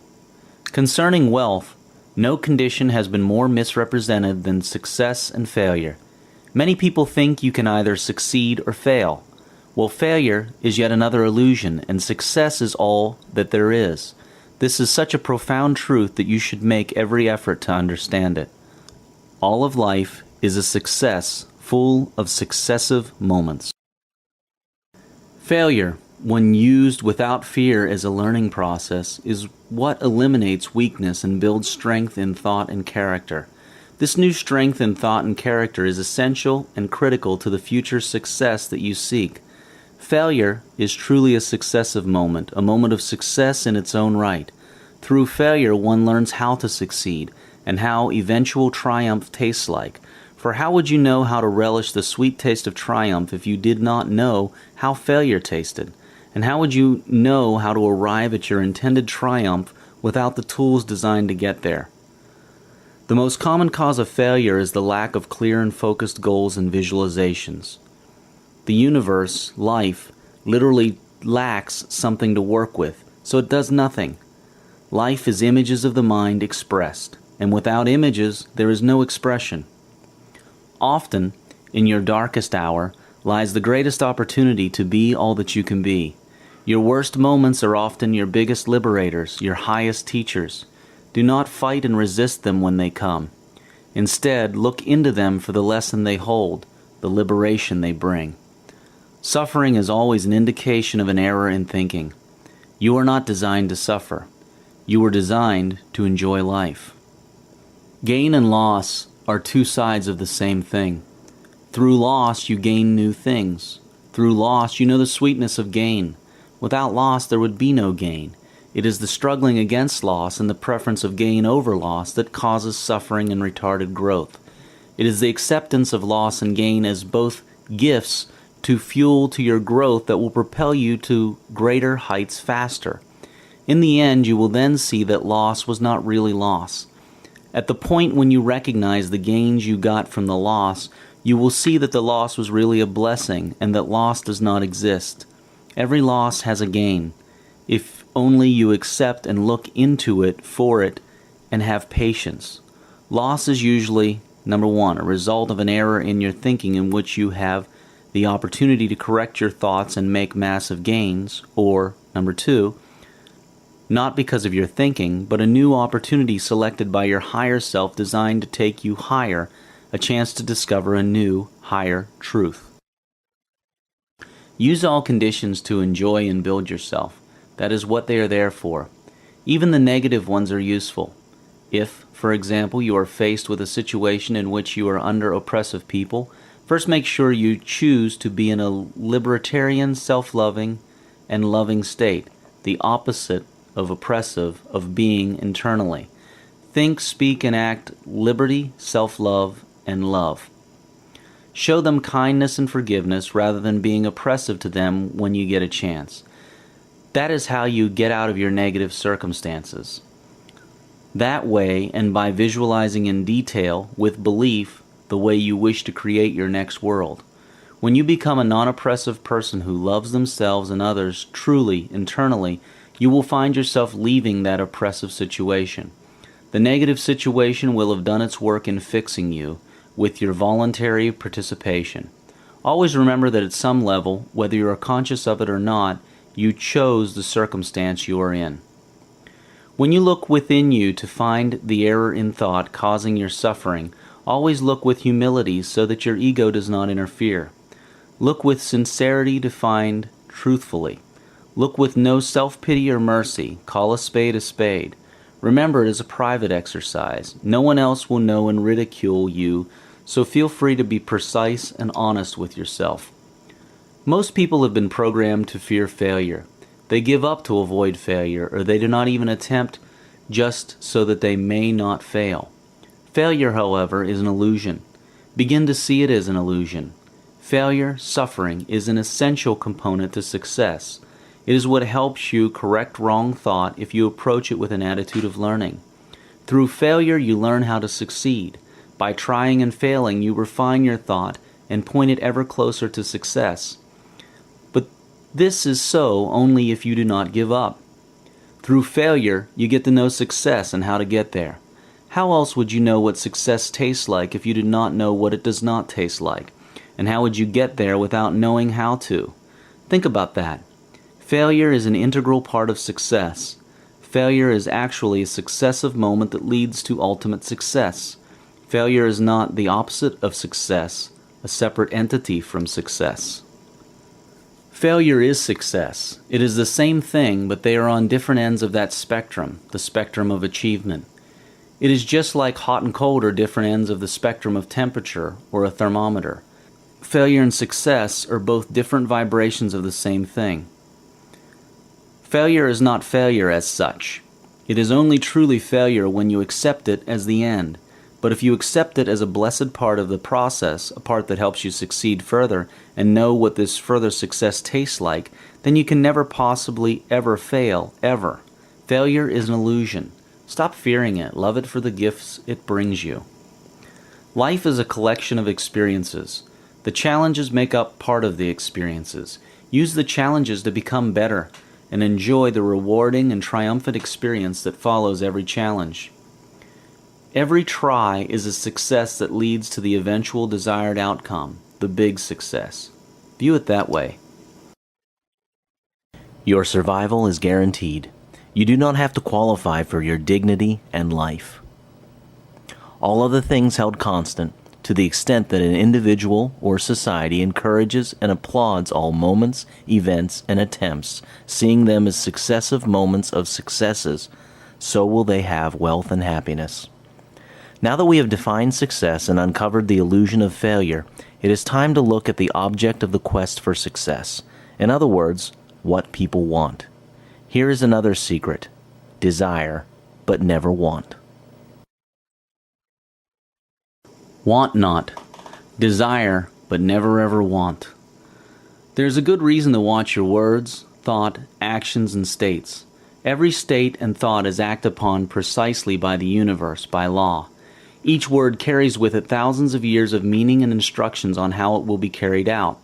For example, the word jump invokes specific images in any person's mind, along with the appropriate instructions to execute it. And the universe, which has to assist in that jump, acts accordingly. Laws of physics, spirit, mind, body, coordination, etc. Even as you read this book, the words invoke in you certain things, some of which you can feel right now. Some people by now will excitedly know the words in here will enable them to make big differences in their lives. And that knowing is already starting to make changes unseen. And some people already know this as they read this. In regards to wealth, the most important word to watch out for is want and all its equivalents. Wanting communicates to you and to the universe that you do not have something, first mistake, and that you are in a state of not having it, but wishing you did, second mistake. The problem is compounded by the fact that wanting is a perpetual state. In itself, it has no finality. Think about it. You can never get what you want. Never. It only looks like people get what they want, but they never really do so. What actually happens is that very gradually they shift from the state of wanting to other states, and then they get what they had wanted initially. But as long as they are in a state of wanting, they cannot get that which they want. Here's how the illusion of a person getting what they want works. Remember the last time you wanted to eat and you got what you wanted. You ate something. Okay, you wanted something to eat. This is a wanting state. But watch what happened next. You started to go get something to eat. You actually shifted from wanting to a getting state, which has finality. You then shift to the present tense of having, finally, and you appear to have had what you wanted. See, you never did get what you wanted when you were in a wanting state. You had to shift states. This unconscious shifting from a state of wanting to another state is easily done all the time by people, but only for small things. But what if it was something so big, something you had never done before? Would you still get it if you wanted it? Unlike food, it would be harder for you to unconsciously shift from the wanting state because you have not gone through it before. If you found yourself wanting $20, it would be easy for you to unconsciously shift from the state of wanting to getting because you have done it before over and over again. But what if you wanted $1 million and you have never had more than $20,000 in your life before? Would you be able to shift unconsciously from wanting to getting $1 million? Most likely not. The solution is this: never want. You can never get what you want. Wanting something very bad is worse. In your thoughts, words, states, and feelings, replace want with desire or wish. Unlike wanting, desire does not necessarily have to mean you do not have something. It is a very subtle difference, and some people may say they are the same thing, but there is a world of difference. Some thesauruses may even say want is interchangeable with desire, but that is simply for some linguistic purposes. Remember, your thoughts are carried out with precision and perfection by the universe. It is the way the system is designed. Wanting is carried out with precision, and wanting represents a perpetual state of not having. Desire is not a perpetual state of not having. In fact, it does not necessarily have to mean you do not have what you desire. It is sad and funny to think that billions of people are kept away from what they want by such a simple little difference. It all lies in the precise execution of the universe. Precisely. It is not just the word want that should be avoided. It is the state. It helps nothing to avoid the word want, but to be in a state of want. That is useless. Language is the symbol used to represent things such as state. The word want is a symbol that represents the state of wanting. It is therefore the state that you should avoid first. The symbol, the word itself, is also to be avoided so as to not invoke the state. Please, desire, but never want. Here are a few dictionary definitions of the word want. To be without, lack, to be destitute or needy, a defect of character, a fault, to be absent, to be deficient or lacking, to fail, not to be sufficient, to fall or come short, to lack. This is what you communicate to the universe to bring to you when you want something. The universe brings you just that, absence and deficiency. None of these negative definitions is included for the word desire. Now here are some dictionary definitions of the word desire. To express a wish for, request, the natural longing that is excited by the enjoyment or the thought of any good, and impels to action or effort its continuance or possession, an eager wish to obtain or enjoy. Not needing a particular result in the moment of now frees the subconscious mind from all thoughts about why you cannot have a particular result. This in turn opens the path to the particular result that was consciously intended. This is one of the benefits of intending with detachment. You intend a future outcome, you are certain of it, but you are detached as to what is happening in the present moment. For example, assume that you intend to be a millionaire, but in the present moment, events are moving in a way that suggests you're not going towards your goal. You will make the best progress if you are detached from the present moment, meaning you accept it as it is instead of fighting it and getting frustrated by it and losing hope. But regardless of your detachment, keep your certainty about your outcome in the future, about becoming a millionaire. Learn to enable the coexistence of intention, certainty, and detachment in your life, and life will quickly become happy and wealthy for you. Resistance and frustration will slowly fall out, and certainty and confidence will grow. You see, you cannot fail to get wealthy if your goals are clear and focused, and you are certain, faithful, you believe. It is impossible to fail. Failure would mean breaking the unbreakable laws of the universe. So certainty enables you to relax knowing wealth is on the way, regardless of whatever the present moment may look like. Lack of detachment equates to resistance, and what you resist persists. Eliminate all forms of wanting.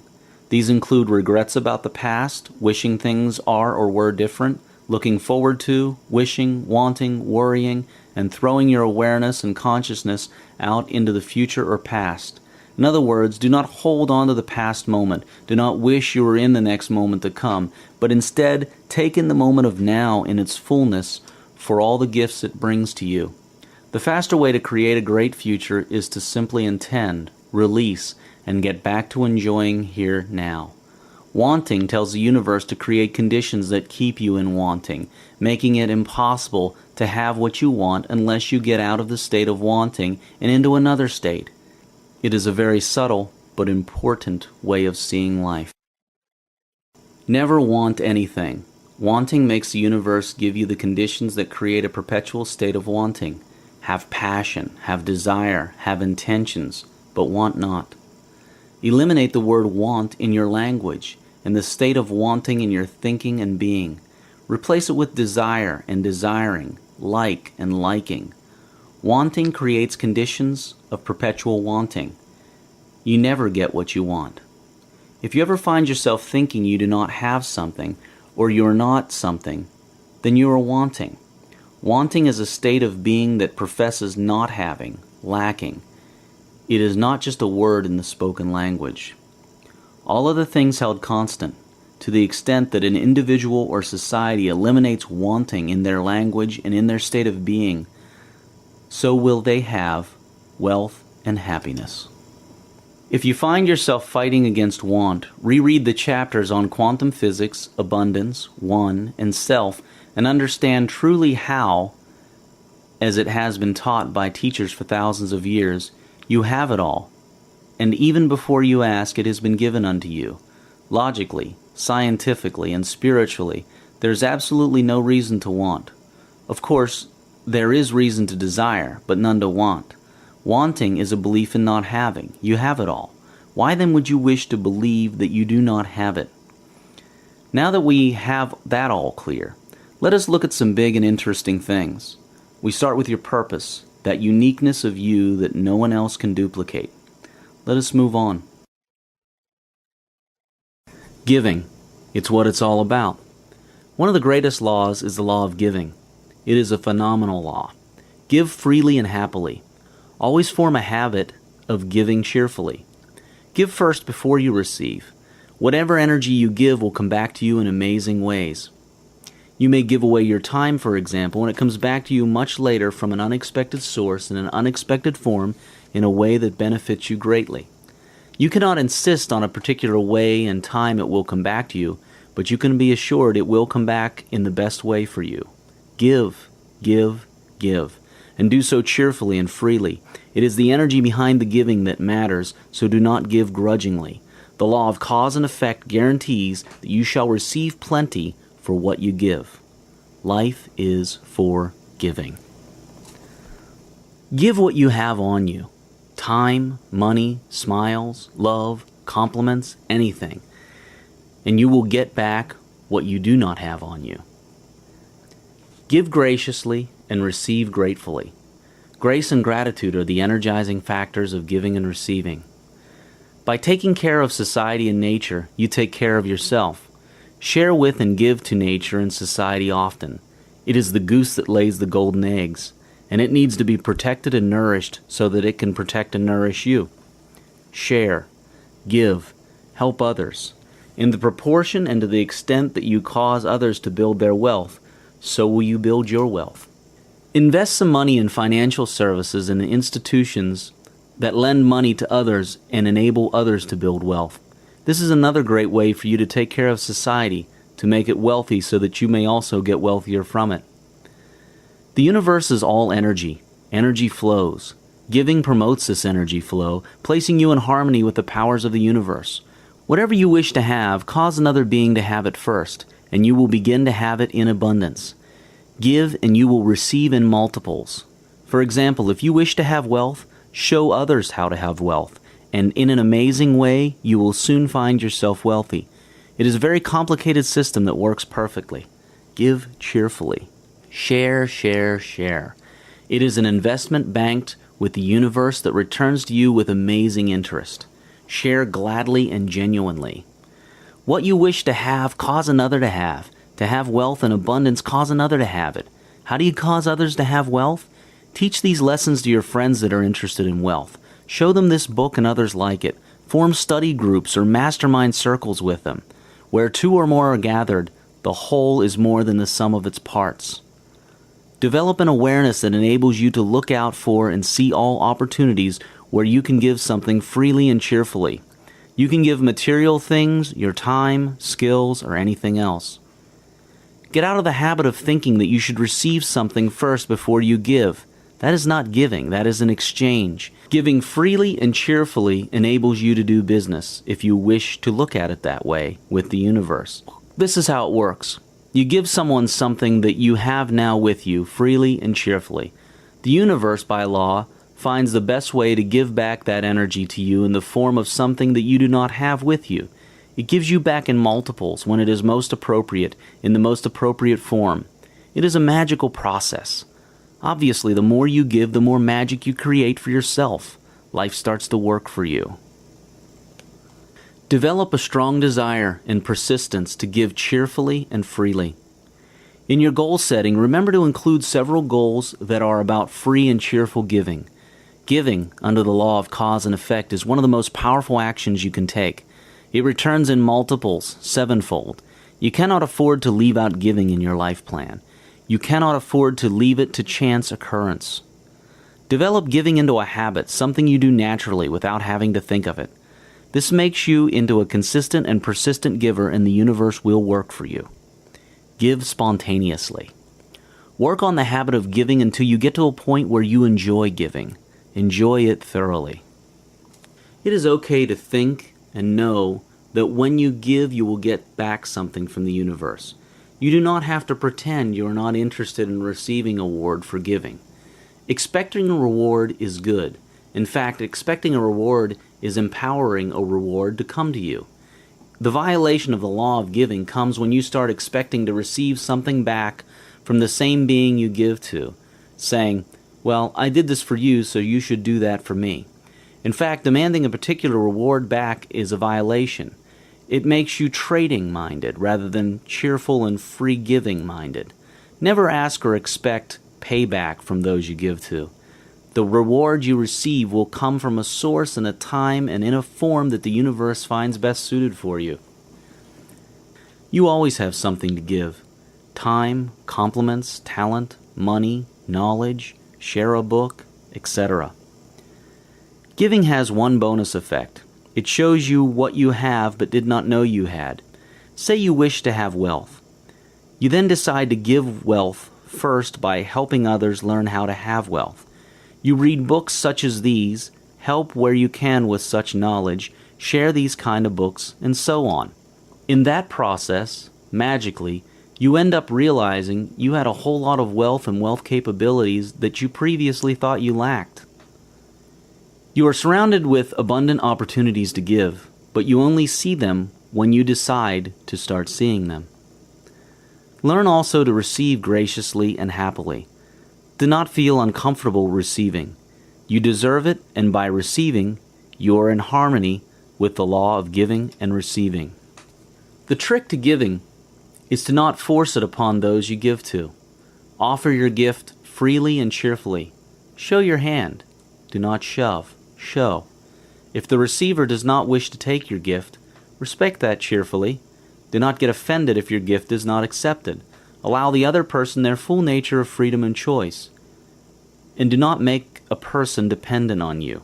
When a person becomes dependent on your gifts unnecessarily, you have not done them any good because you have reduced their belief and ability in themselves. Here is a likely scenario. Imagine a person who does not have much in material possessions to give and share with others. But this person is very charming and kind. The person gives 1,000 compliments to people he or she comes across without even getting one compliment back. This person uplifts their mood and confidence by finding ways to encourage and compliment them. But this person never gets a compliment back from anybody. Well, not to worry. The universe keeps its accounts perfectly. This person's giving builds credit in the universal system. One day, by the law of cause and effect, of giving and receiving, this person somehow gets the bicycle he or she has always wanted, just when the person needed it, in a way that looks like a miracle. It could be by winning some competition or having it given to them by a stranger or one of a countless other possibilities, what people call luck. That is how giving works. Sometimes the universe takes little things that you have, can give, and do give, and it puts them into one big thing that you do not have and require, and it gives that to you at a perfect time. You give but little when you give of your possessions. It is when you give of yourself that you truly give. For what are possessions but things you keep and guard for fear you may need them tomorrow? And what is fear of need but fear itself? Is not dread of thirst when your well is full, the thirst that is unquenchable? There are those who give little of the much of which they have, and they give it for recognition, and their hidden desire makes the gift unwholesome. And there are those who have little and give it all. These are the believers in life and the bounty of life, and their coffer is never empty. It is well to give when asked, but it is better to give unasked, through understanding. For in truth, it is life that gives unto life, while you, who deem yourself a giver, are but a witness, and you are all receivers. Khalil Gibran, the Prophet. All other things held constant, to the extent that an individual or society shares and gives in the right way, so will they have wealth and happiness. Now you know how to do business with the universe, so to speak. The universe itself is a giving universe, for life is for giving. You give and you receive sevenfold. You actually are rewarded for your kindness. The source, life, is all about giving, and the intelligence that runs the universe honors your giving always, always. Give cheerfully. Everything in life is a gift, especially with regard to wealth and happiness. Never cease to cause others to have wealth and happiness, and you will have wealth and happiness in multiples. But what goes with giving? Receiving. And what goes with that? Gratitude. Thank you. Let's have a look at that. Purpose. Why are you here? What is your purpose? Your purpose is separate from your goals. What is your purpose? Why are you here? Only by knowing and declaring your purpose and holding it high every day can you move forward fast in the right direction for you and have a great time doing so. The right question is, why did you choose to come here on earth? Where did you get your purpose? Consider this suggestion. You have free will. When did this free will start? Some people think it starts after you are born. They believe that they did not have a choice whether or not to be born, but once they are here, they have free will to make choices in their lives. Others believe that your free will is eternal, and it starts even before you are born. That is not such a strange idea. Your soul is eternal. Your eyes tell you that life starts when one is born, but something deeper tells you that this may not be the real beginning. Purpose or destiny is what you, yourself or soul, chose to come to do here on earth, a choice based on its set of attributes and wishes. And the circumstances and location you were born in are perfect for you to collect the necessary tools to fulfill your chosen purpose were you to go through life with such an awareness. That is why your unique purpose feels so good once you find it. That is why it gives you so much joy doing it. That is because you chose it a long time ago. It is what you came here to do. Unfortunately, so many people do not fulfill their purpose, largely because of the way our society and education is structured. Yet you can easily fulfill yours if you choose to. You first find your purpose by spending some quiet time thinking what makes you feel so good, what you have so much passion for. Do not think of job descriptions or careers. Drop all those labels society has taught you to believe in.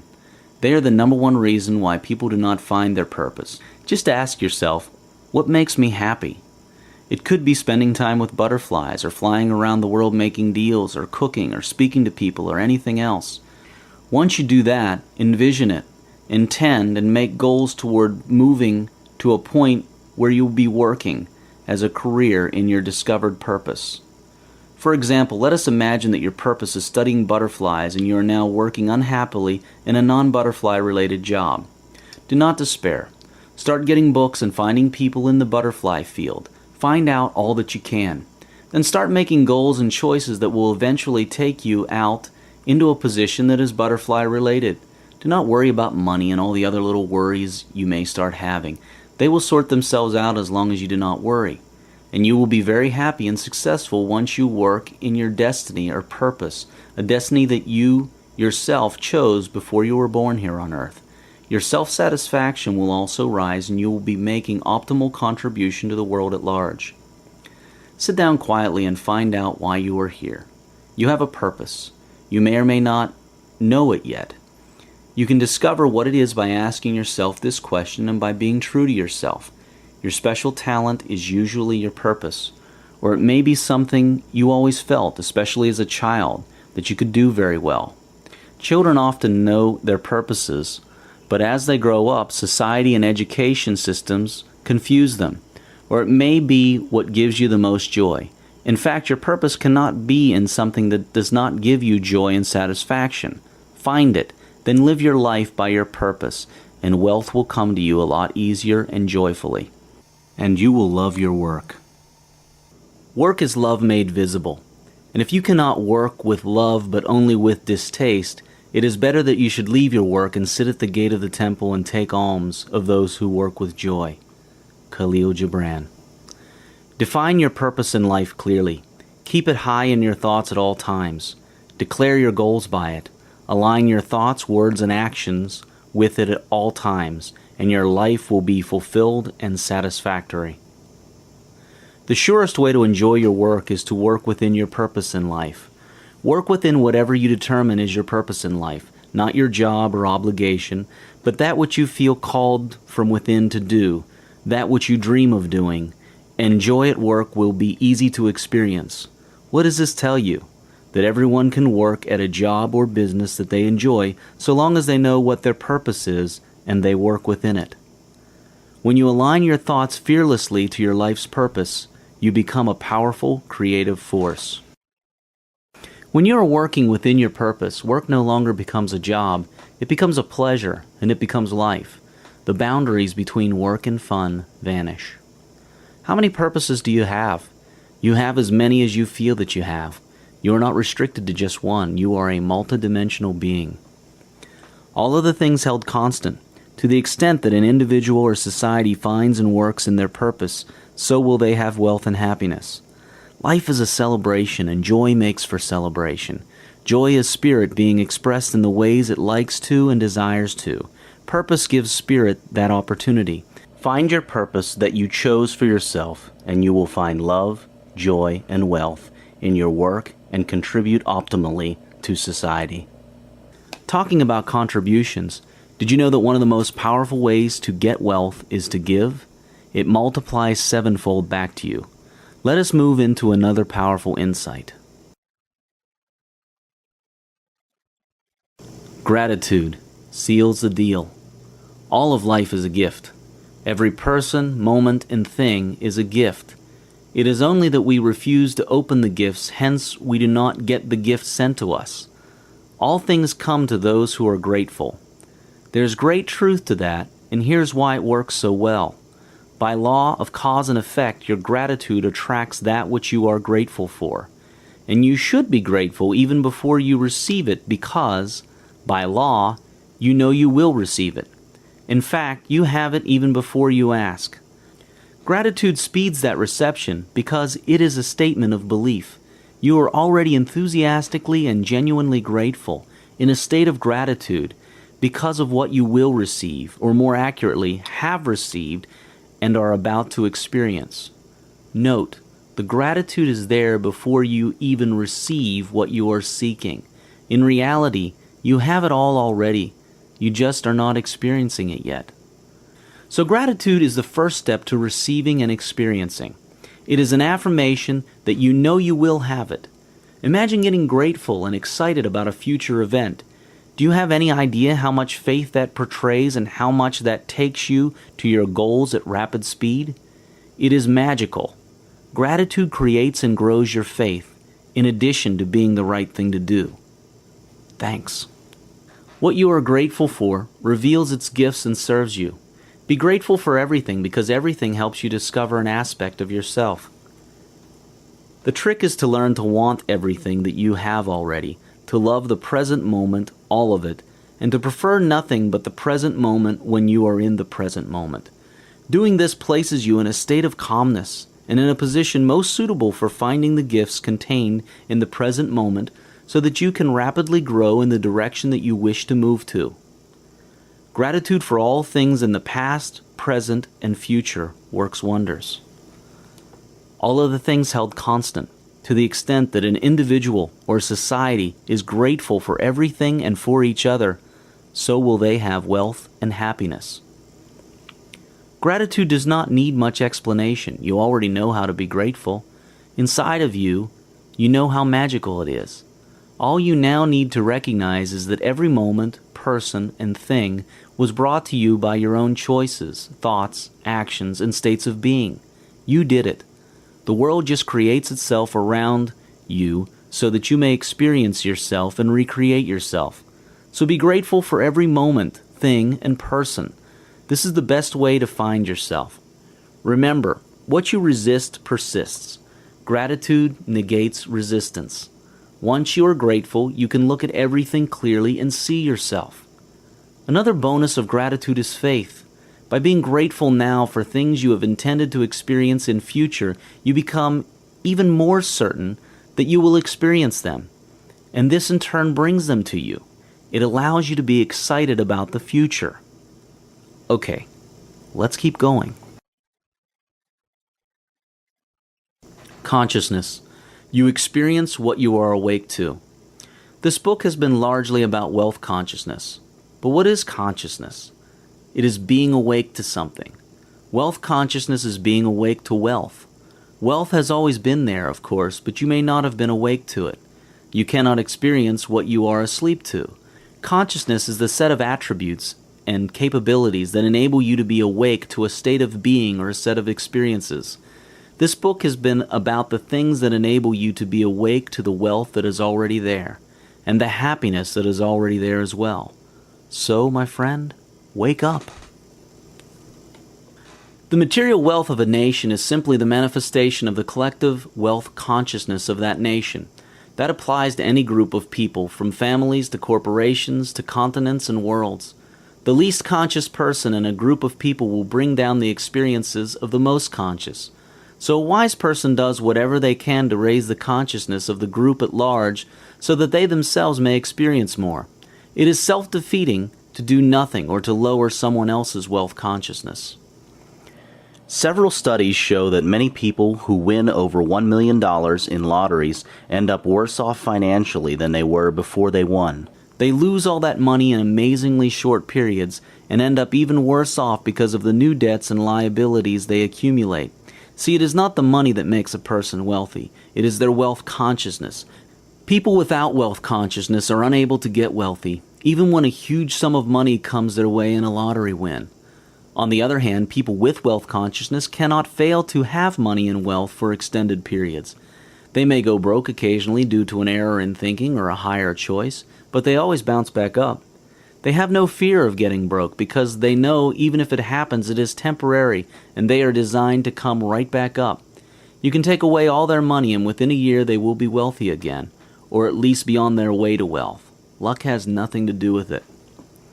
The greatest creative forces become available when your conscious, subconscious, and superconscious selves are in harmony in their choices. You make them so by raising your consciousness and awareness to all three levels of yourself. You become aware and conscious of things you used to do subconsciously and so on. You can do this by deciding to be aware. Decide to be mindful and deliberate. Watch your thoughts and actions and dreams instead of walking about daydreaming in a daze and doing things on automatic. It would also be a good idea to consider vipassana, mindfulness meditation. It is one of the best ways of increasing your awareness. You see, yourself makes choices, but if you are not aware of them, you will not know what they are. These choices are the superconscious ones. You start becoming aware of them by honoring your feelings, not emotions or thoughts masquerading as feelings, but genuine feelings. You also become aware of your superconscious through meditation. You also make choices consciously and you make some subconsciously. You can increase your awareness of your subconscious choices by deciding to be aware, watching your thoughts. For example, in the past you may have had idle thoughts of fear and indecision regarding a particular topic. These thoughts went on in your head all the time as you did other things. They were background thoughts. Well, now what you should do is watch your thoughts and do not allow any idle daydreams that keep tossing about an issue like a wild monkey in a cage. The point is that if for a particular decision these three levels all choose differently, your results will obviously be mixed and confusing to you. The way to fix that is to raise your awareness on all levels. The source of all creation is a field of infinite possibilities and creativity. Our true self is one with the source, in the same image and likeness. When we are conscious of that and believe it is so, we tap into this field of infinite possibilities and our inherent creative abilities. You must have wealth consciousness that knows no poverty, or more accurately, the illusion of poverty. Work on it until the idea of poverty is laughable, until to think that you can possibly become poor is a ridiculous idea to you. You create money by increasing the value inside you. You do that by reading books like this. You also do that by remembering your true self that is in the image and likeness of the source, abundant by nature. You then experience money by exchanging the value you have built in you. Exchange it with others by providing services, goods, and money to others in exchange for their services, goods, and money. Remember that people have unique purpose or ability within them. They fulfill part or all of this ability or purpose. They create something out of and by it by using their internal value. Their creations are therefore unique, and the exchange of these unique creations is what brings about the paper or cash money. Paper or cash money is just a medium of exchange for our uniquely developed internal value. Build wealth by building your inner value. Experience wealth by carrying out your purpose and ability using that built-up inner value.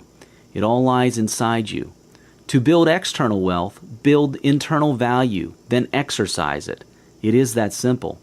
The biggest components of internal value are instantly available to all. These are faith or certainty, imagination, inquiry, and focus.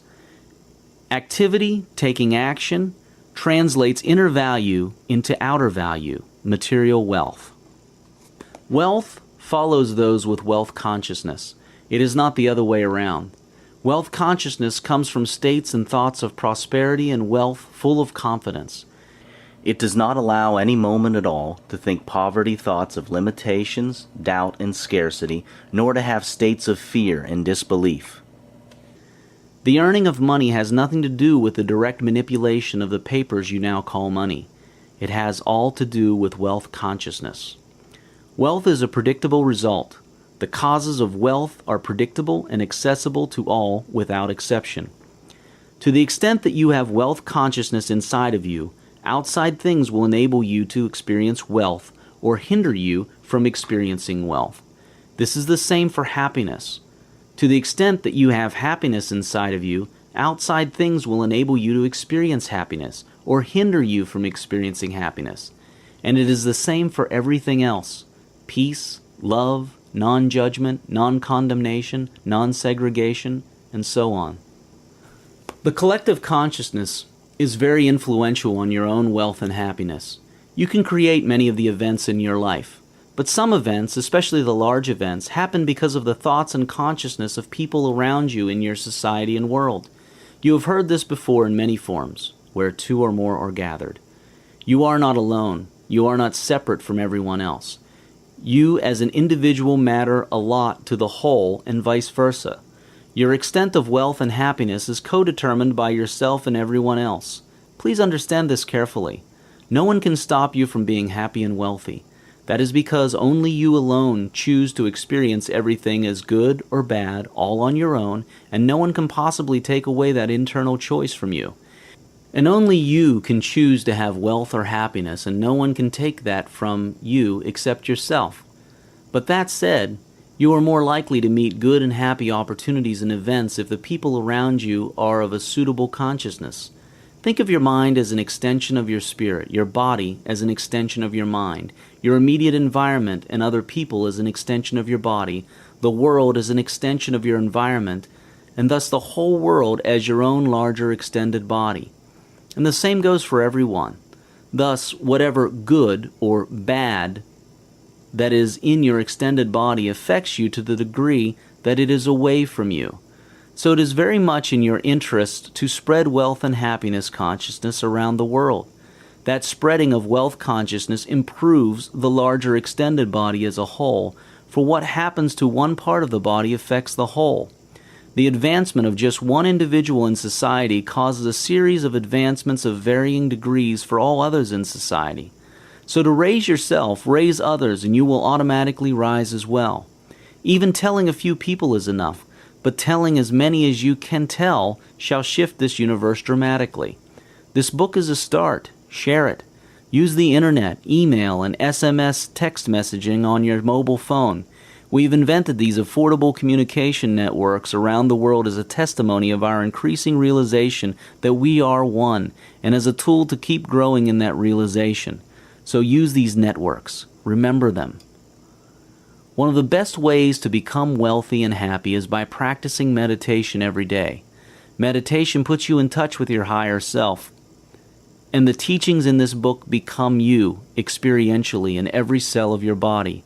They no longer are theoretical constructs, for they become you. You no longer have to struggle to practice and remember them, for they are you. Start meditating, and one day soon you will have this happen to you. The recommended meditation technique here is vipassana, mindfulness, insight, meditation. All other things held constant to the extent that an individual or society has and develops wealth, health, and happiness consciousness in them and in those around them, so will they have wealth, health, and happiness. Now it is time to go to a wider dimension. It is time to look at what it is that has this consciousness. It is time to look at the self, the builder of the universe, the builder that uses space and time as materials to create experiences. This is your life.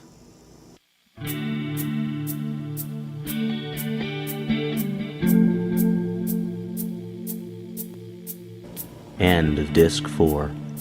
Please continue this experience by inserting Disc 5.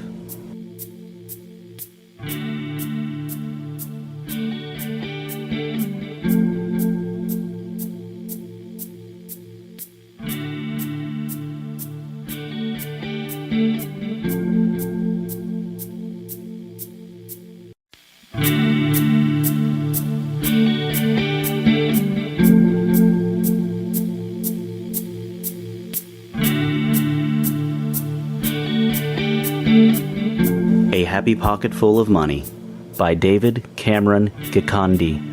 Read by John Wayne Myers. Disc 5.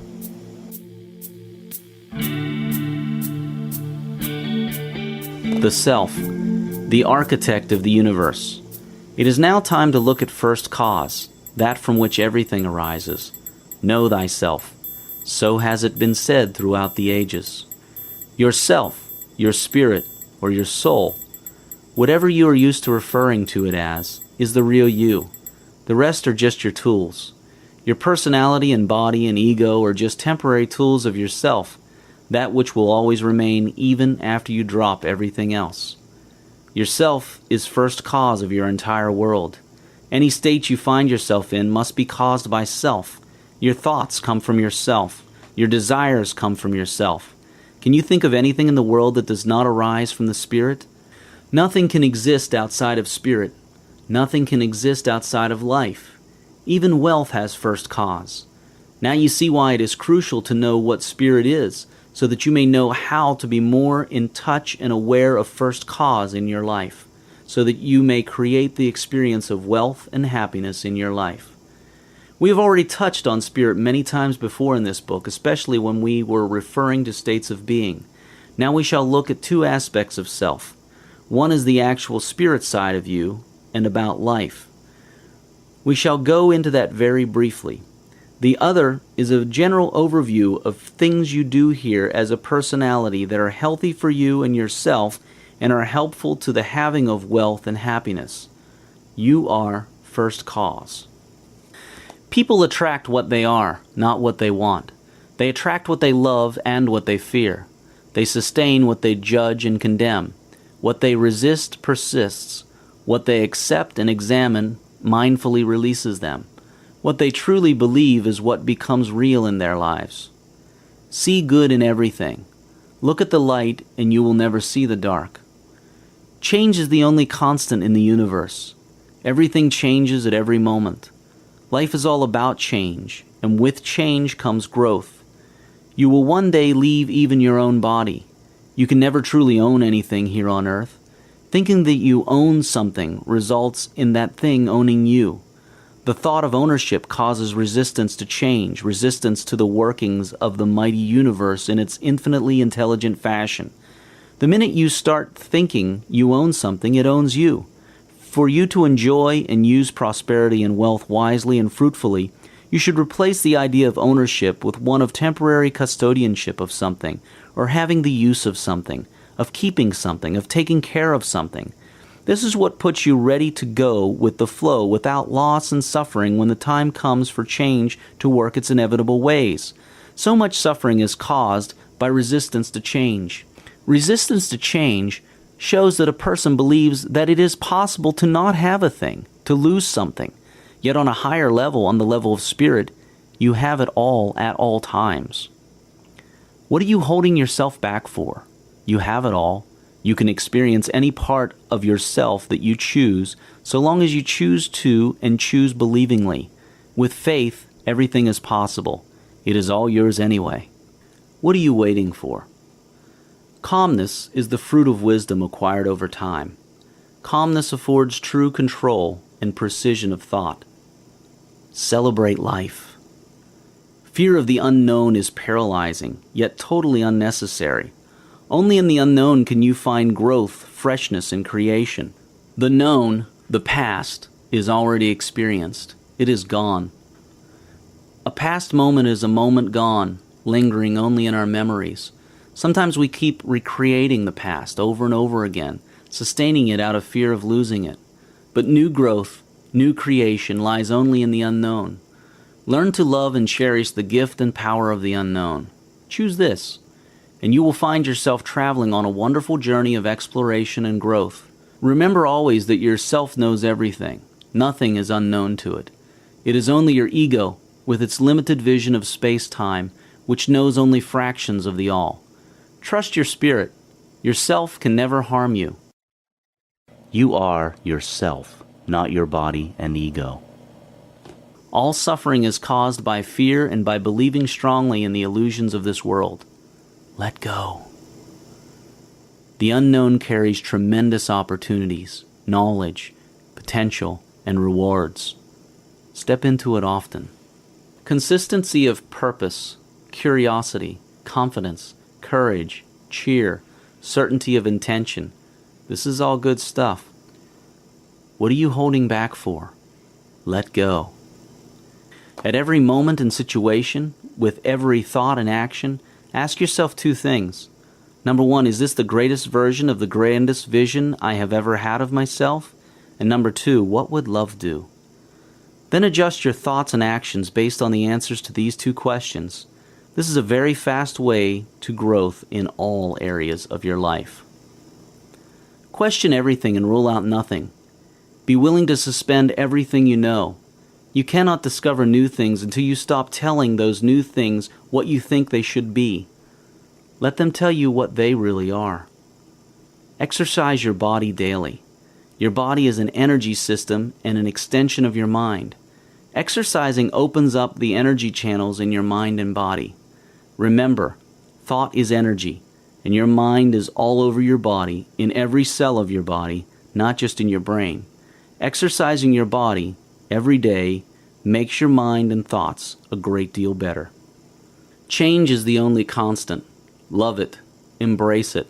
Find its gifts that it brings to you. Change. It is the only game there is anyway, the game of life, the game of changes.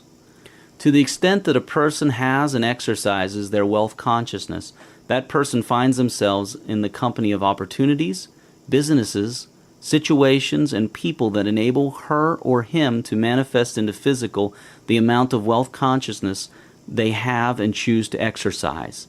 Luck and coincidences have nothing to do with it. What some people call luck and coincidence is the precise execution of an infinitely intelligent universe that works in amazing ways to fulfill exactly what we imagine ourselves to be, believingly. You are your own luck. What is can? What is should? What is the line between can and cannot, should and should not?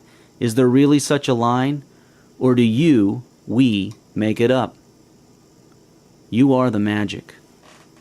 Change is the order of the universe. Life is change. Growth and evolution is what life is all about. Clinging on to a thing is not only futile, it is harmful to you. You cannot win a game where you resist change. Now that you know the truth, the laws that drive the universe unfailingly, hold this truth in your thoughts at all times, and you will not be affected by the physical world again. You will become its master instead of its slave. The truth will set you free. Life is all about growth, expansion of consciousness. Life, the source, God, never has it by design or plan that you should not expand your consciousness. In fact, the whole design of life is for consciousness to keep expanding. It is in the whole universe's best interests that you expand your consciousness, including your wealth consciousness. Life seeks to express and experience itself to enable that evolution and growth. Wealth, if you consider it clearly, does a whole lot to enable that growth. Once you have wealth, you have freedom to explore many other aspects of life you would not have had a chance to do without it. The true nature of all life is to increase life. Anything to the contrary of that is a going against life. Your desire for wealth is very natural and necessary for you to move on to higher steps.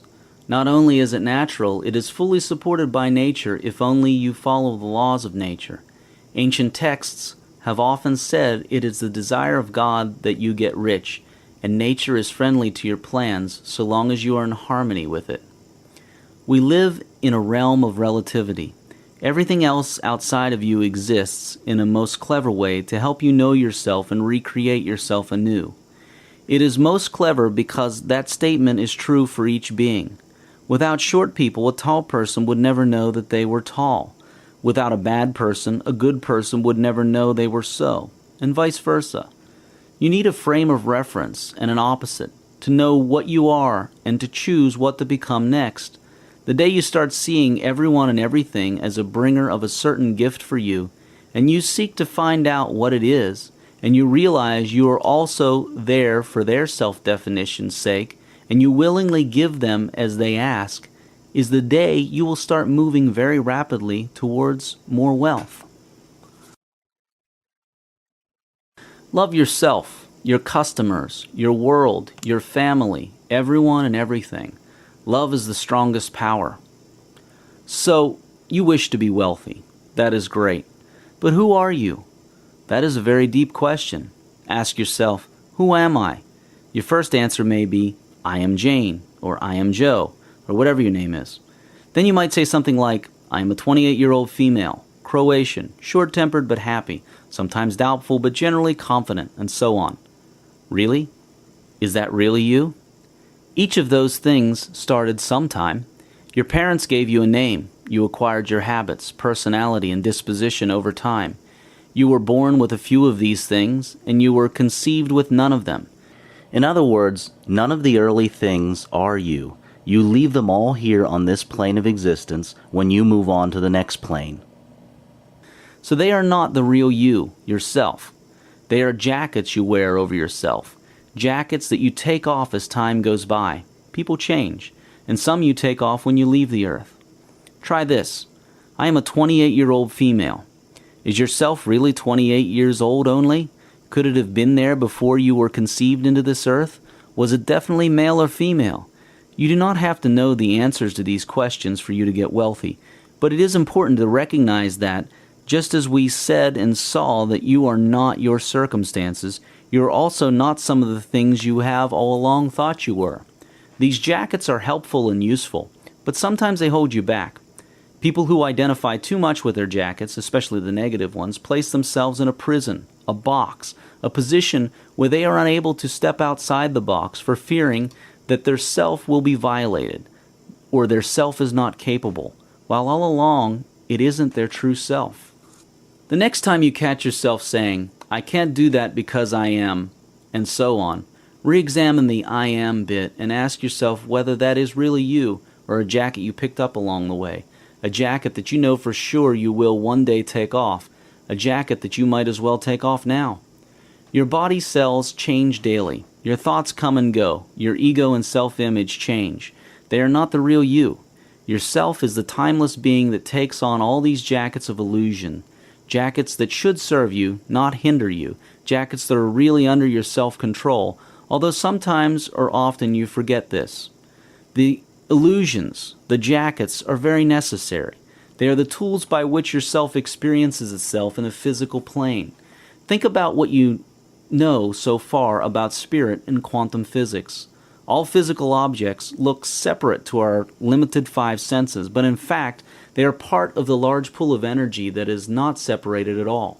Spirit is also just one, individuated into individual people. It is individuated, not separated.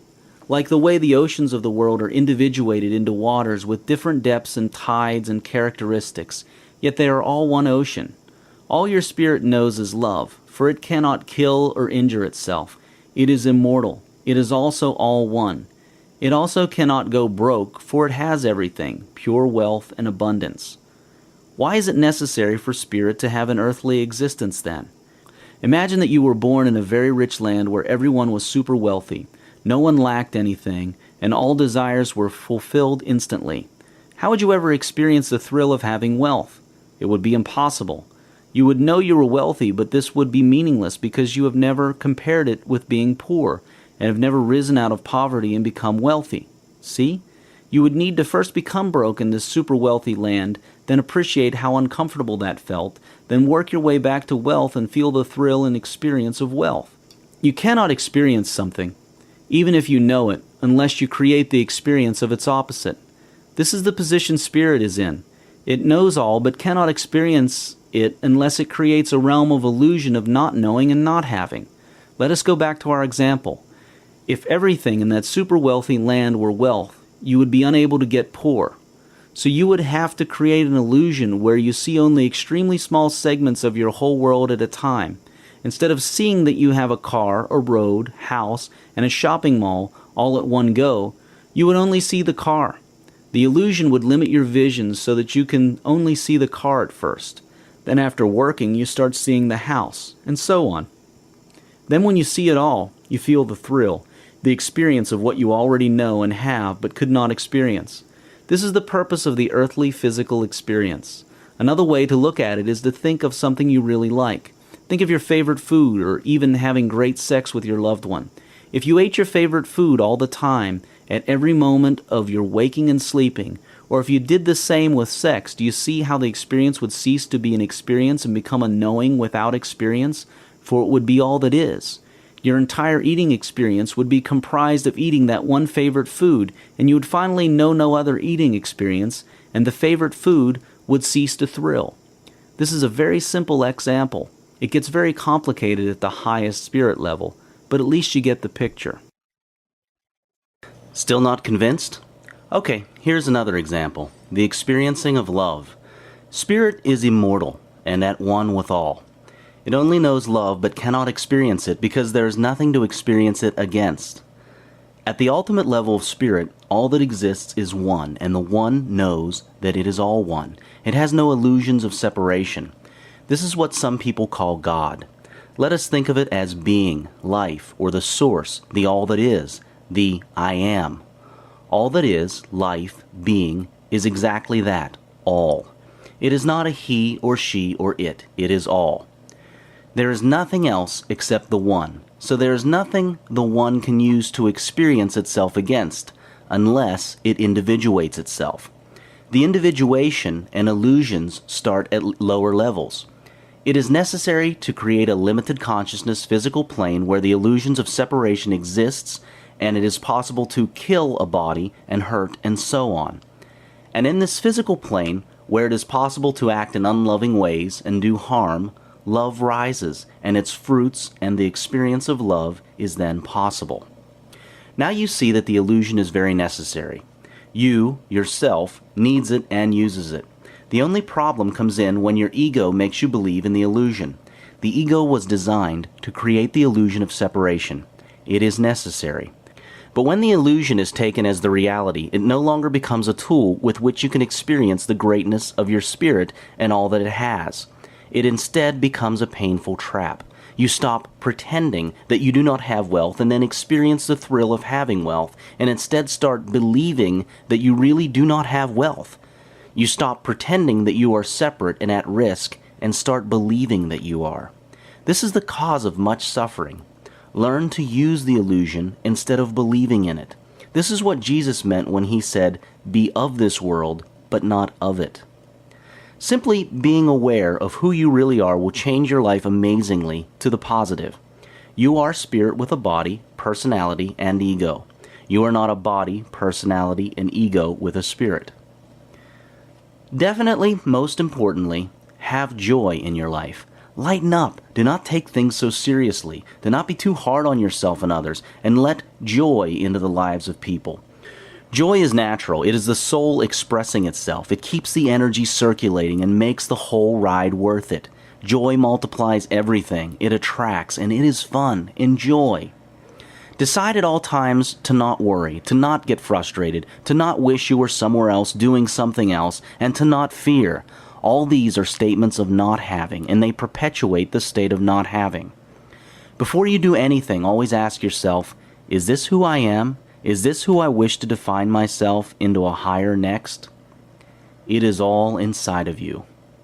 For everything you see around you, you are at cause. Why then would you hate something around you now? If you don't wish to have it around you anymore, ask yourself what part or aspect of yourself is causing it, and you will soon discover something about yourself that you would find beneficial to change.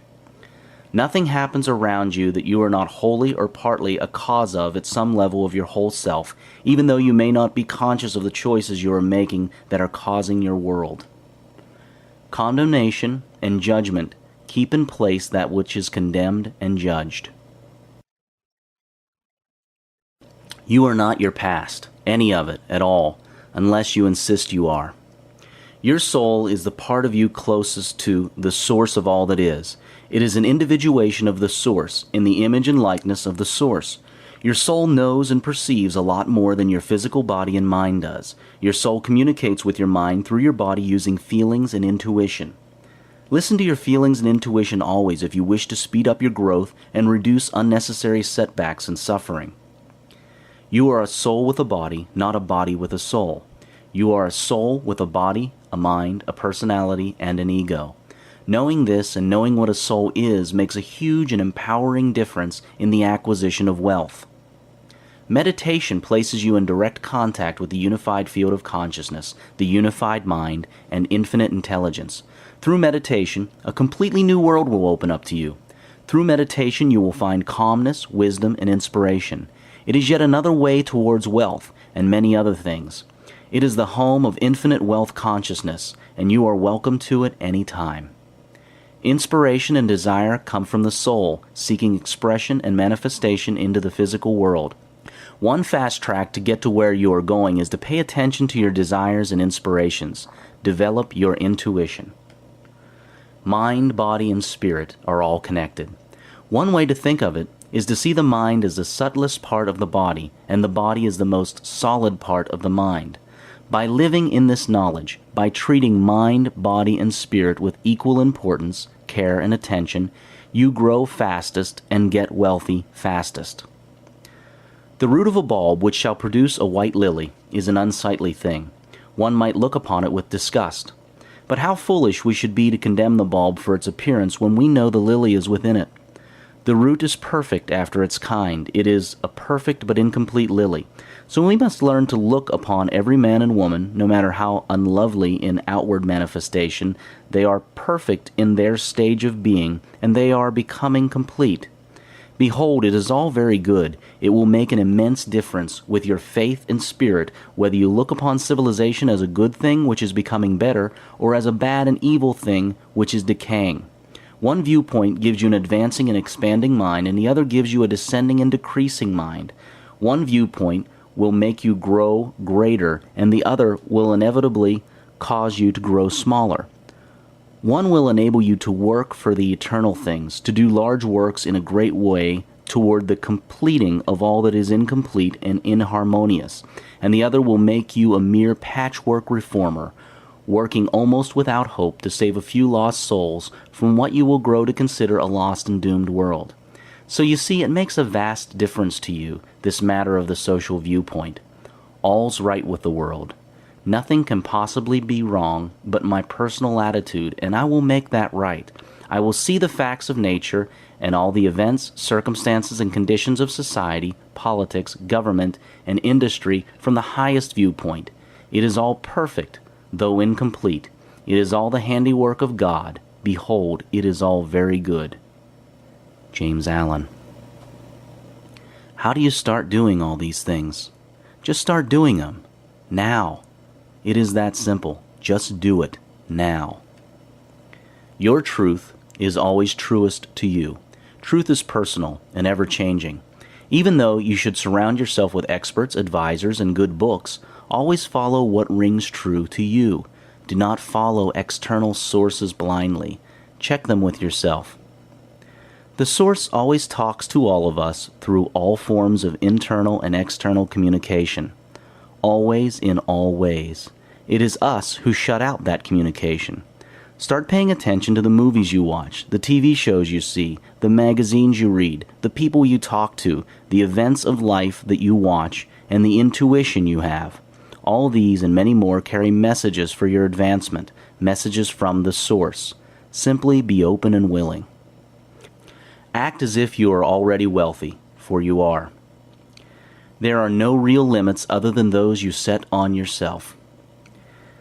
Become unstoppable by refusing to stop. It's a little like wrestling a gorilla. You don't quit when you're tired. You quit when the gorilla is tired. Robert Strauss. You have more potential in you than you can possibly use up in an entire lifetime or even in several lifetimes. Stop making up excuses and believing in limits. By our inherent nature, we have limitless potential and abilities. I can't does not exist. It is an illusion. Nothing outside of yourself can hold you back. What is holding you back then? Your soul is that part of you that is closest to God, the source. Your soul speaks to your mind through feelings and intuition. Listen to your feelings and intuition. Honor them over any conflicting thoughts and emotions. Be careful, though, because some thought and emotions camouflage themselves as feelings. But be still, and you can distinguish between them. The desires that you suppress become depressions, and that leads to even worse. It can sometimes lead to unhealthy ways to fulfill those suppressed desires. Express your desires, and you create life and joy. Persist in following your feelings and intuition. They are your closest communications with the source. You are a soul with a body, not a body with a soul. See this clearly and live your life at all times with this in mind, and your power increases. I am. This is your new way of making statements. I am. The universe absolutely listens to whatever you place after the phrase I am. You need nothing outside of yourself to be wealthy. Freedom. It is your nature. Keep it and express it. Allow others to keep and express their freedom. Stop choosing what has been chosen for you by others and start choosing your own. Meditate every day, even for just 15 minutes twice a day. This connects you with the source, lets you know your true nature, brings inspiration, and shows you the ultimate reality. You are who you say you are. Experiences are within you, not outside. For example, two people can take the same roller coaster ride in an amusement park. One walks out of that ride very happy and thrilled, and the effects of that over a lifetime are positive, for everything is a cause of something else. The other person may walk out of that same ride full of fear and shock, and the effects of that over a lifetime are negative. See, the same ride was experienced in two very different ways by two people. No experience exists outside of the person experiencing. Even what you would consider a terrible event is joyous to someone somewhere. The point is, choose to experience things positively, and your life will be positive. The meaning of everything is the meaning you give it, and your experiences are what you say they are. The next time a situation comes up, see it as the illusion it is. decide the experience that you will have of it, then recreate yourself anew so that the illusion changes to your liking. This is so for financial situations and all other situations in life. A healthy person is usually in a better position to create wealth. Health is an indication of agreement between your body, mind, and spirit. Lack of health is caused by a disagreement between these three.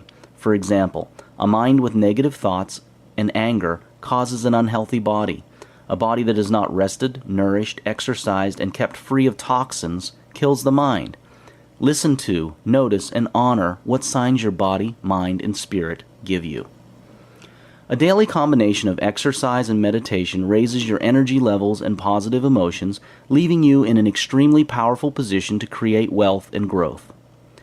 Remember, I am. The universe, the source, manifests to perfection all your I am statements and states of being made with certainty. The only time there is in the universe is now, the present time. I am works and is in agreement with the ever-present time of now by being in present tense. I will be barely makes it. Freedom. Maintain yours and allow others theirs. Do not take life too seriously. Enjoy it. Play with it like a child. Laugh at every corner. Joy is your true nature, and aligning with your true nature boosts your acquisition of wealth. Rest and eat properly. Recharge your mind and body's energy system. You become more conscious of your unconscious aspects by raising your awareness. You do this by deciding to be aware of all your thoughts and actions, watchful and guiding of them.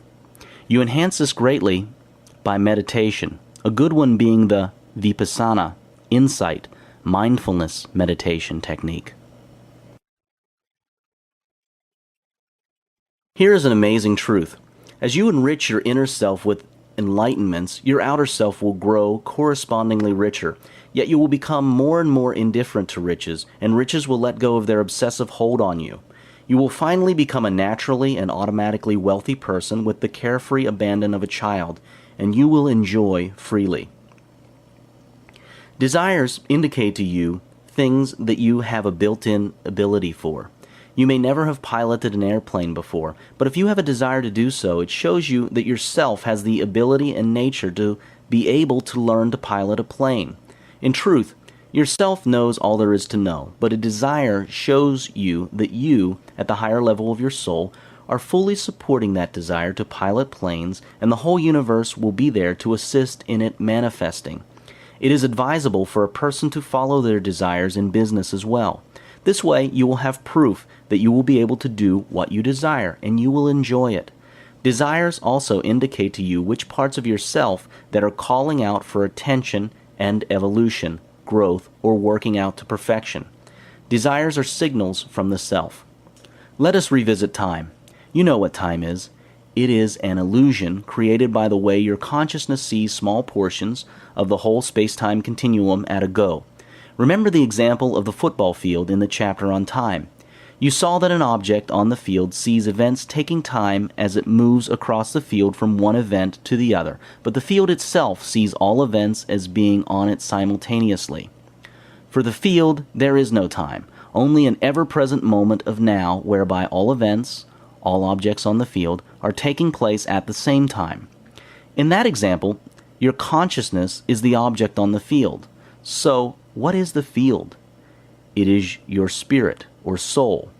You may have imagined that your spirit is the same size as your consciousness, but in fact, it is much larger than that. It covers all aspects of your life, even those that you are not awake to, not conscious of. It is right now in your past and future, but you are only awake to the part of it in your present. Your spirit is eternal, and its presence is timeless, but your consciousness is not. It is multidimensional, while your consciousness is usually four-dimensional. The point here is this. Your spirit communicates to you through intuition and feelings. It knows your future, all possible combinations of it, but it needs your consciousness to experience what it knows. In fact, it knows everything, but it needs consciousness in a physical plane to experience what it knows conceptually. Your self knows exactly what time each event in your future will take place, exactly what you need now to make it take place then. But your future is not fixed. It changes with every choice you make. But whatever choice you make, it knows the series of events after that. And if you wish to get to a certain point in your life in future, it knows how to get there exactly, step by step. There is an old saying that says, "When spirit commands, the universe obeys." To spirit, everything is instant, for it is all over the field at the same time. A big reason that you experience non-instantaneous gratification of your wishes is because you may not be listening to spirit. The main reason that things seem to take time to become from when you wish them to be to when you experience them is that you may not be listening to spirit. If you were aware of what spirit is choosing at every stage, and you know this through intuition and feelings, you would choose the same, and as soon as you choose, you would find that what you chose has popped up right in your face, ready to be experienced. Try to see this. Your spirit has everything instantaneously. There are no delays between choice and having, but your consciousness usually experiences a delay. That delay is caused by differences in choice between what your ego, your personality here on earth, chooses and what your self chooses. Remember, you are yourself, but you also have an ego and personality and mind. So all choices are yours, but your spirit's choices are the most powerful, so to speak. Yet all choices are acted upon by the universe. If your self chooses to experience a choice called A1 and your ego chooses A2, you will get to A2, but you will find a delay in time due to the confusion both choices pass on to the universe. But if you choose A1 and spirit chooses A1, then you will find no delay at all. People now call these occurrences synchronicity. It happens when you think of something or a person, and immediately when you think this, the same thing or person coincidentally appears or calls you just right then. And you say, "Wow, what a coincidence." But it is not a coincidence. It is just unison between spirit choices and ego, mind and emotional choices.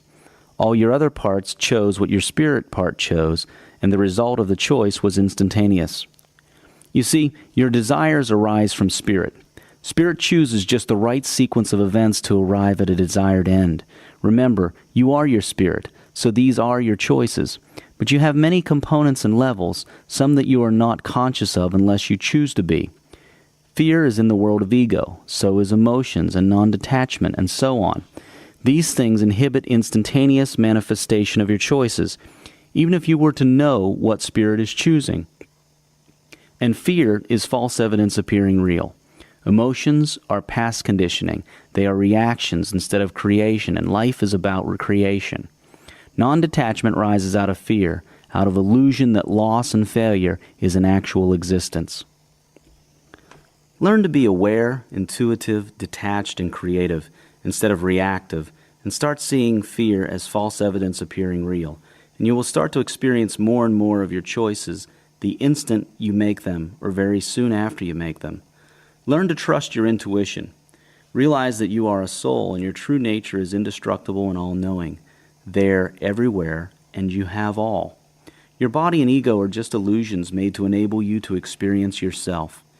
You, at the level of spirit, are in your future even right now as you read this. Why then would you fear the next moment? It is already taken care of by you. And you cannot possibly hurt yourself. Even death, the thing that people most fear, is senseless to fear. Think about it. Spirit was done with its body. What can the body possibly do to prevent spirit from leaving and taking away life? Nothing. If spirit chooses to move on, that is it. It cannot be trapped. And what can the body do to leave the spirit if the spirit still needs body? Nothing. Spirit is in past, present, and future and can see things the body cannot. Body cannot conspire against spirit. Do you see how ego fights a fruitless war of fear against death and everything else? Do you see how fear itself is the destroyer? Spirit loses nothing. It cannot possibly lose. It knows that even after the body dies, spirit is still intact as it was before, and it is all good. It is ego that fears death, and only because death is unknown. People who know death cease to fear it, as you may have heard. Now think about your birth. Just as you may not be aware of the all of the choices that you are making as spirit, just a few of them, you most likely are unaware of the choices you made with regards to your birth. That does not mean that there were no choices made. You chose a purpose, as we saw in the chapter on purpose. You had many purposes, desires, and wishes for further growth in various aspects. You chose the exact right circumstances, body, configuration, and location to be born in to fulfill your desires, purposes, choices for growth, and to stop believing in certain illusions. At every moment, you sent yourself the right people and things in your life to take you to the next step. Sometimes your ego refused to take them, but nevertheless, you sent them. Do you start to see how it all works? If you are still not convinced, think about this. What do people say when they are thinking of suicide? I can't live with myself anymore. Look at that statement. There are two people in one. It is like a person saying, I cannot live with this other guy anymore. Yet it is two individuals in one. One of them feels immortal and desires to end association with the other, which it knows is mortal, and the one where the suffering is coming from. Deep within everybody there is knowledge that we are an immortal soul with a mortal illusionary body and ego. It is in believing in our illusionary part is the real part that all suffering comes from. It is when we live in the illusion instead of using it as we came to do that causes pain and lacking. The illusions are very necessary. They are beautiful gifts, but start using them instead of living in them. Vipassana, insight or mindfulness, meditation, takes your awareness to the level where you can watch your subconscious mind create thought. You can observe your sponsoring thoughts. It gives you a chance to fix your subconscious and ego through a process called mindfulness. It also takes you to levels beyond the subconscious. It is a wonderful tool. You are your spirit, not your body, personality, conditions, or anything else. Yet your spirit is eternal and all that is. Your spirit is real. You are spirit. You are real. The real creates the illusion, not the other way around. The spirit or soul chooses a purpose or purposes when it chooses to manifest itself as a human being on earth. This purpose is co-chosen with all other spirits, with the One. It chooses what it wishes to experience in this physical plane. It gets a body and mind to experience these things. Now, it communicates to the body and mind through desires and feelings, but it never enforces its choices. Body and mind are free to choose whether or not to experience those desires. Often, out of fear or past conditioning, they choose not. Yet the desire does not go away. It remains until fulfilled. When the body and mind are in disagreement or opposition to the soul, a person will experience dissatisfaction. When body, mind, and soul agree, the creative force is phenomenal. Waiting ends, and joyous experience occurs without resistance. The soul then knows itself experientially. At all times you are free to choose what you wish to experience, and at all times your soul communicates to you, but you can choose not to listen, as many people have done in the past. Nothing real can be threatened. A Course in Miracles. All other things held constant, to the extent that an individual or society lives as souls with bodies, minds, and egos, instead of the other way around, so will they have wealth and happiness. The greatest advice that can be given to you now is this: meditate daily. If you do not go within, you go without. Meditation takes you in to meet yourself in infinity. It cannot be explained, only experienced.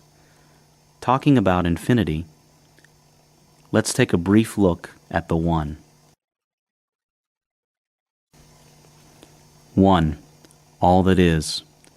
Hinduism taught it in a different way. Buddha does the same in a different way. Tao did the same in a different way. Jesus and Muhammad taught it in a different way. Quantum physics teaches it in a different way. Just about every spiritual teacher, sage, quantum physicist, and religion teaches us, in its own different way, that we are all one, and by acting in that awareness we move forward fastest, most richly and least painfully. This is nothing new, but often we have refused to listen. Now, in your quest for wealth and joy, you may wish to look at this again. Everything is all one, the same being, individuated in different guises. In other words, everything is a localized point in and of the source of all that is, of God. Nothing can possibly exist outside of and separate from the source. The individuation and the illusions of separation are necessary, as we saw in the chapter on self. But they are only great tools when used as tools. When they are believed in as realities instead of illusions, they destroy and cause unnecessary suffering and inadequacy. Let us look very briefly into this oneness. Once you realize, feel, and act from this position of oneness, you will start seeing that you already are one with all things you desire and with all the people and things that will bring wealth to you. You will see that you are the one making the request for your desires, the same one communicating that request, the same one fulfilling that request, and the same one experiencing the manifestation of your request. Hence you need not worry. The illusion that you are not the same one is there just for your thrill and experience. This chapter will only take a brief look at this oneness, merely to give you evidence and to start you thinking about it. It will merely start you on a journey that only you can take, for it cannot be said, only experienced. We are all one. You are one with the Source, and nothing is difficult or denied from, by, and to the Source. The universe is friendly to your desires. Nothing is impossible, if only you will believe. You can never permanently own anything on earth. Life is change, and one is all there is. Ownership is a detrimental state of mind that allows what you think you own to own you. Again, here on earth, what you think you own ends up owning you, possessing you, taking away a part of your freedom. Think about that for a moment. Everything is one. How then can you own a part of the one? How can your leg own your hand? Your leg can play with your hand for a while, but it cannot own it. This works the same way with you and the rest of life. When you think you own something, you chase it about to prevent the loss of it, a chase that is fruitless. Hence, it owns you. Instead, think of yourself as a custodian of things until it is time to not be their custodian. Whether you like it or not, when the time comes or when your life on earth moves on, you will have to release all these things.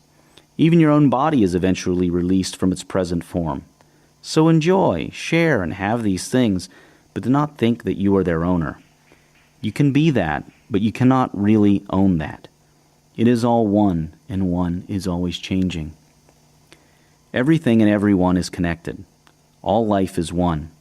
What happens in Kabul affects you, somehow, wherever you are. And what happens with you, the thoughts you have, and so on, affects everyone else everywhere, somehow. So for your own sake, think, act, and be as one. Superiority and inferiority is not inbuilt in people and things. Seeing things in terms of better or worse is a judgmental weakness. This is especially a weakness of nations, whereby one government will consider itself superior to another, especially economically and systematically.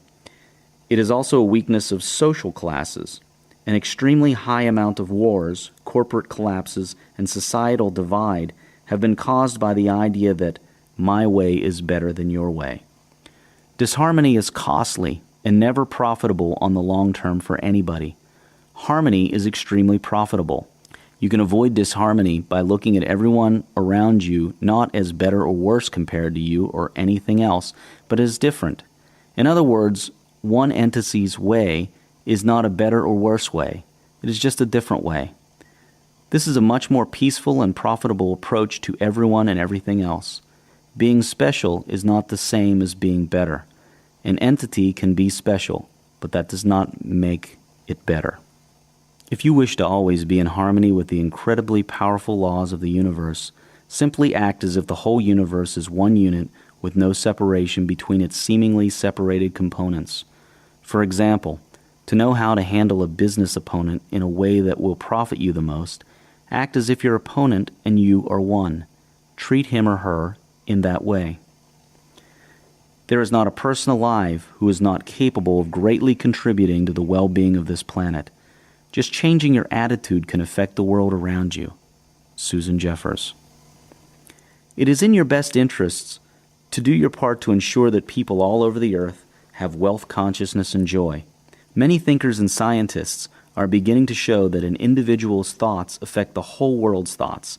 An individual was responsible for what happens in the world and to everyone on it. The ancient Greeks had a similar concept, Gaia. It has been mentioned by many philosophers all over the world, from ancient Greece by Plato to ancient Asia and the Far East. Modern scientists and thinkers in various fields of science are also starting to study and show that we are all connected. These connections are being found in various forms and in various fields of science. These findings include those by scientists such as Dr. John Lovelock, Peter Russell in his book The Global Brain Awakens, the British biologist Rupert Sheldrake in his book A New Science of Life, Howard Bloom in his book Global Brain, and many others. If you wish to be wealthy, you can do so on your own. But you can do so a lot easier and to a much larger extent, by far, if you help the world attain wealth consciousness. It has been said before in many places that the reason the one chooses to individuate itself is this: in the absence of that which is not, that which is not. Think about that. So the wrongdoer cannot do wrong without the hidden will of you all. And when one of you falls down, he falls for those behind him, a caution against the stumbling stone. Aye, and he falls for those ahead of him who, though faster and surer of foot, yet removed not the stumbling stone.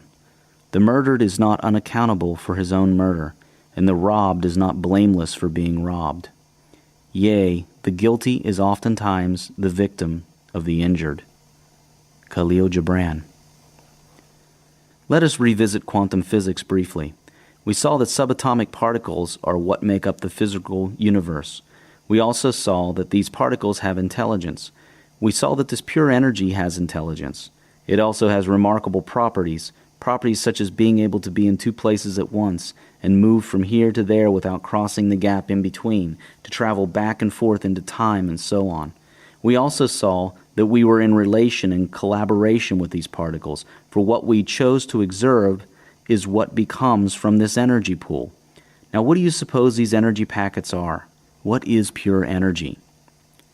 Before we attempt to answer that question, let us look at the source, all that is, what many call God. We have been told that we are children of God, in the image and likeness of God, and that God is all that is. Now let us go back to where God was the absolute only, before creation. In truth, there is no such straight timeline, but let us imagine that there is, for the sake of study. Okay, so we are now looking at God before creation. God was out there all alone.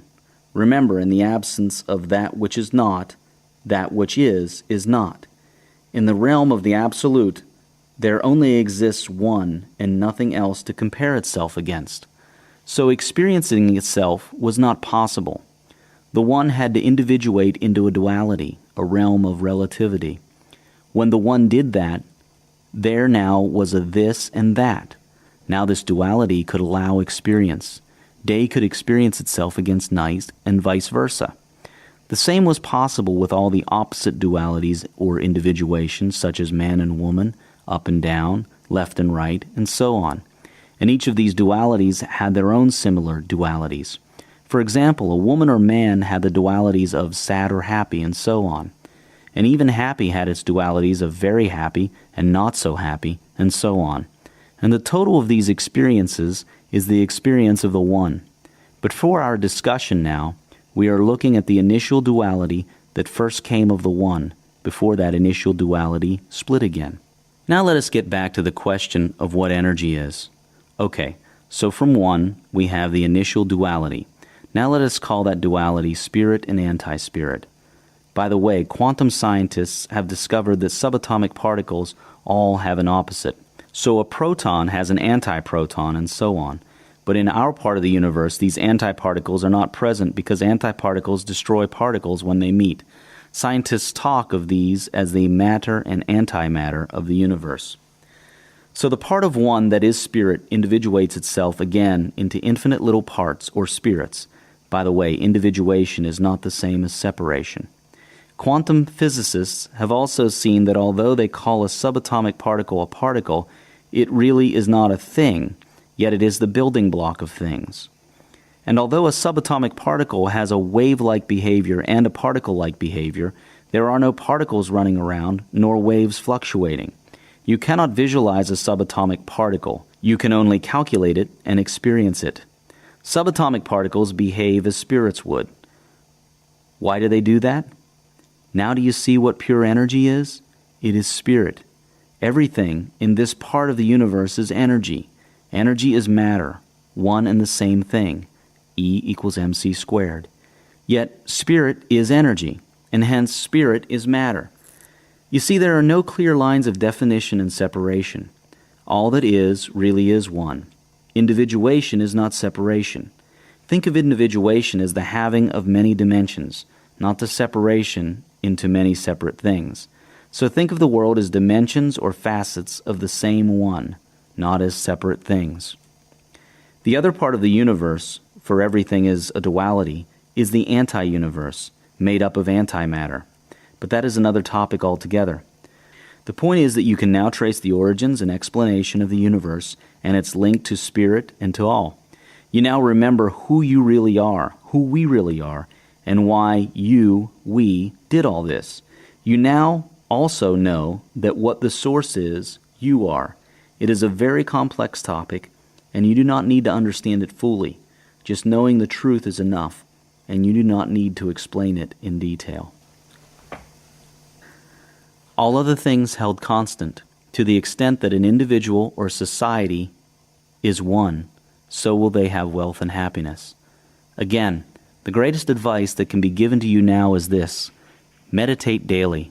Soon, maybe on your first meditation, maybe later, you will come to experience this oneness, and you will be amazed at it. It cannot be spoken of, only experienced. This is a journey only you can take on your own. Meditation takes you in to meet yourself in infinity. It cannot be explained, only experienced. Now, if you are one with the Source and all there is, guess what else you are? You are abundant by nature. Let us have a look at your abundance. Abundance. You have it all. You have seen that you are one with the Source, one with all that is. This makes you abundant. You have also seen how you created reality out of the quantum field simply by using your thoughts, states of being, words, and actions. You have also seen how anything is possible when you believe and choose consistently with clarity. All this makes you abundant. At your highest level, you are naturally, ever-presently abundant. There is nothing you have to do, and you cannot be anything other than abundant. Let us look at aspects of this abundance and how to make it materialize in your life. You are one with all that is. Spend your money gladly, cheerfully, and with excitement. Whether you are buying items or paying bills, be glad that you are doing it. Money runs away from those who feel it is in shortage, those who have negativity towards its use. Nature is capable of giving you all your desires without losing anything itself. Scarcity is not real. It only appears when we choose to see it. The source of all that is can never run out of creative power and ability. 1,000,000 times of what has been created can be created again. The supply is unlimited. Thoughts of scarcity take away abundance from your life. They manifest scarcity into the physical. To avoid scarcity, eliminate all thoughts of competition and instead choose creation. Competition is a statement to the universe that you believe your survival is at risk and there is not enough.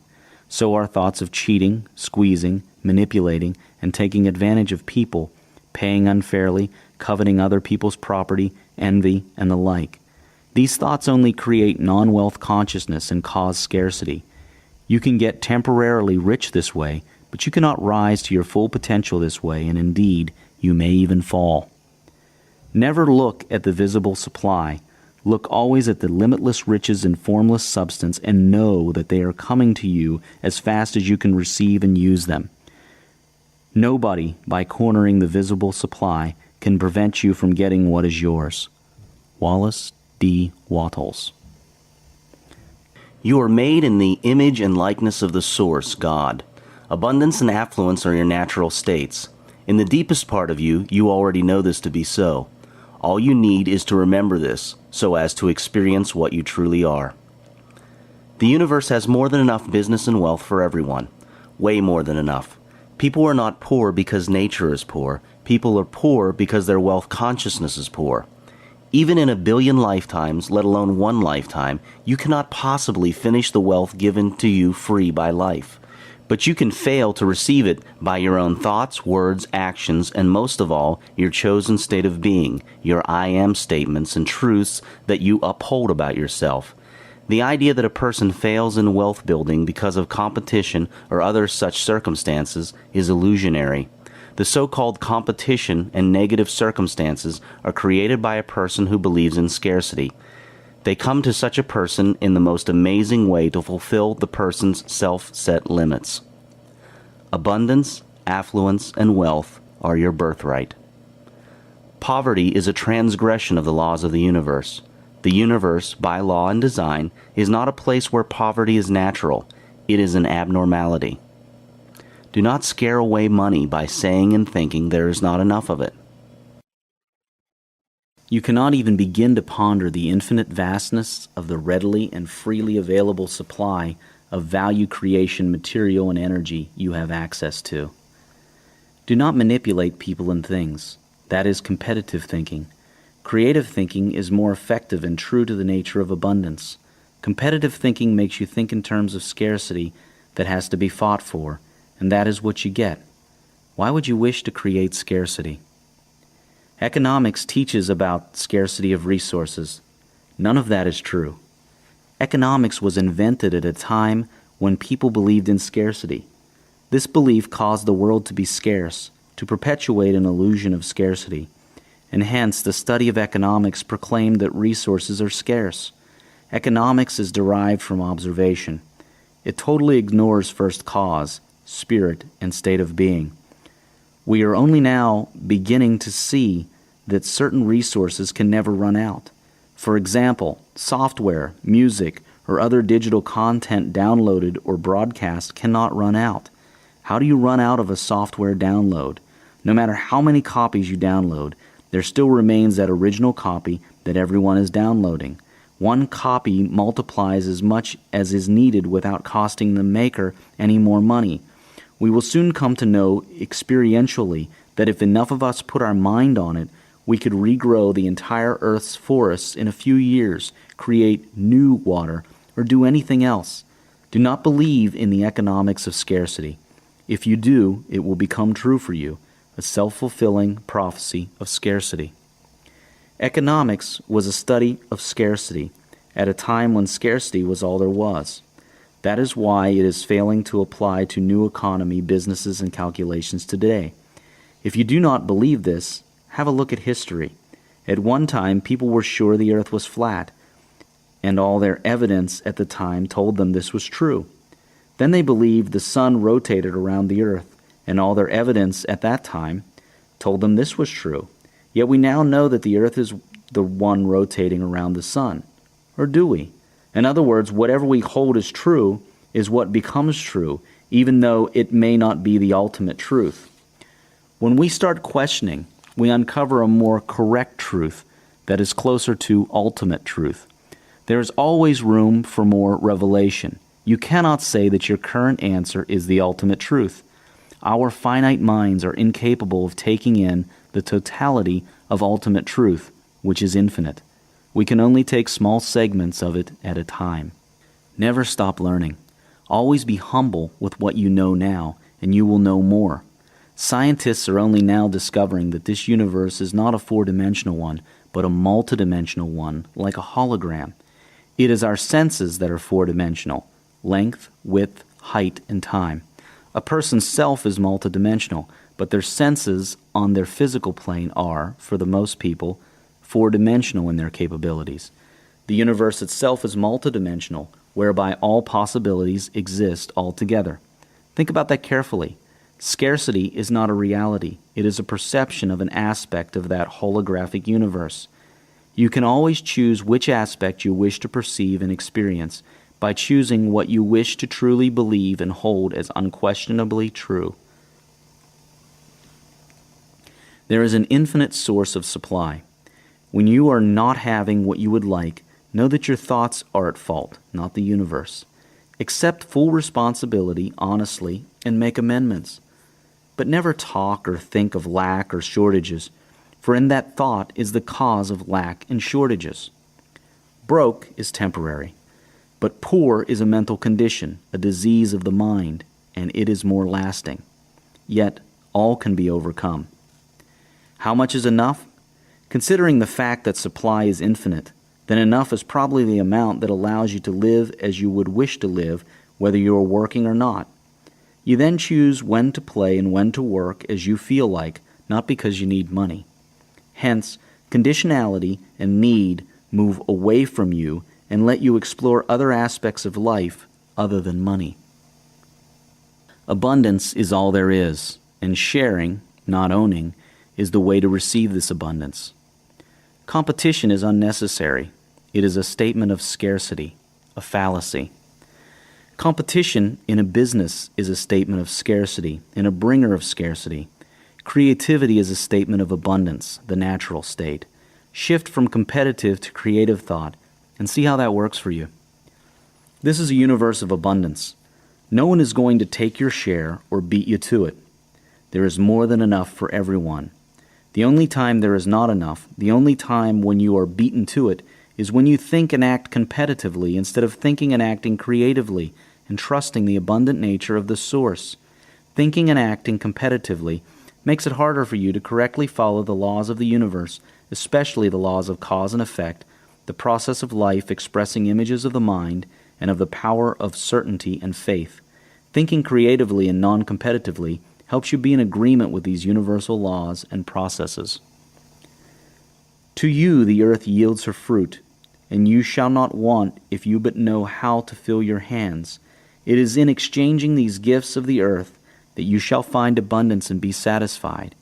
Yet unless the exchange be in love and kindly justice, it will lead some to greed and others to hunger. Khalil Gibran. Out of abundance he took abundance, and still abundance remains. Upanishads. All other things held constant, to the extent that an individual or society sees, believes in, and acts in abundance, so will they have wealth and happiness. Again, meditate. It is the fastest way for you to know experientially how abundant you are. These higher concepts cannot be explained and fully understood intellectually. They can only be experienced. They can be talked about using symbols such as words, but the full appreciation and knowing can only come from experience, and all you need to do is go within, meditate, and all the experience you need will be right there.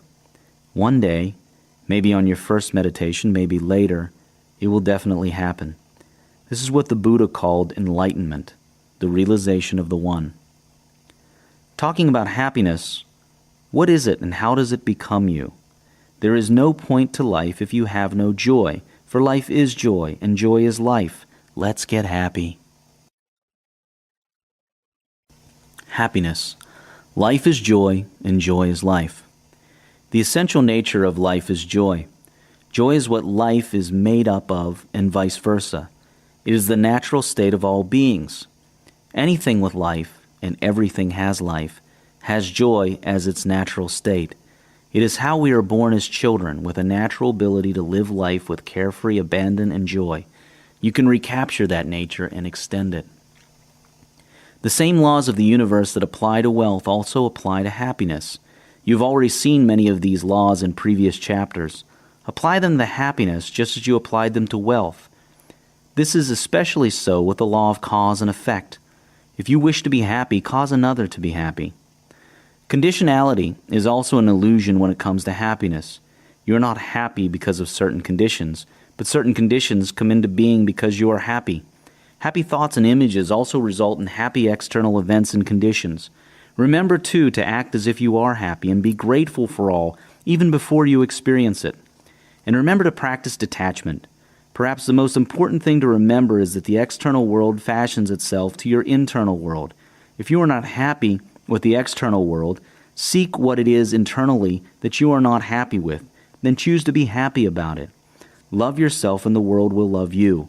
Be happy with yourself, and the world will be happy about and with you. How do you do these things? You just do them. Now. Do not complicate this. It is simple. Make the decision right now to be happy with you and to love yourself. Happiness is a decision. Decide now to be of the state of happiness, and all else will follow. Happiness is a continuum of moments that are not resisted. If you resist a moment, you will not be happy with it. Also, what you resist persists. What you accept and bring into your light reveals itself and lets go of you. Unconditional love, acceptance, detachment, and tolerance, all these lead to happiness. Sadness and joy are different grades of the same thing. They just appear to be different things.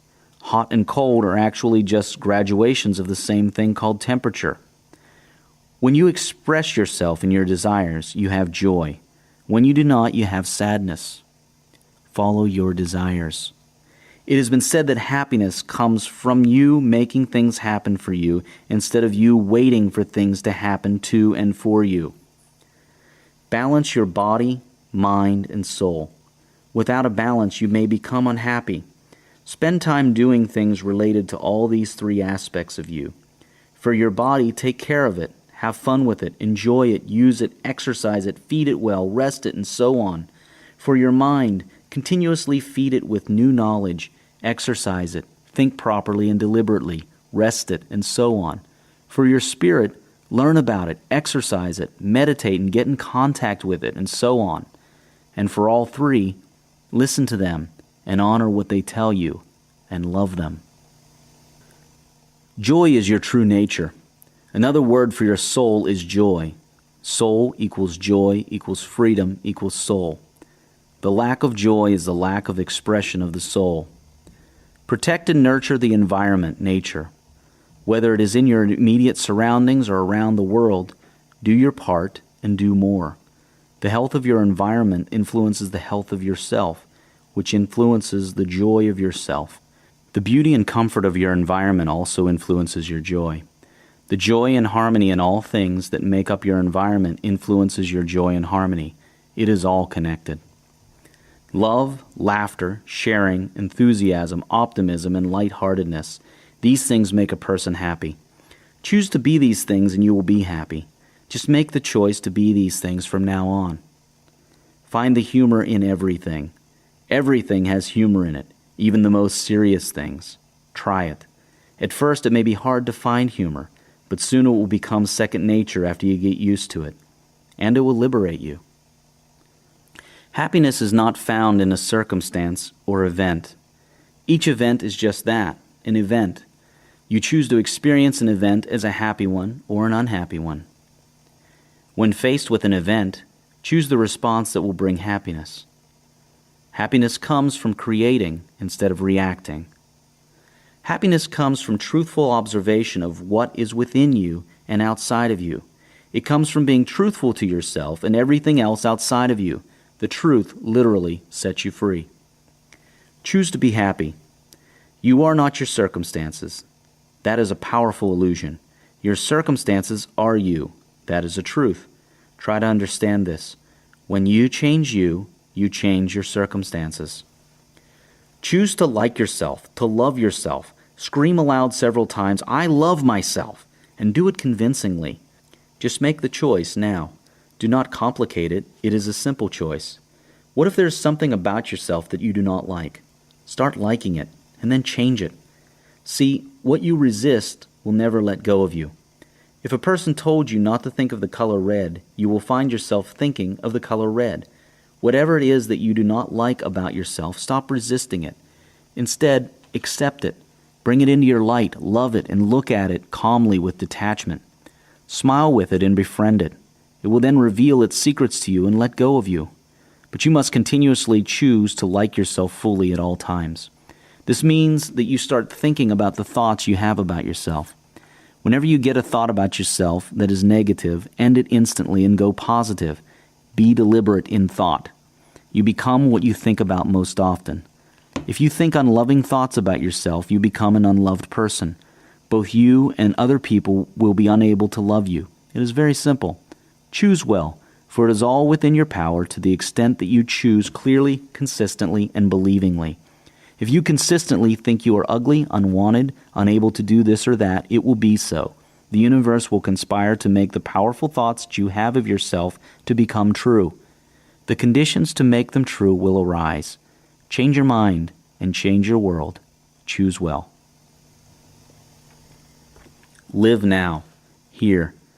Like Harry Potter was advised by his headmaster, Albus Dumbledore, in the Harry Potter and the Philosopher's Stone movie, it does not do to dwell on dreams and forget to live. Harry Potter found a magic mirror that showed, according to Dumbledore, the deepest and most desperate desires of our hearts, but not knowledge or truth. Dumbledore then cautioned Harry Potter against its use, for although it may have felt very comfortable for Harry to spend all day dreaming of his desires, doing so was not living. Living is what allows life to express itself, and with expression comes joy. It is okay to dream, but live life now, here, because the only place you can live life is now, here. Dumbledore then explained to Harry Potter that the happiest person was the one who looked into the magic mirror and saw only him or herself exactly as they were now, here. Think about that. There is an old saying that says, "When you laugh, the world laughs with you, but when you cry alone." Stop crying and start laughing. Keep it simple. Have enthusiasm. Live with passion. How? Choose to do so. Just do it. Change your mind. Start seeing how good things really are, and you will have joy. Look at the light, and you will never see the darkness. Change your mind. Change what you think you see. You can be looking at the same thing and see a happy picture instead of an unhappy one. See the good in everything. See the magic. That is what happy people do. Joy is what happens to us when we allow ourselves to recognize how good things really are. Marianne Williamson. Cultivate your relationships with people. Happy people, statistically and quite obviously, have healthy and happy relationships with friends and family. Love is a powerful force. Be friendly and of unconditional love, and you will make friends and have many fantastic relationships. That said, you must always remember that you need nothing outside of yourself to be happy. Do not become a person that relies on others to be happy. That is an addiction and a falsehood, not to mention an unfair pressure placed on others that will only lead to eventual unhappiness. Love yourself, and recognize that your love for others must be unconditional and free. Then be friendly, and keep your freedom of choice. Any relationship where you lose your freedom of choice is an unhealthy one that leads to unhappiness. Stable, fair, free, and loving relationships on all levels lead to happiness. Think about this. You do not owe anybody anything at all, ever, for any reason.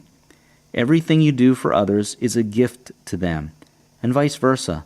Once you understand this statement deeply, you understand unconditional love, one that requires nothing in particular from others, and one that is not pressured to give anything in particular to others, and all that exists are gifts given and accepted cheerfully and naturally. From love comes joy. What is love? Love is not a bond, it is a freedom, a liberator, not a binder. It is a free expressor, not a limiter. In the presence of true love, things flourish as they are, perfect. Fill each other's cup, but drink not from one cup. Khalil Gibran. Do not spend any time at all thinking about how unhappy you are or how this, that, or the other makes you unhappy. Remember, you become what you think about most of the time. The less judgmental you are, the happier you become. The more forgiving you are, the happier you become. Cherish and nurture your freedom, and let others have theirs as well. Practice unconditional love for yourself and for others. Freedom and love, these are the keys to happiness. Do not cut your freedom short, nor cut another's. True and unconditional freedom and love are the flames that fuel creativity, trust, growth, and expression of spirit, hence joy. It is important to understand the nature of unconditional love and freedom. Love and freedom that comes full of conditions goes against the only constant in the universe, change. Every moment things change. Change is growth. Conditional love resists change. It is a love of an idea, not a person. It is the love of a past known moment and not a future unknown moment. It is full of fear that the conditions will one day not be met. That fear attracts the very thing that is being feared. This is evident all around our world today. Finally, yet importantly, conditional love and freedom takes away the power to choose happiness no matter what the event is. Happiness is a choice. People who understand this are able to face any situation with joy. Conditionality makes it harder for you to do this, to be happy. Start to understand and practice unconditional love and freedom. Start to enjoy watching others grow as they choose to grow, not as you choose them to grow. Start to enjoy the unknown moment of the future and stop clinging onto a past known moment. Start creating instead of reacting.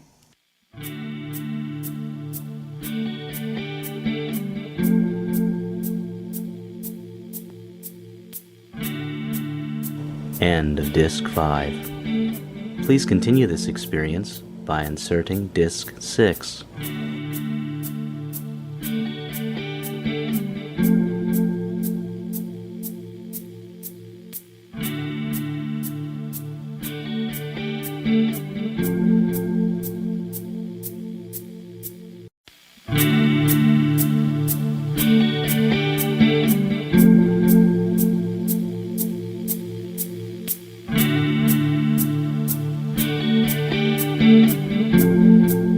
A Happy Pocket Full of Money by David Cameron Gikandi. Read by John Wayne Myers. Disc 6.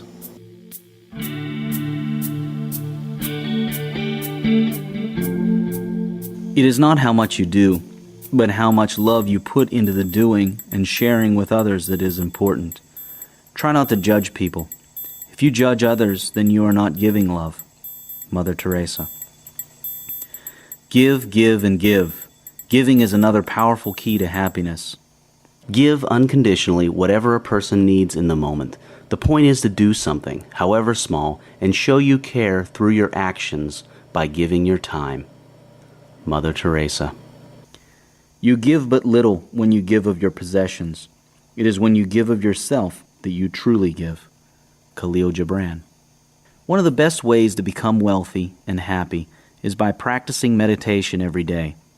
Meditation puts you in touch with your higher self, and the teachings in this book become you, experientially, in every cell of your body. They no longer are theoretical constructs, for they become you. You no longer have to struggle to practice and remember them, for they are you. Start meditating, and one day soon you will have this happen to you. The recommended meditation technique here is Vipassana, mindfulness, insight, meditation.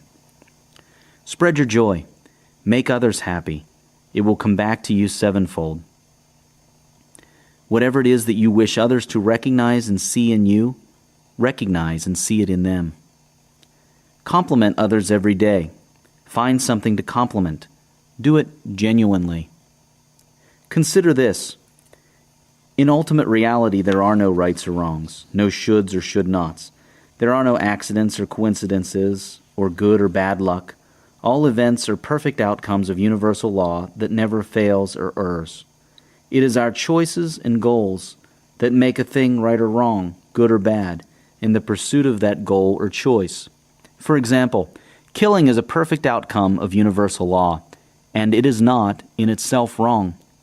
But if, as a society, we wish to promote peace, happiness, and prosperity, then killing is wrong. Our choices make a thing right or wrong. But on its own and without our choices, a thing is just a perfect outcome of universal law. Also consider this. Change is all there is. That includes what society considers acceptable or not. Even what looks like an acceptable form of behavior now was at some time in the past unacceptable, and will someday become unacceptable, and vice versa. Also, what is acceptable here may not be acceptable somewhere else, or at another time or place in the day. Think about this on a global, racial, sexual, economic status, and age scale. Then ask yourself why. Also consider this. To the extent that you make your own choices instead of taking the choices passed on to you by others, you will be happy, growing, and free. What is should? What is can? Why? Who are you? Why? Why? Think about these things. Think about them with detachment. Observe them truly. Within those answers you will find liberation, power, love, and happiness. The more you choose for yourself and what your life events are based on your truths and not the truths of others, the happier you are. You learn to love by loving. You just do it. It is not complicated unless you complicate it. So do not complicate it. You need not wait a single moment to start being happy. How fantastic is that? Right now, right here, you can make that choice. You need nothing outside of yourself to be happy and wealthy. It is all inside. The outside simply responds to allow you to experience your internal state physically. The truth is, the happy get happier because they know how to be happy, and the troubled get more troubled because they pour all their life energy into their troubles. Susan Page. Remember the dangers of wanting. Never want happiness or anything else. A state of want is a perpetual state of never having and a declaration of not having. Instead of wanting, desire and intend with detachment. The more love you give away, the more of it you get in return. Your joy is your sorrow unmasked. When you are joyous, look deep into your heart, and you shall find that it is only that which has given you sorrow that is giving you joy. When you are sorrowful, look again in your heart, and you shall see that in truth you are weeping for that which has been your delight. Khalil Gibran. Do not complain, neither to yourself nor to others. What good does it do except highlight negativity and cause it? Smile. Just smile. Try it. It makes you happy. Smile because you know how life works, because you know the big secret. Real joy comes from within, from being. Pleasure and pain come from without, from the things outside of you. Joy never stops being joy. It is the nature of spirit, of being. It is not affected by external things. Once you are present in now and aware and in touch with yourself, the joy will be everywhere in you, and it shall never stop. It never had stopped and never can stop anyway, but you can be blind to it by not being here, now, fully present. Joy is an eternal state, in now. It is not in the past or future, for those are times that do not exist except only in the mind. Pleasure and pain, on the other hand, are external. They are also complementary. The same thing that gives you pleasure gives you pain. Think about it. Whatever external thing gives you pleasure, when it is not there, you feel pain. You feel the pain of not having it. The same thing gives you pleasure and pain. Or the thing that gives you pain, when it is not there, you feel pleasure. The same thing gives you both. All external things do this, and that is why people are often feeling unsatisfied. However, once you touch yourself and live now, real joy comes to the surface, and that can never change the pain. From that point on, everything will become enjoyable. Even the most painful things will cease to bring suffering to you, and you will marvel at all life. Joy is being, and being is isness. Now, from that point on, you shall be happy with all being, resisting no present moment, but creating your next moments in a powerful way through true choice. Resisting isness is futile. Resisting now is painful. What do you expect to gain out of resisting what is? You cannot undo it, so why bother? Yet when you touch yourself and feel joy, you shall not need any intellectual conviction to stop resisting now. You shall just naturally love all being. Why does the same thing give you both pain and pleasure? It is because of the mind living outside the moment of now. For example, if you like a certain thing that gives you pleasure, when you have that thing, you enjoy it, unless you worry about losing it. When you do not have it and you let your mind escape now and go into the past and future thinking, it was great when I had that thing and I really wish I had it now. I look forward to when I will next have it. I do not like not having it now. You start getting into problems. When you think like that, you totally miss the joy of now, what is, and the gap between now, isness, and a past and future that only exists in the mind is the cause of pain, anxiety, and dissatisfaction. Joy is always in the moment of now. It is ever present, but you can choose not to see it. When you are out of mind, of no mind, you are being now, in harmony with all else that is now. In that state, you are in the best position to enjoy now and also create the next now in the most powerful way, free of worry, anxiety, and negativity. The mind is a tool, and you should activate it to create an intention of the next now. This very quick and detached thinking should not take any more than a few seconds every now and then. If you use your mind to constantly ramble on inside your head thinking about the past and future, all you do is live in the past, worry about the future, and lose now and joy. And anyway, that is no good formula for creating a future. All problems exist only in the mind. They cannot exist in now. In now, you always pass. You cannot fail now. Not 2 seconds from now or 5 hours from now, but right now. All problems exist outside of now, in the mind, when you use the mind incorrectly. All other things held constant. To the extent that an individual or society loves unconditionally, causes each other happiness, and lives now, so will they have wealth and happiness. Remember, life is a celebration, and joy makes for celebration. Joy is spirit being expressed in the ways it likes to and desires to. Express your spirit and let others express theirs. Well, we started with money, went on to larger things, and now we shall go back to money. Money is not the real thing. It is only a symbol of the real wealth inside us. We have so far been looking at what makes up the real thing. Even though money is not the real thing, we still need to know how to use this money.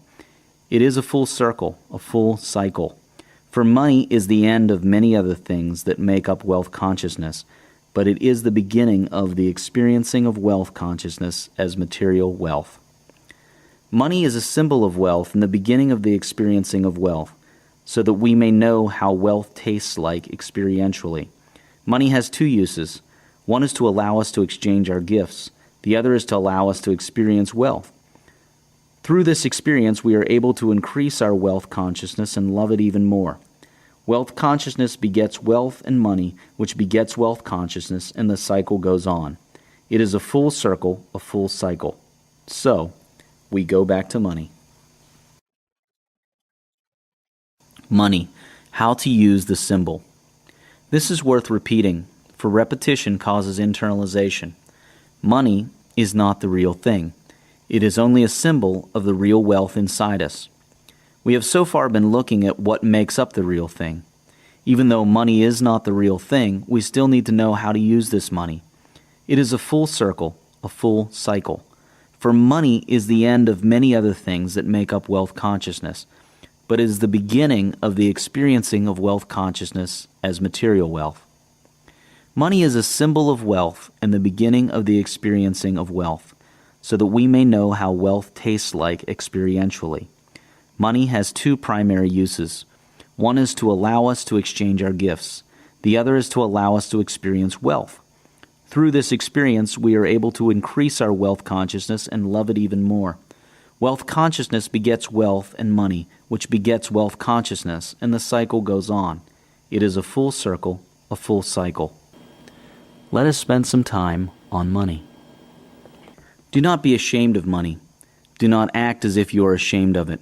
Hiding money, handling it as if it were dirty, being dishonest with money, and other similar attitudes and acts are all detrimental to you if you wish to acquire wealth. This is not a call for you to start bragging. It is a call for you to be honest in all ways with your money. Be honest to the money and about the money. Things that lead to dishonesty with and about money, or things that stem from it, eventually damage your wealth.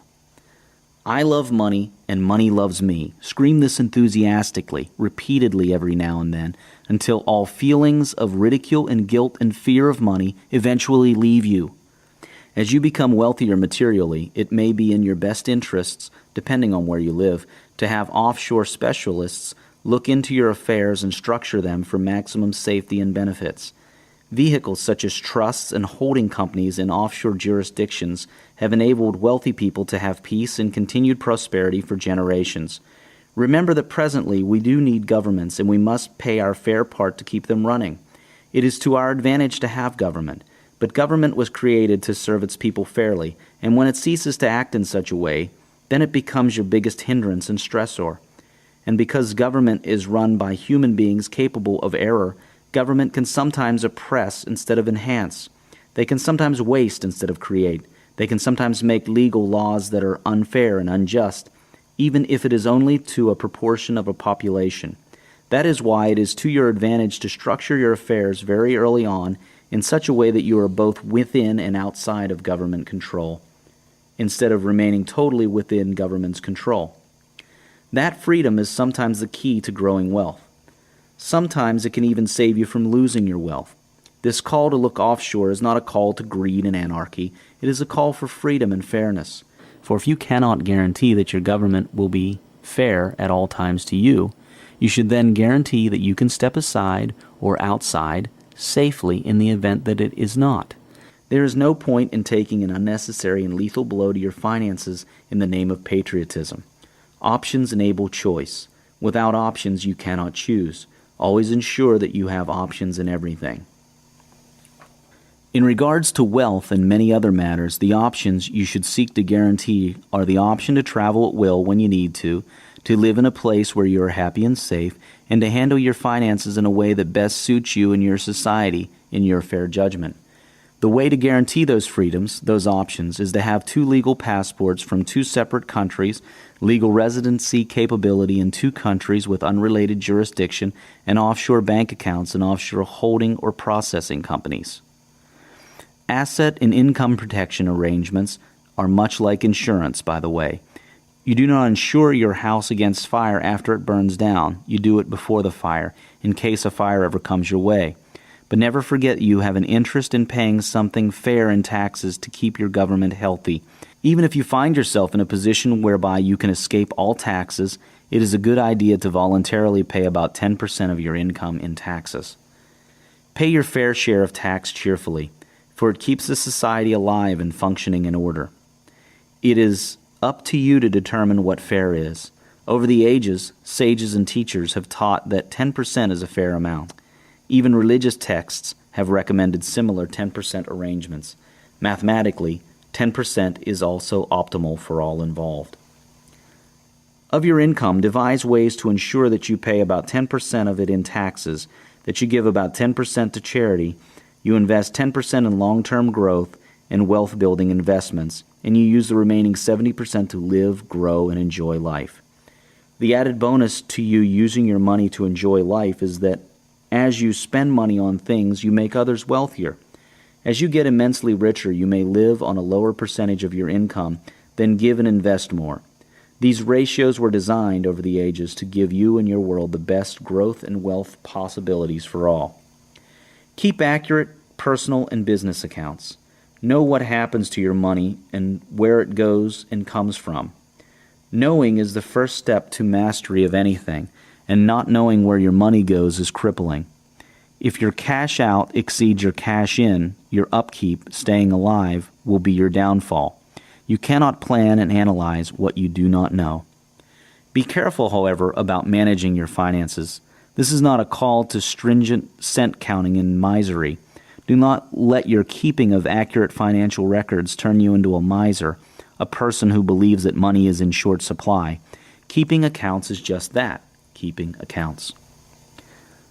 Surround yourself with very wise advisors, associates, and employees. The wise person keeps wiser counsel.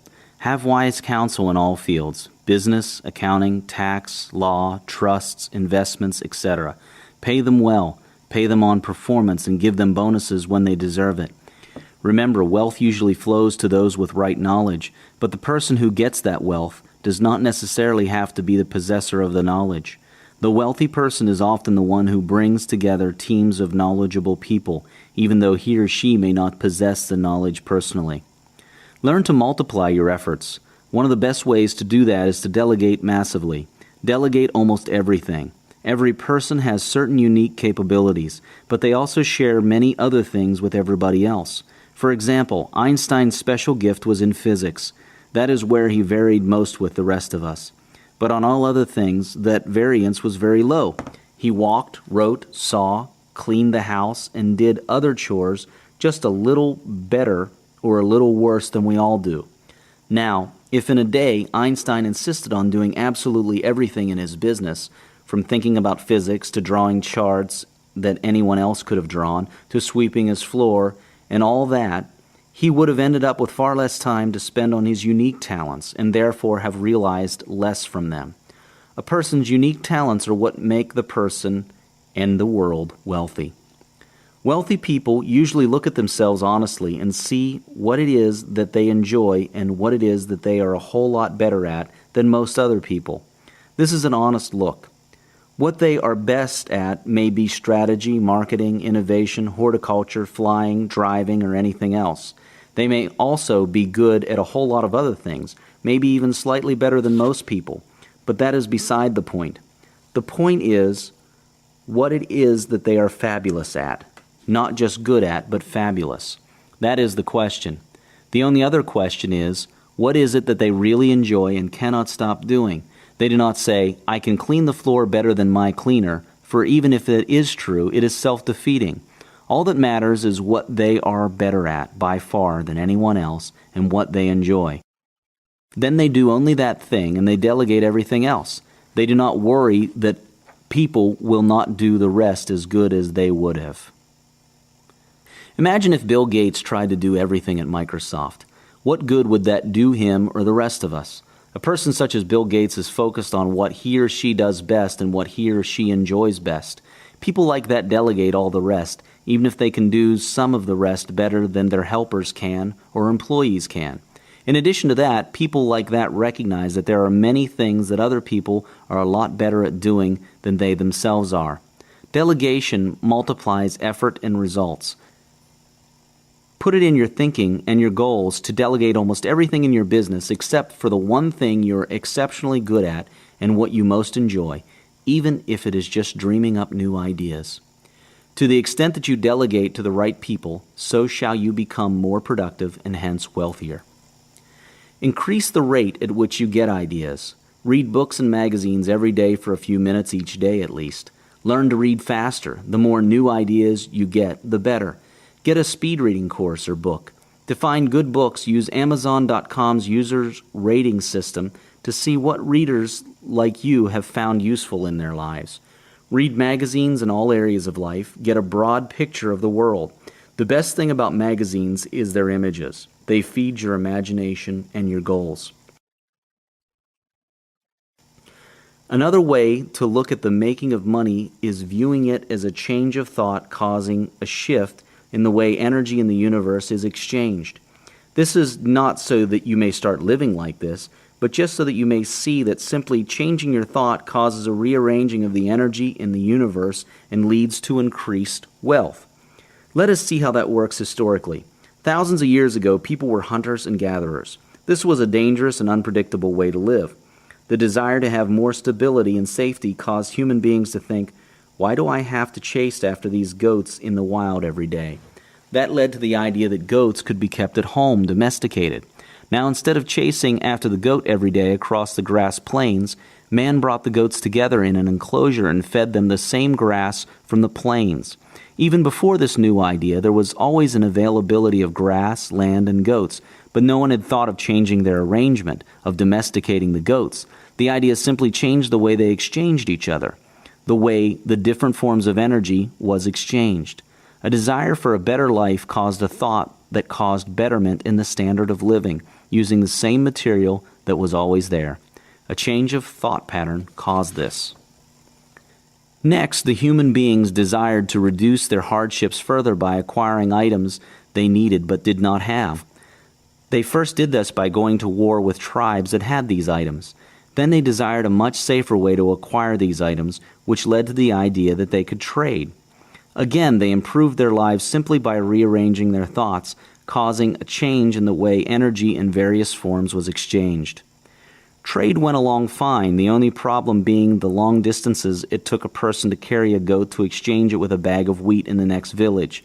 The desire to exchange faster and more efficiently led to the idea that instead of everyone walking all over the place, they can instead meet at one central spot and show all their goods and trade. A market was formed. Again, look at it closely. All the ingredients had always ever existed, but the idea that it could be done had not. The desire for better caused the idea that caused a shift in the way energy forms were exchanged. Remember the law that says energy is neither created nor destroyed, it only changes form. A market did not drop from the heavens on these people. They simply changed their thought pattern, and it was done. Today, the desire to trade even faster has caused us to have currency markets and stock exchanges. Imagine the time when a trader had to walk for half a day to the market, sell one cow, then walk back half a day home. Next came trucks, and farmers could drive several cows to the market and be back home early enough to do another trip. Then came futures and option exchanges, which enabled people to buy and sell thousands of livestock futures and options in seconds without having to get up or move a single cow. Yet nothing dropped from the heavens. It was all right here. People just desired different, and that desire took an infinite coordination of dozens of seemingly unrelated events to end up with a high-tech futures and options market and the zero need to move the cow at the time of trade. The sequencing of everything to end up with a result that enabled faster trade and profiting was unpredictable. But because the desire was there, nature fulfilled. But let us go back to the past. The agrarian revolution came along, and people, from their desire for more wealth, ended up with ways to improve farming. Again, they simply desired, and that desire led to thought, and what had always been there was rearranged. Nothing dropped from the heavens. But even then, it would take a king 3 generations to build a good-sized home and a fair collection of possessions. The average person did not even think it was possible for them to live in a multi-room brick home with certain amenities. That was for kings and queens. Today, life is different. We are born assuming from observation that a house is something that we shall automatically always live in, and that we shall automatically have clothes and certain other things that were reserved for royalty back then. It does not even cross your mind for a moment that you can lack certain things, yet people in the past struggled for generations to get those same things. We have the certainty that they did not have. The point here is to see the powerful effects of certainty on an individual level and on a wider scale. Certainty of thought causes massive shifts in the way energy is rearranged. A massive upshift in certainty of thought and in desire for better always leads to a massive shift in the way energy is rearranged for a better life. Take, for example, the emergence of the IT boom. You had Bill Gates and hundreds of other young people making massive amounts of wealth in very short periods. People would become billionaires in a few years instead of 4 generations as it used to take. And as fresh kids out of college watched this happen, they believed they could do it. And many of them believed. And a whole range of new businesses was formed in no time at all. Young people in their 20s were becoming millionaires by the dozens every day. Yet nothing new dropped from the heavens in those few years. All it took was massive desire, belief, and change of thought. Then the energy that was always there in various forms was rearranged into a whole bunch of new forms that led to wealth.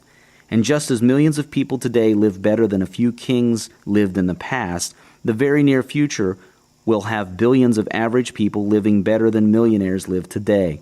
And nothing new will be dropped from the heavens. We will simply desire better, have certainty on a higher level because we are now beginning to understand how it all works, and we will change our thoughts in the right way, and it will just happen in unpredictable and powerful ways.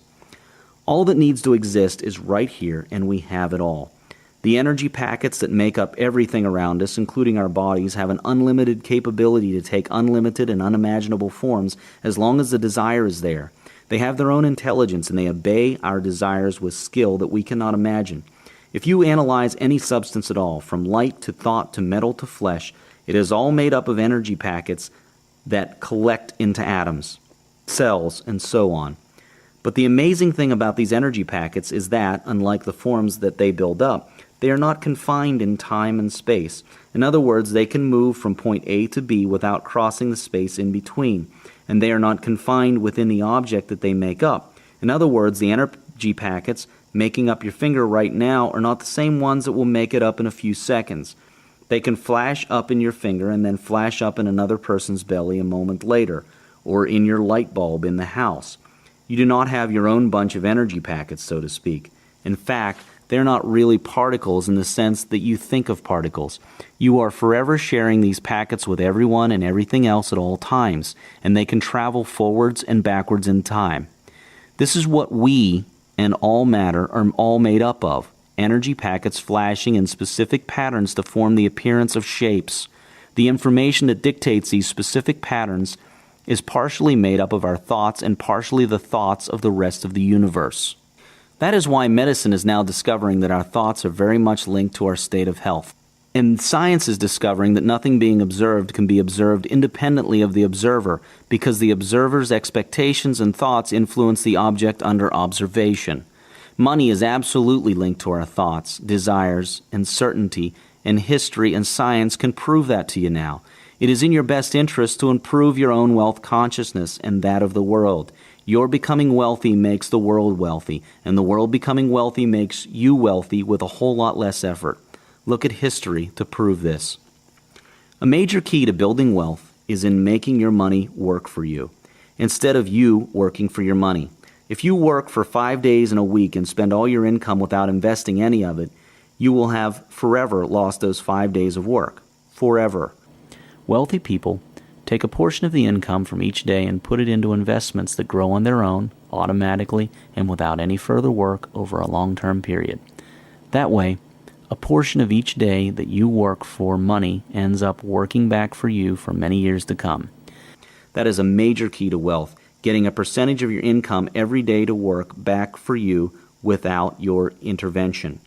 You do this by taking at least 10% of your daily income before taxes and bills and putting that into long-term investment for a minimum of about 3 years.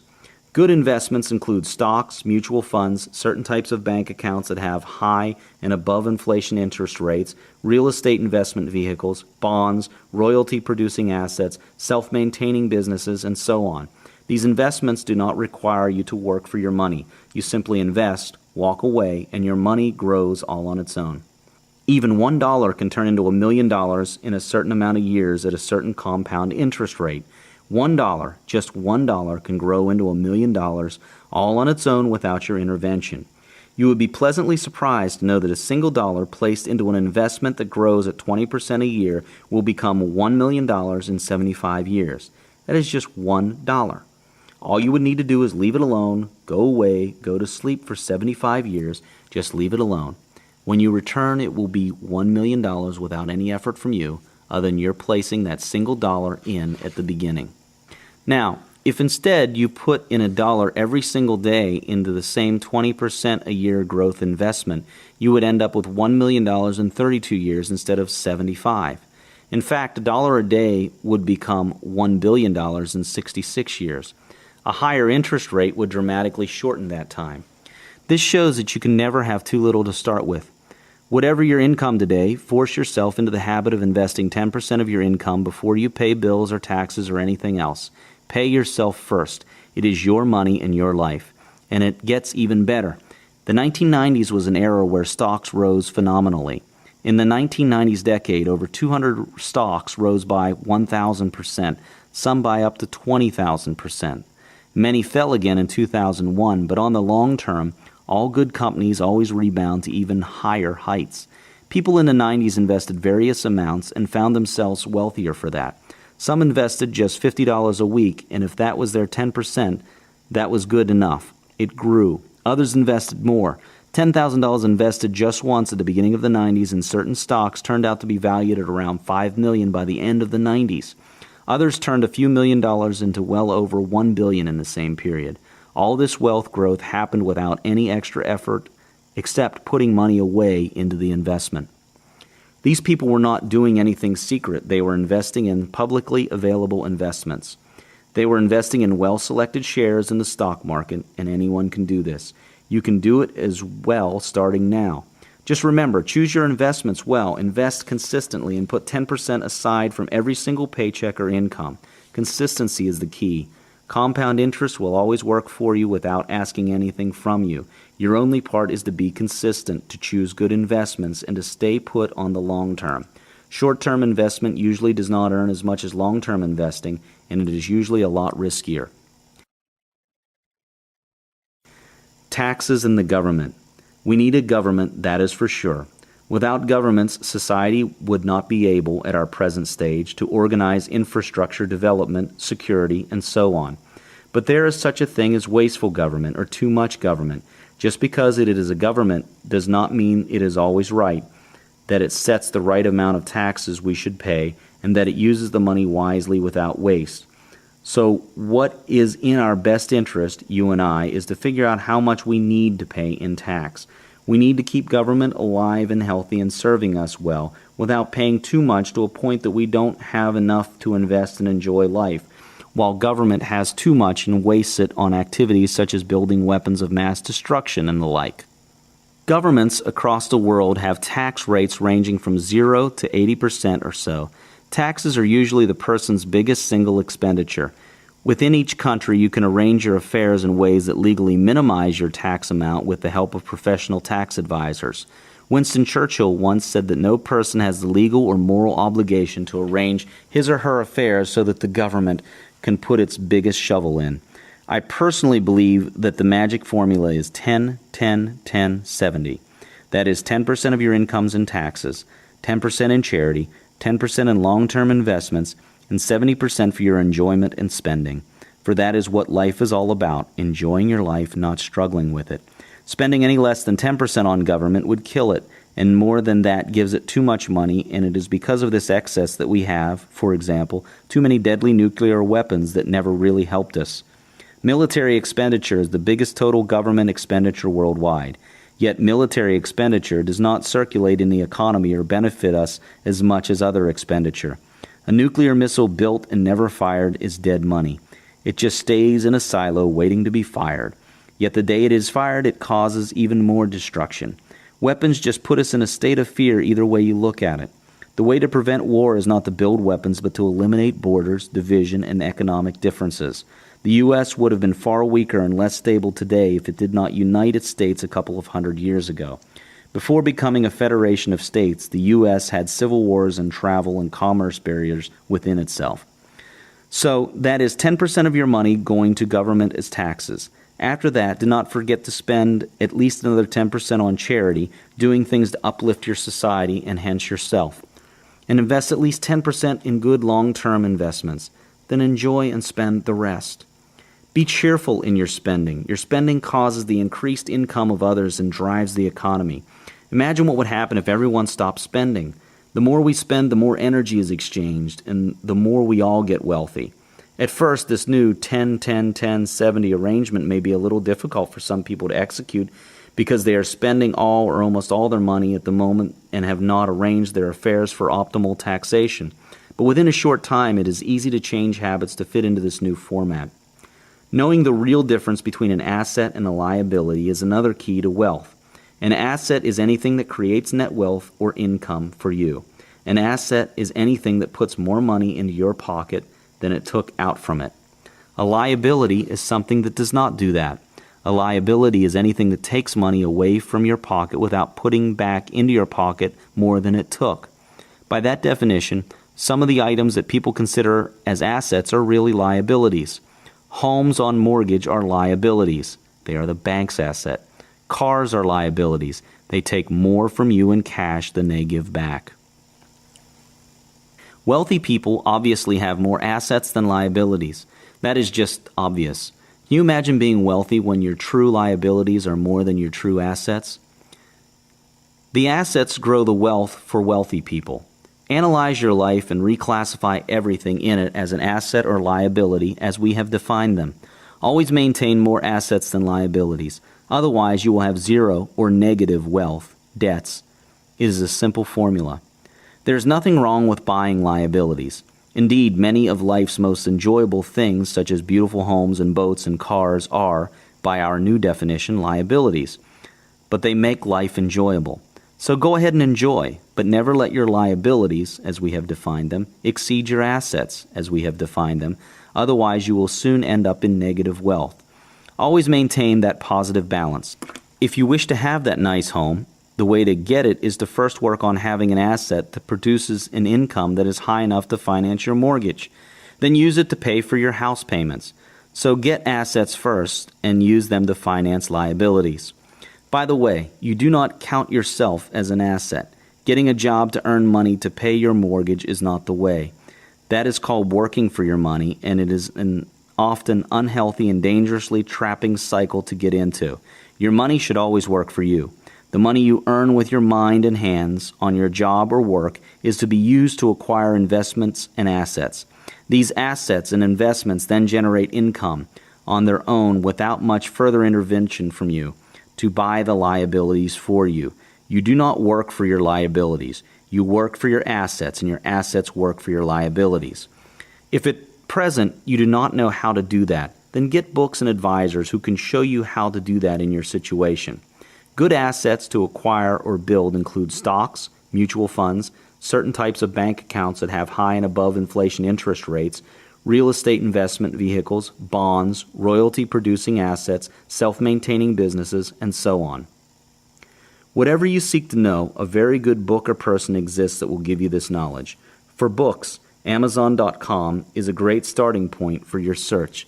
For other information, a search on Google.com usually gives you what you are after. In this day and age, we lack nothing. In truth, we never did. We just made up the shortages ourselves. Live a luxurious life. Remember, life is images of the mind expressed.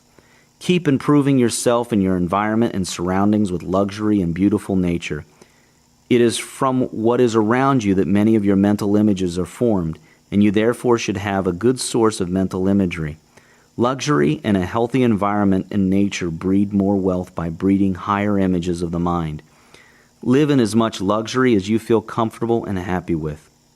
Take care of Mother Nature, the goose that lays the golden eggs. Do not pollute or destroy the environment fast or slowly. That is killing the same source that enables you to be.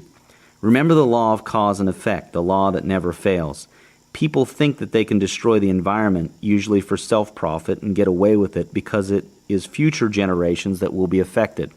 The law of cause and effect never fails. As surely as you breathe, you reap what you sow, positive or negative.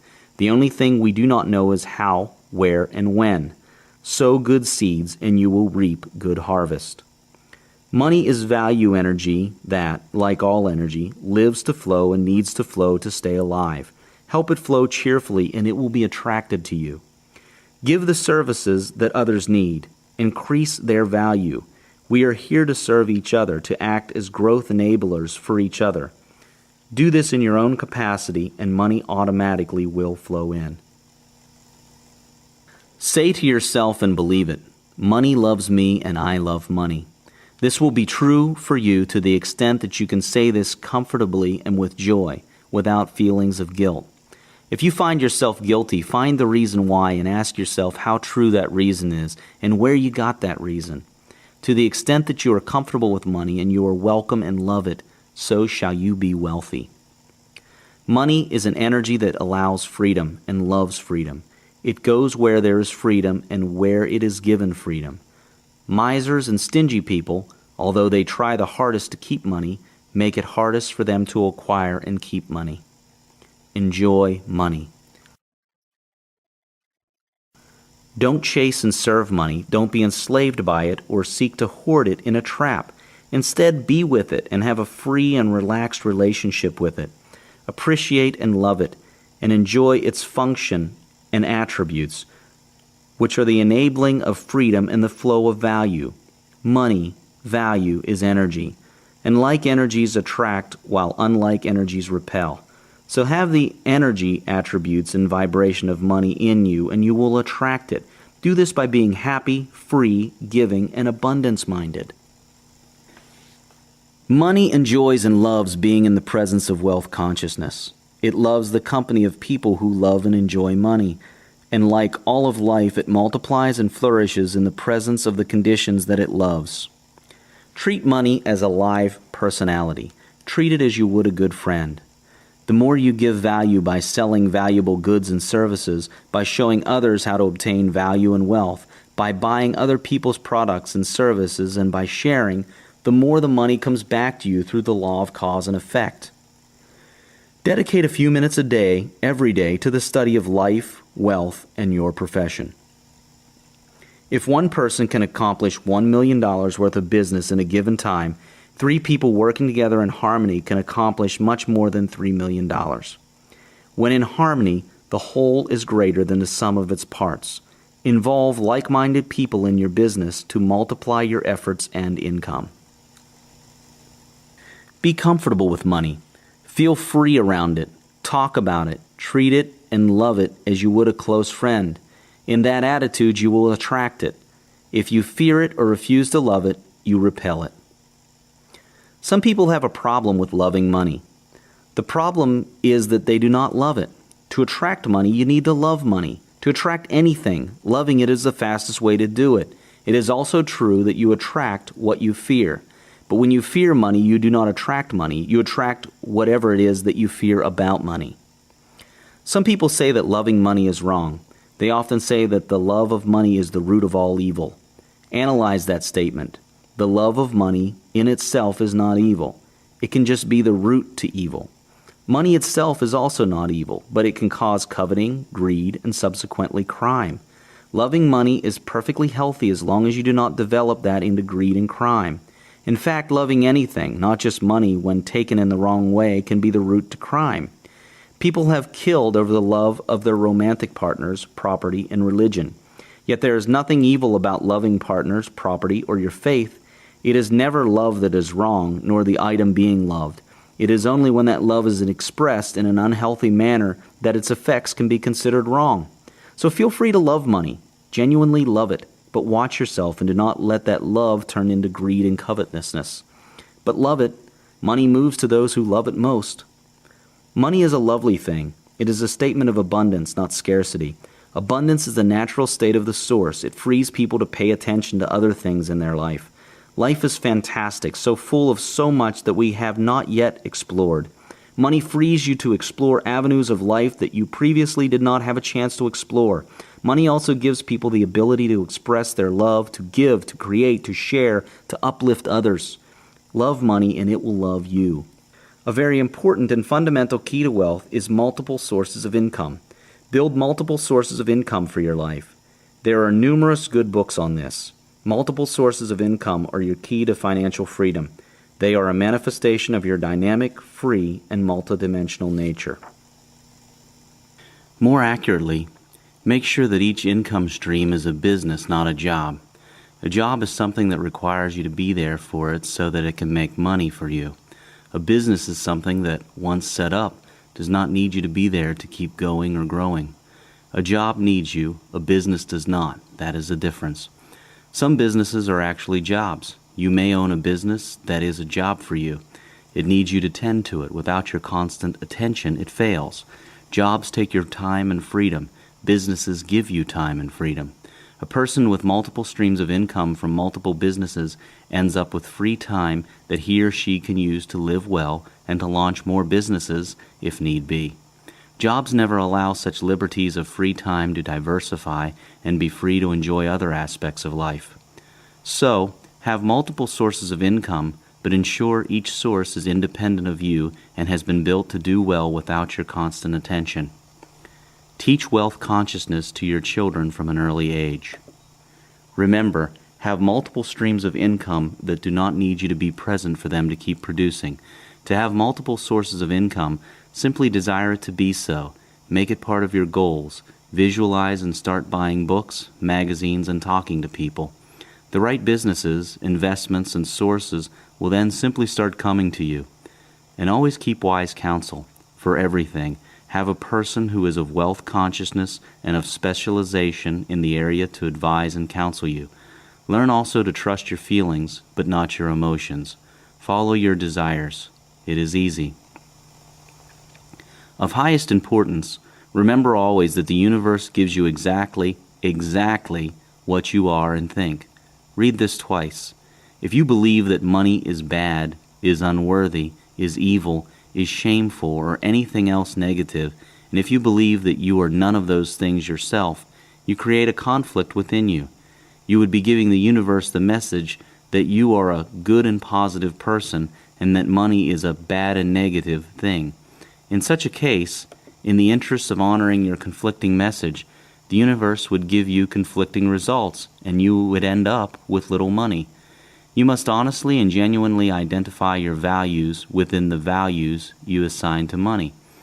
If you believe you are a good person, then truly believe money is a good thing, and vice versa. Those who believe they are good people and that money is bad end up with little money. Those who believe they are bad people and money is for good people end up with no money. Those who feel they love money and money loves them, that it is all good or bad just as they are, as one, are the ones that end up with it. The other thing to always remember, still on the same exactness topic, is that if you believe in abundance, you shall have it, and if you do not, you shall not have it. You must seek to understand intricately the abundance of the universe. See it, feel it, understand it, be it. You get exactly what you think and are. To the extent that you think of and believe in shortages, you shall have them. To the extent that you think of and believe in abundance, you shall have it. All other things held constant. To the extent that an individual or a society understands and uses money in the right, productive, and multiplicative way, so will they have wealth and happiness. That was a brief overview on how to handle the physical aspects of wealth consciousness. There is a lot more to know on specific aspects of money and business depending on what your business interests are. As a start, visit www.imagesofone.com and see the special reports and booklets section and the links and free resources as well. Many books have also been written worldwide on almost every current business topic, so you will never lack the information you need when it comes to the handling of the physical aspects of wealth. The book you're reading now was primarily to take you on a quantum leap into the source of wealth, the non-physical aspects of wealth consciousness that so many others often ignore or are unaware of. Combine this wealth consciousness knowledge you now have with the appropriate books and information you can get your hands on regarding your chosen purpose and ventures, and you cannot possibly fail to be wealthy. It is impossible to fail. Well, we have come full circle and we are near the end of this journey into wealth consciousness. But this is not the end. Life is eternal and infinite. At the end of every truth is the beginning of a new truth. The quest can never end. It can only get larger and more enjoyable. This is the beginning of a new and beautiful journey for you, not the end of it. But always remember to keep balance. Balance your quest for expansion of wealth consciousness with quests for other expansion. Enjoy life and enjoy your time here on earth. Only through balance can you find true joy and true abundance and wealth. So what is next after this? A lot. There are many more pages of expanded information in the PDF file and printed versions of A Happy Pocket Full of Money, including chapters on the inner workings and deepest secrets of our civilization's money systems, as well as the inner workings of the energy systems within our own physical bodies. There is also plenty of additional information, downloads, and books on wealth consciousness, as well as additional titles by the author. What are you waiting for? What's holding you back? You can be the greatest vision you have ever had of yourself. Yes, the very greatest. No matter how ridiculously great it may seem now, it is all within your easy reach. Seize the moment. Now. You have no reason to wait and no one to blame. Be great in whatever way you choose to be great. Now. Here. End of Disc 6. This is the end of the program. Please insert Disc 1 to begin the journey again. This has been a production of First Thought Entertainment in association with Images of One. This audiobook was written by David Cameron Gikandi, produced, composed, and performed by John Wayne Myers. Thank you for listening. We sincerely hope that it has enriched your life.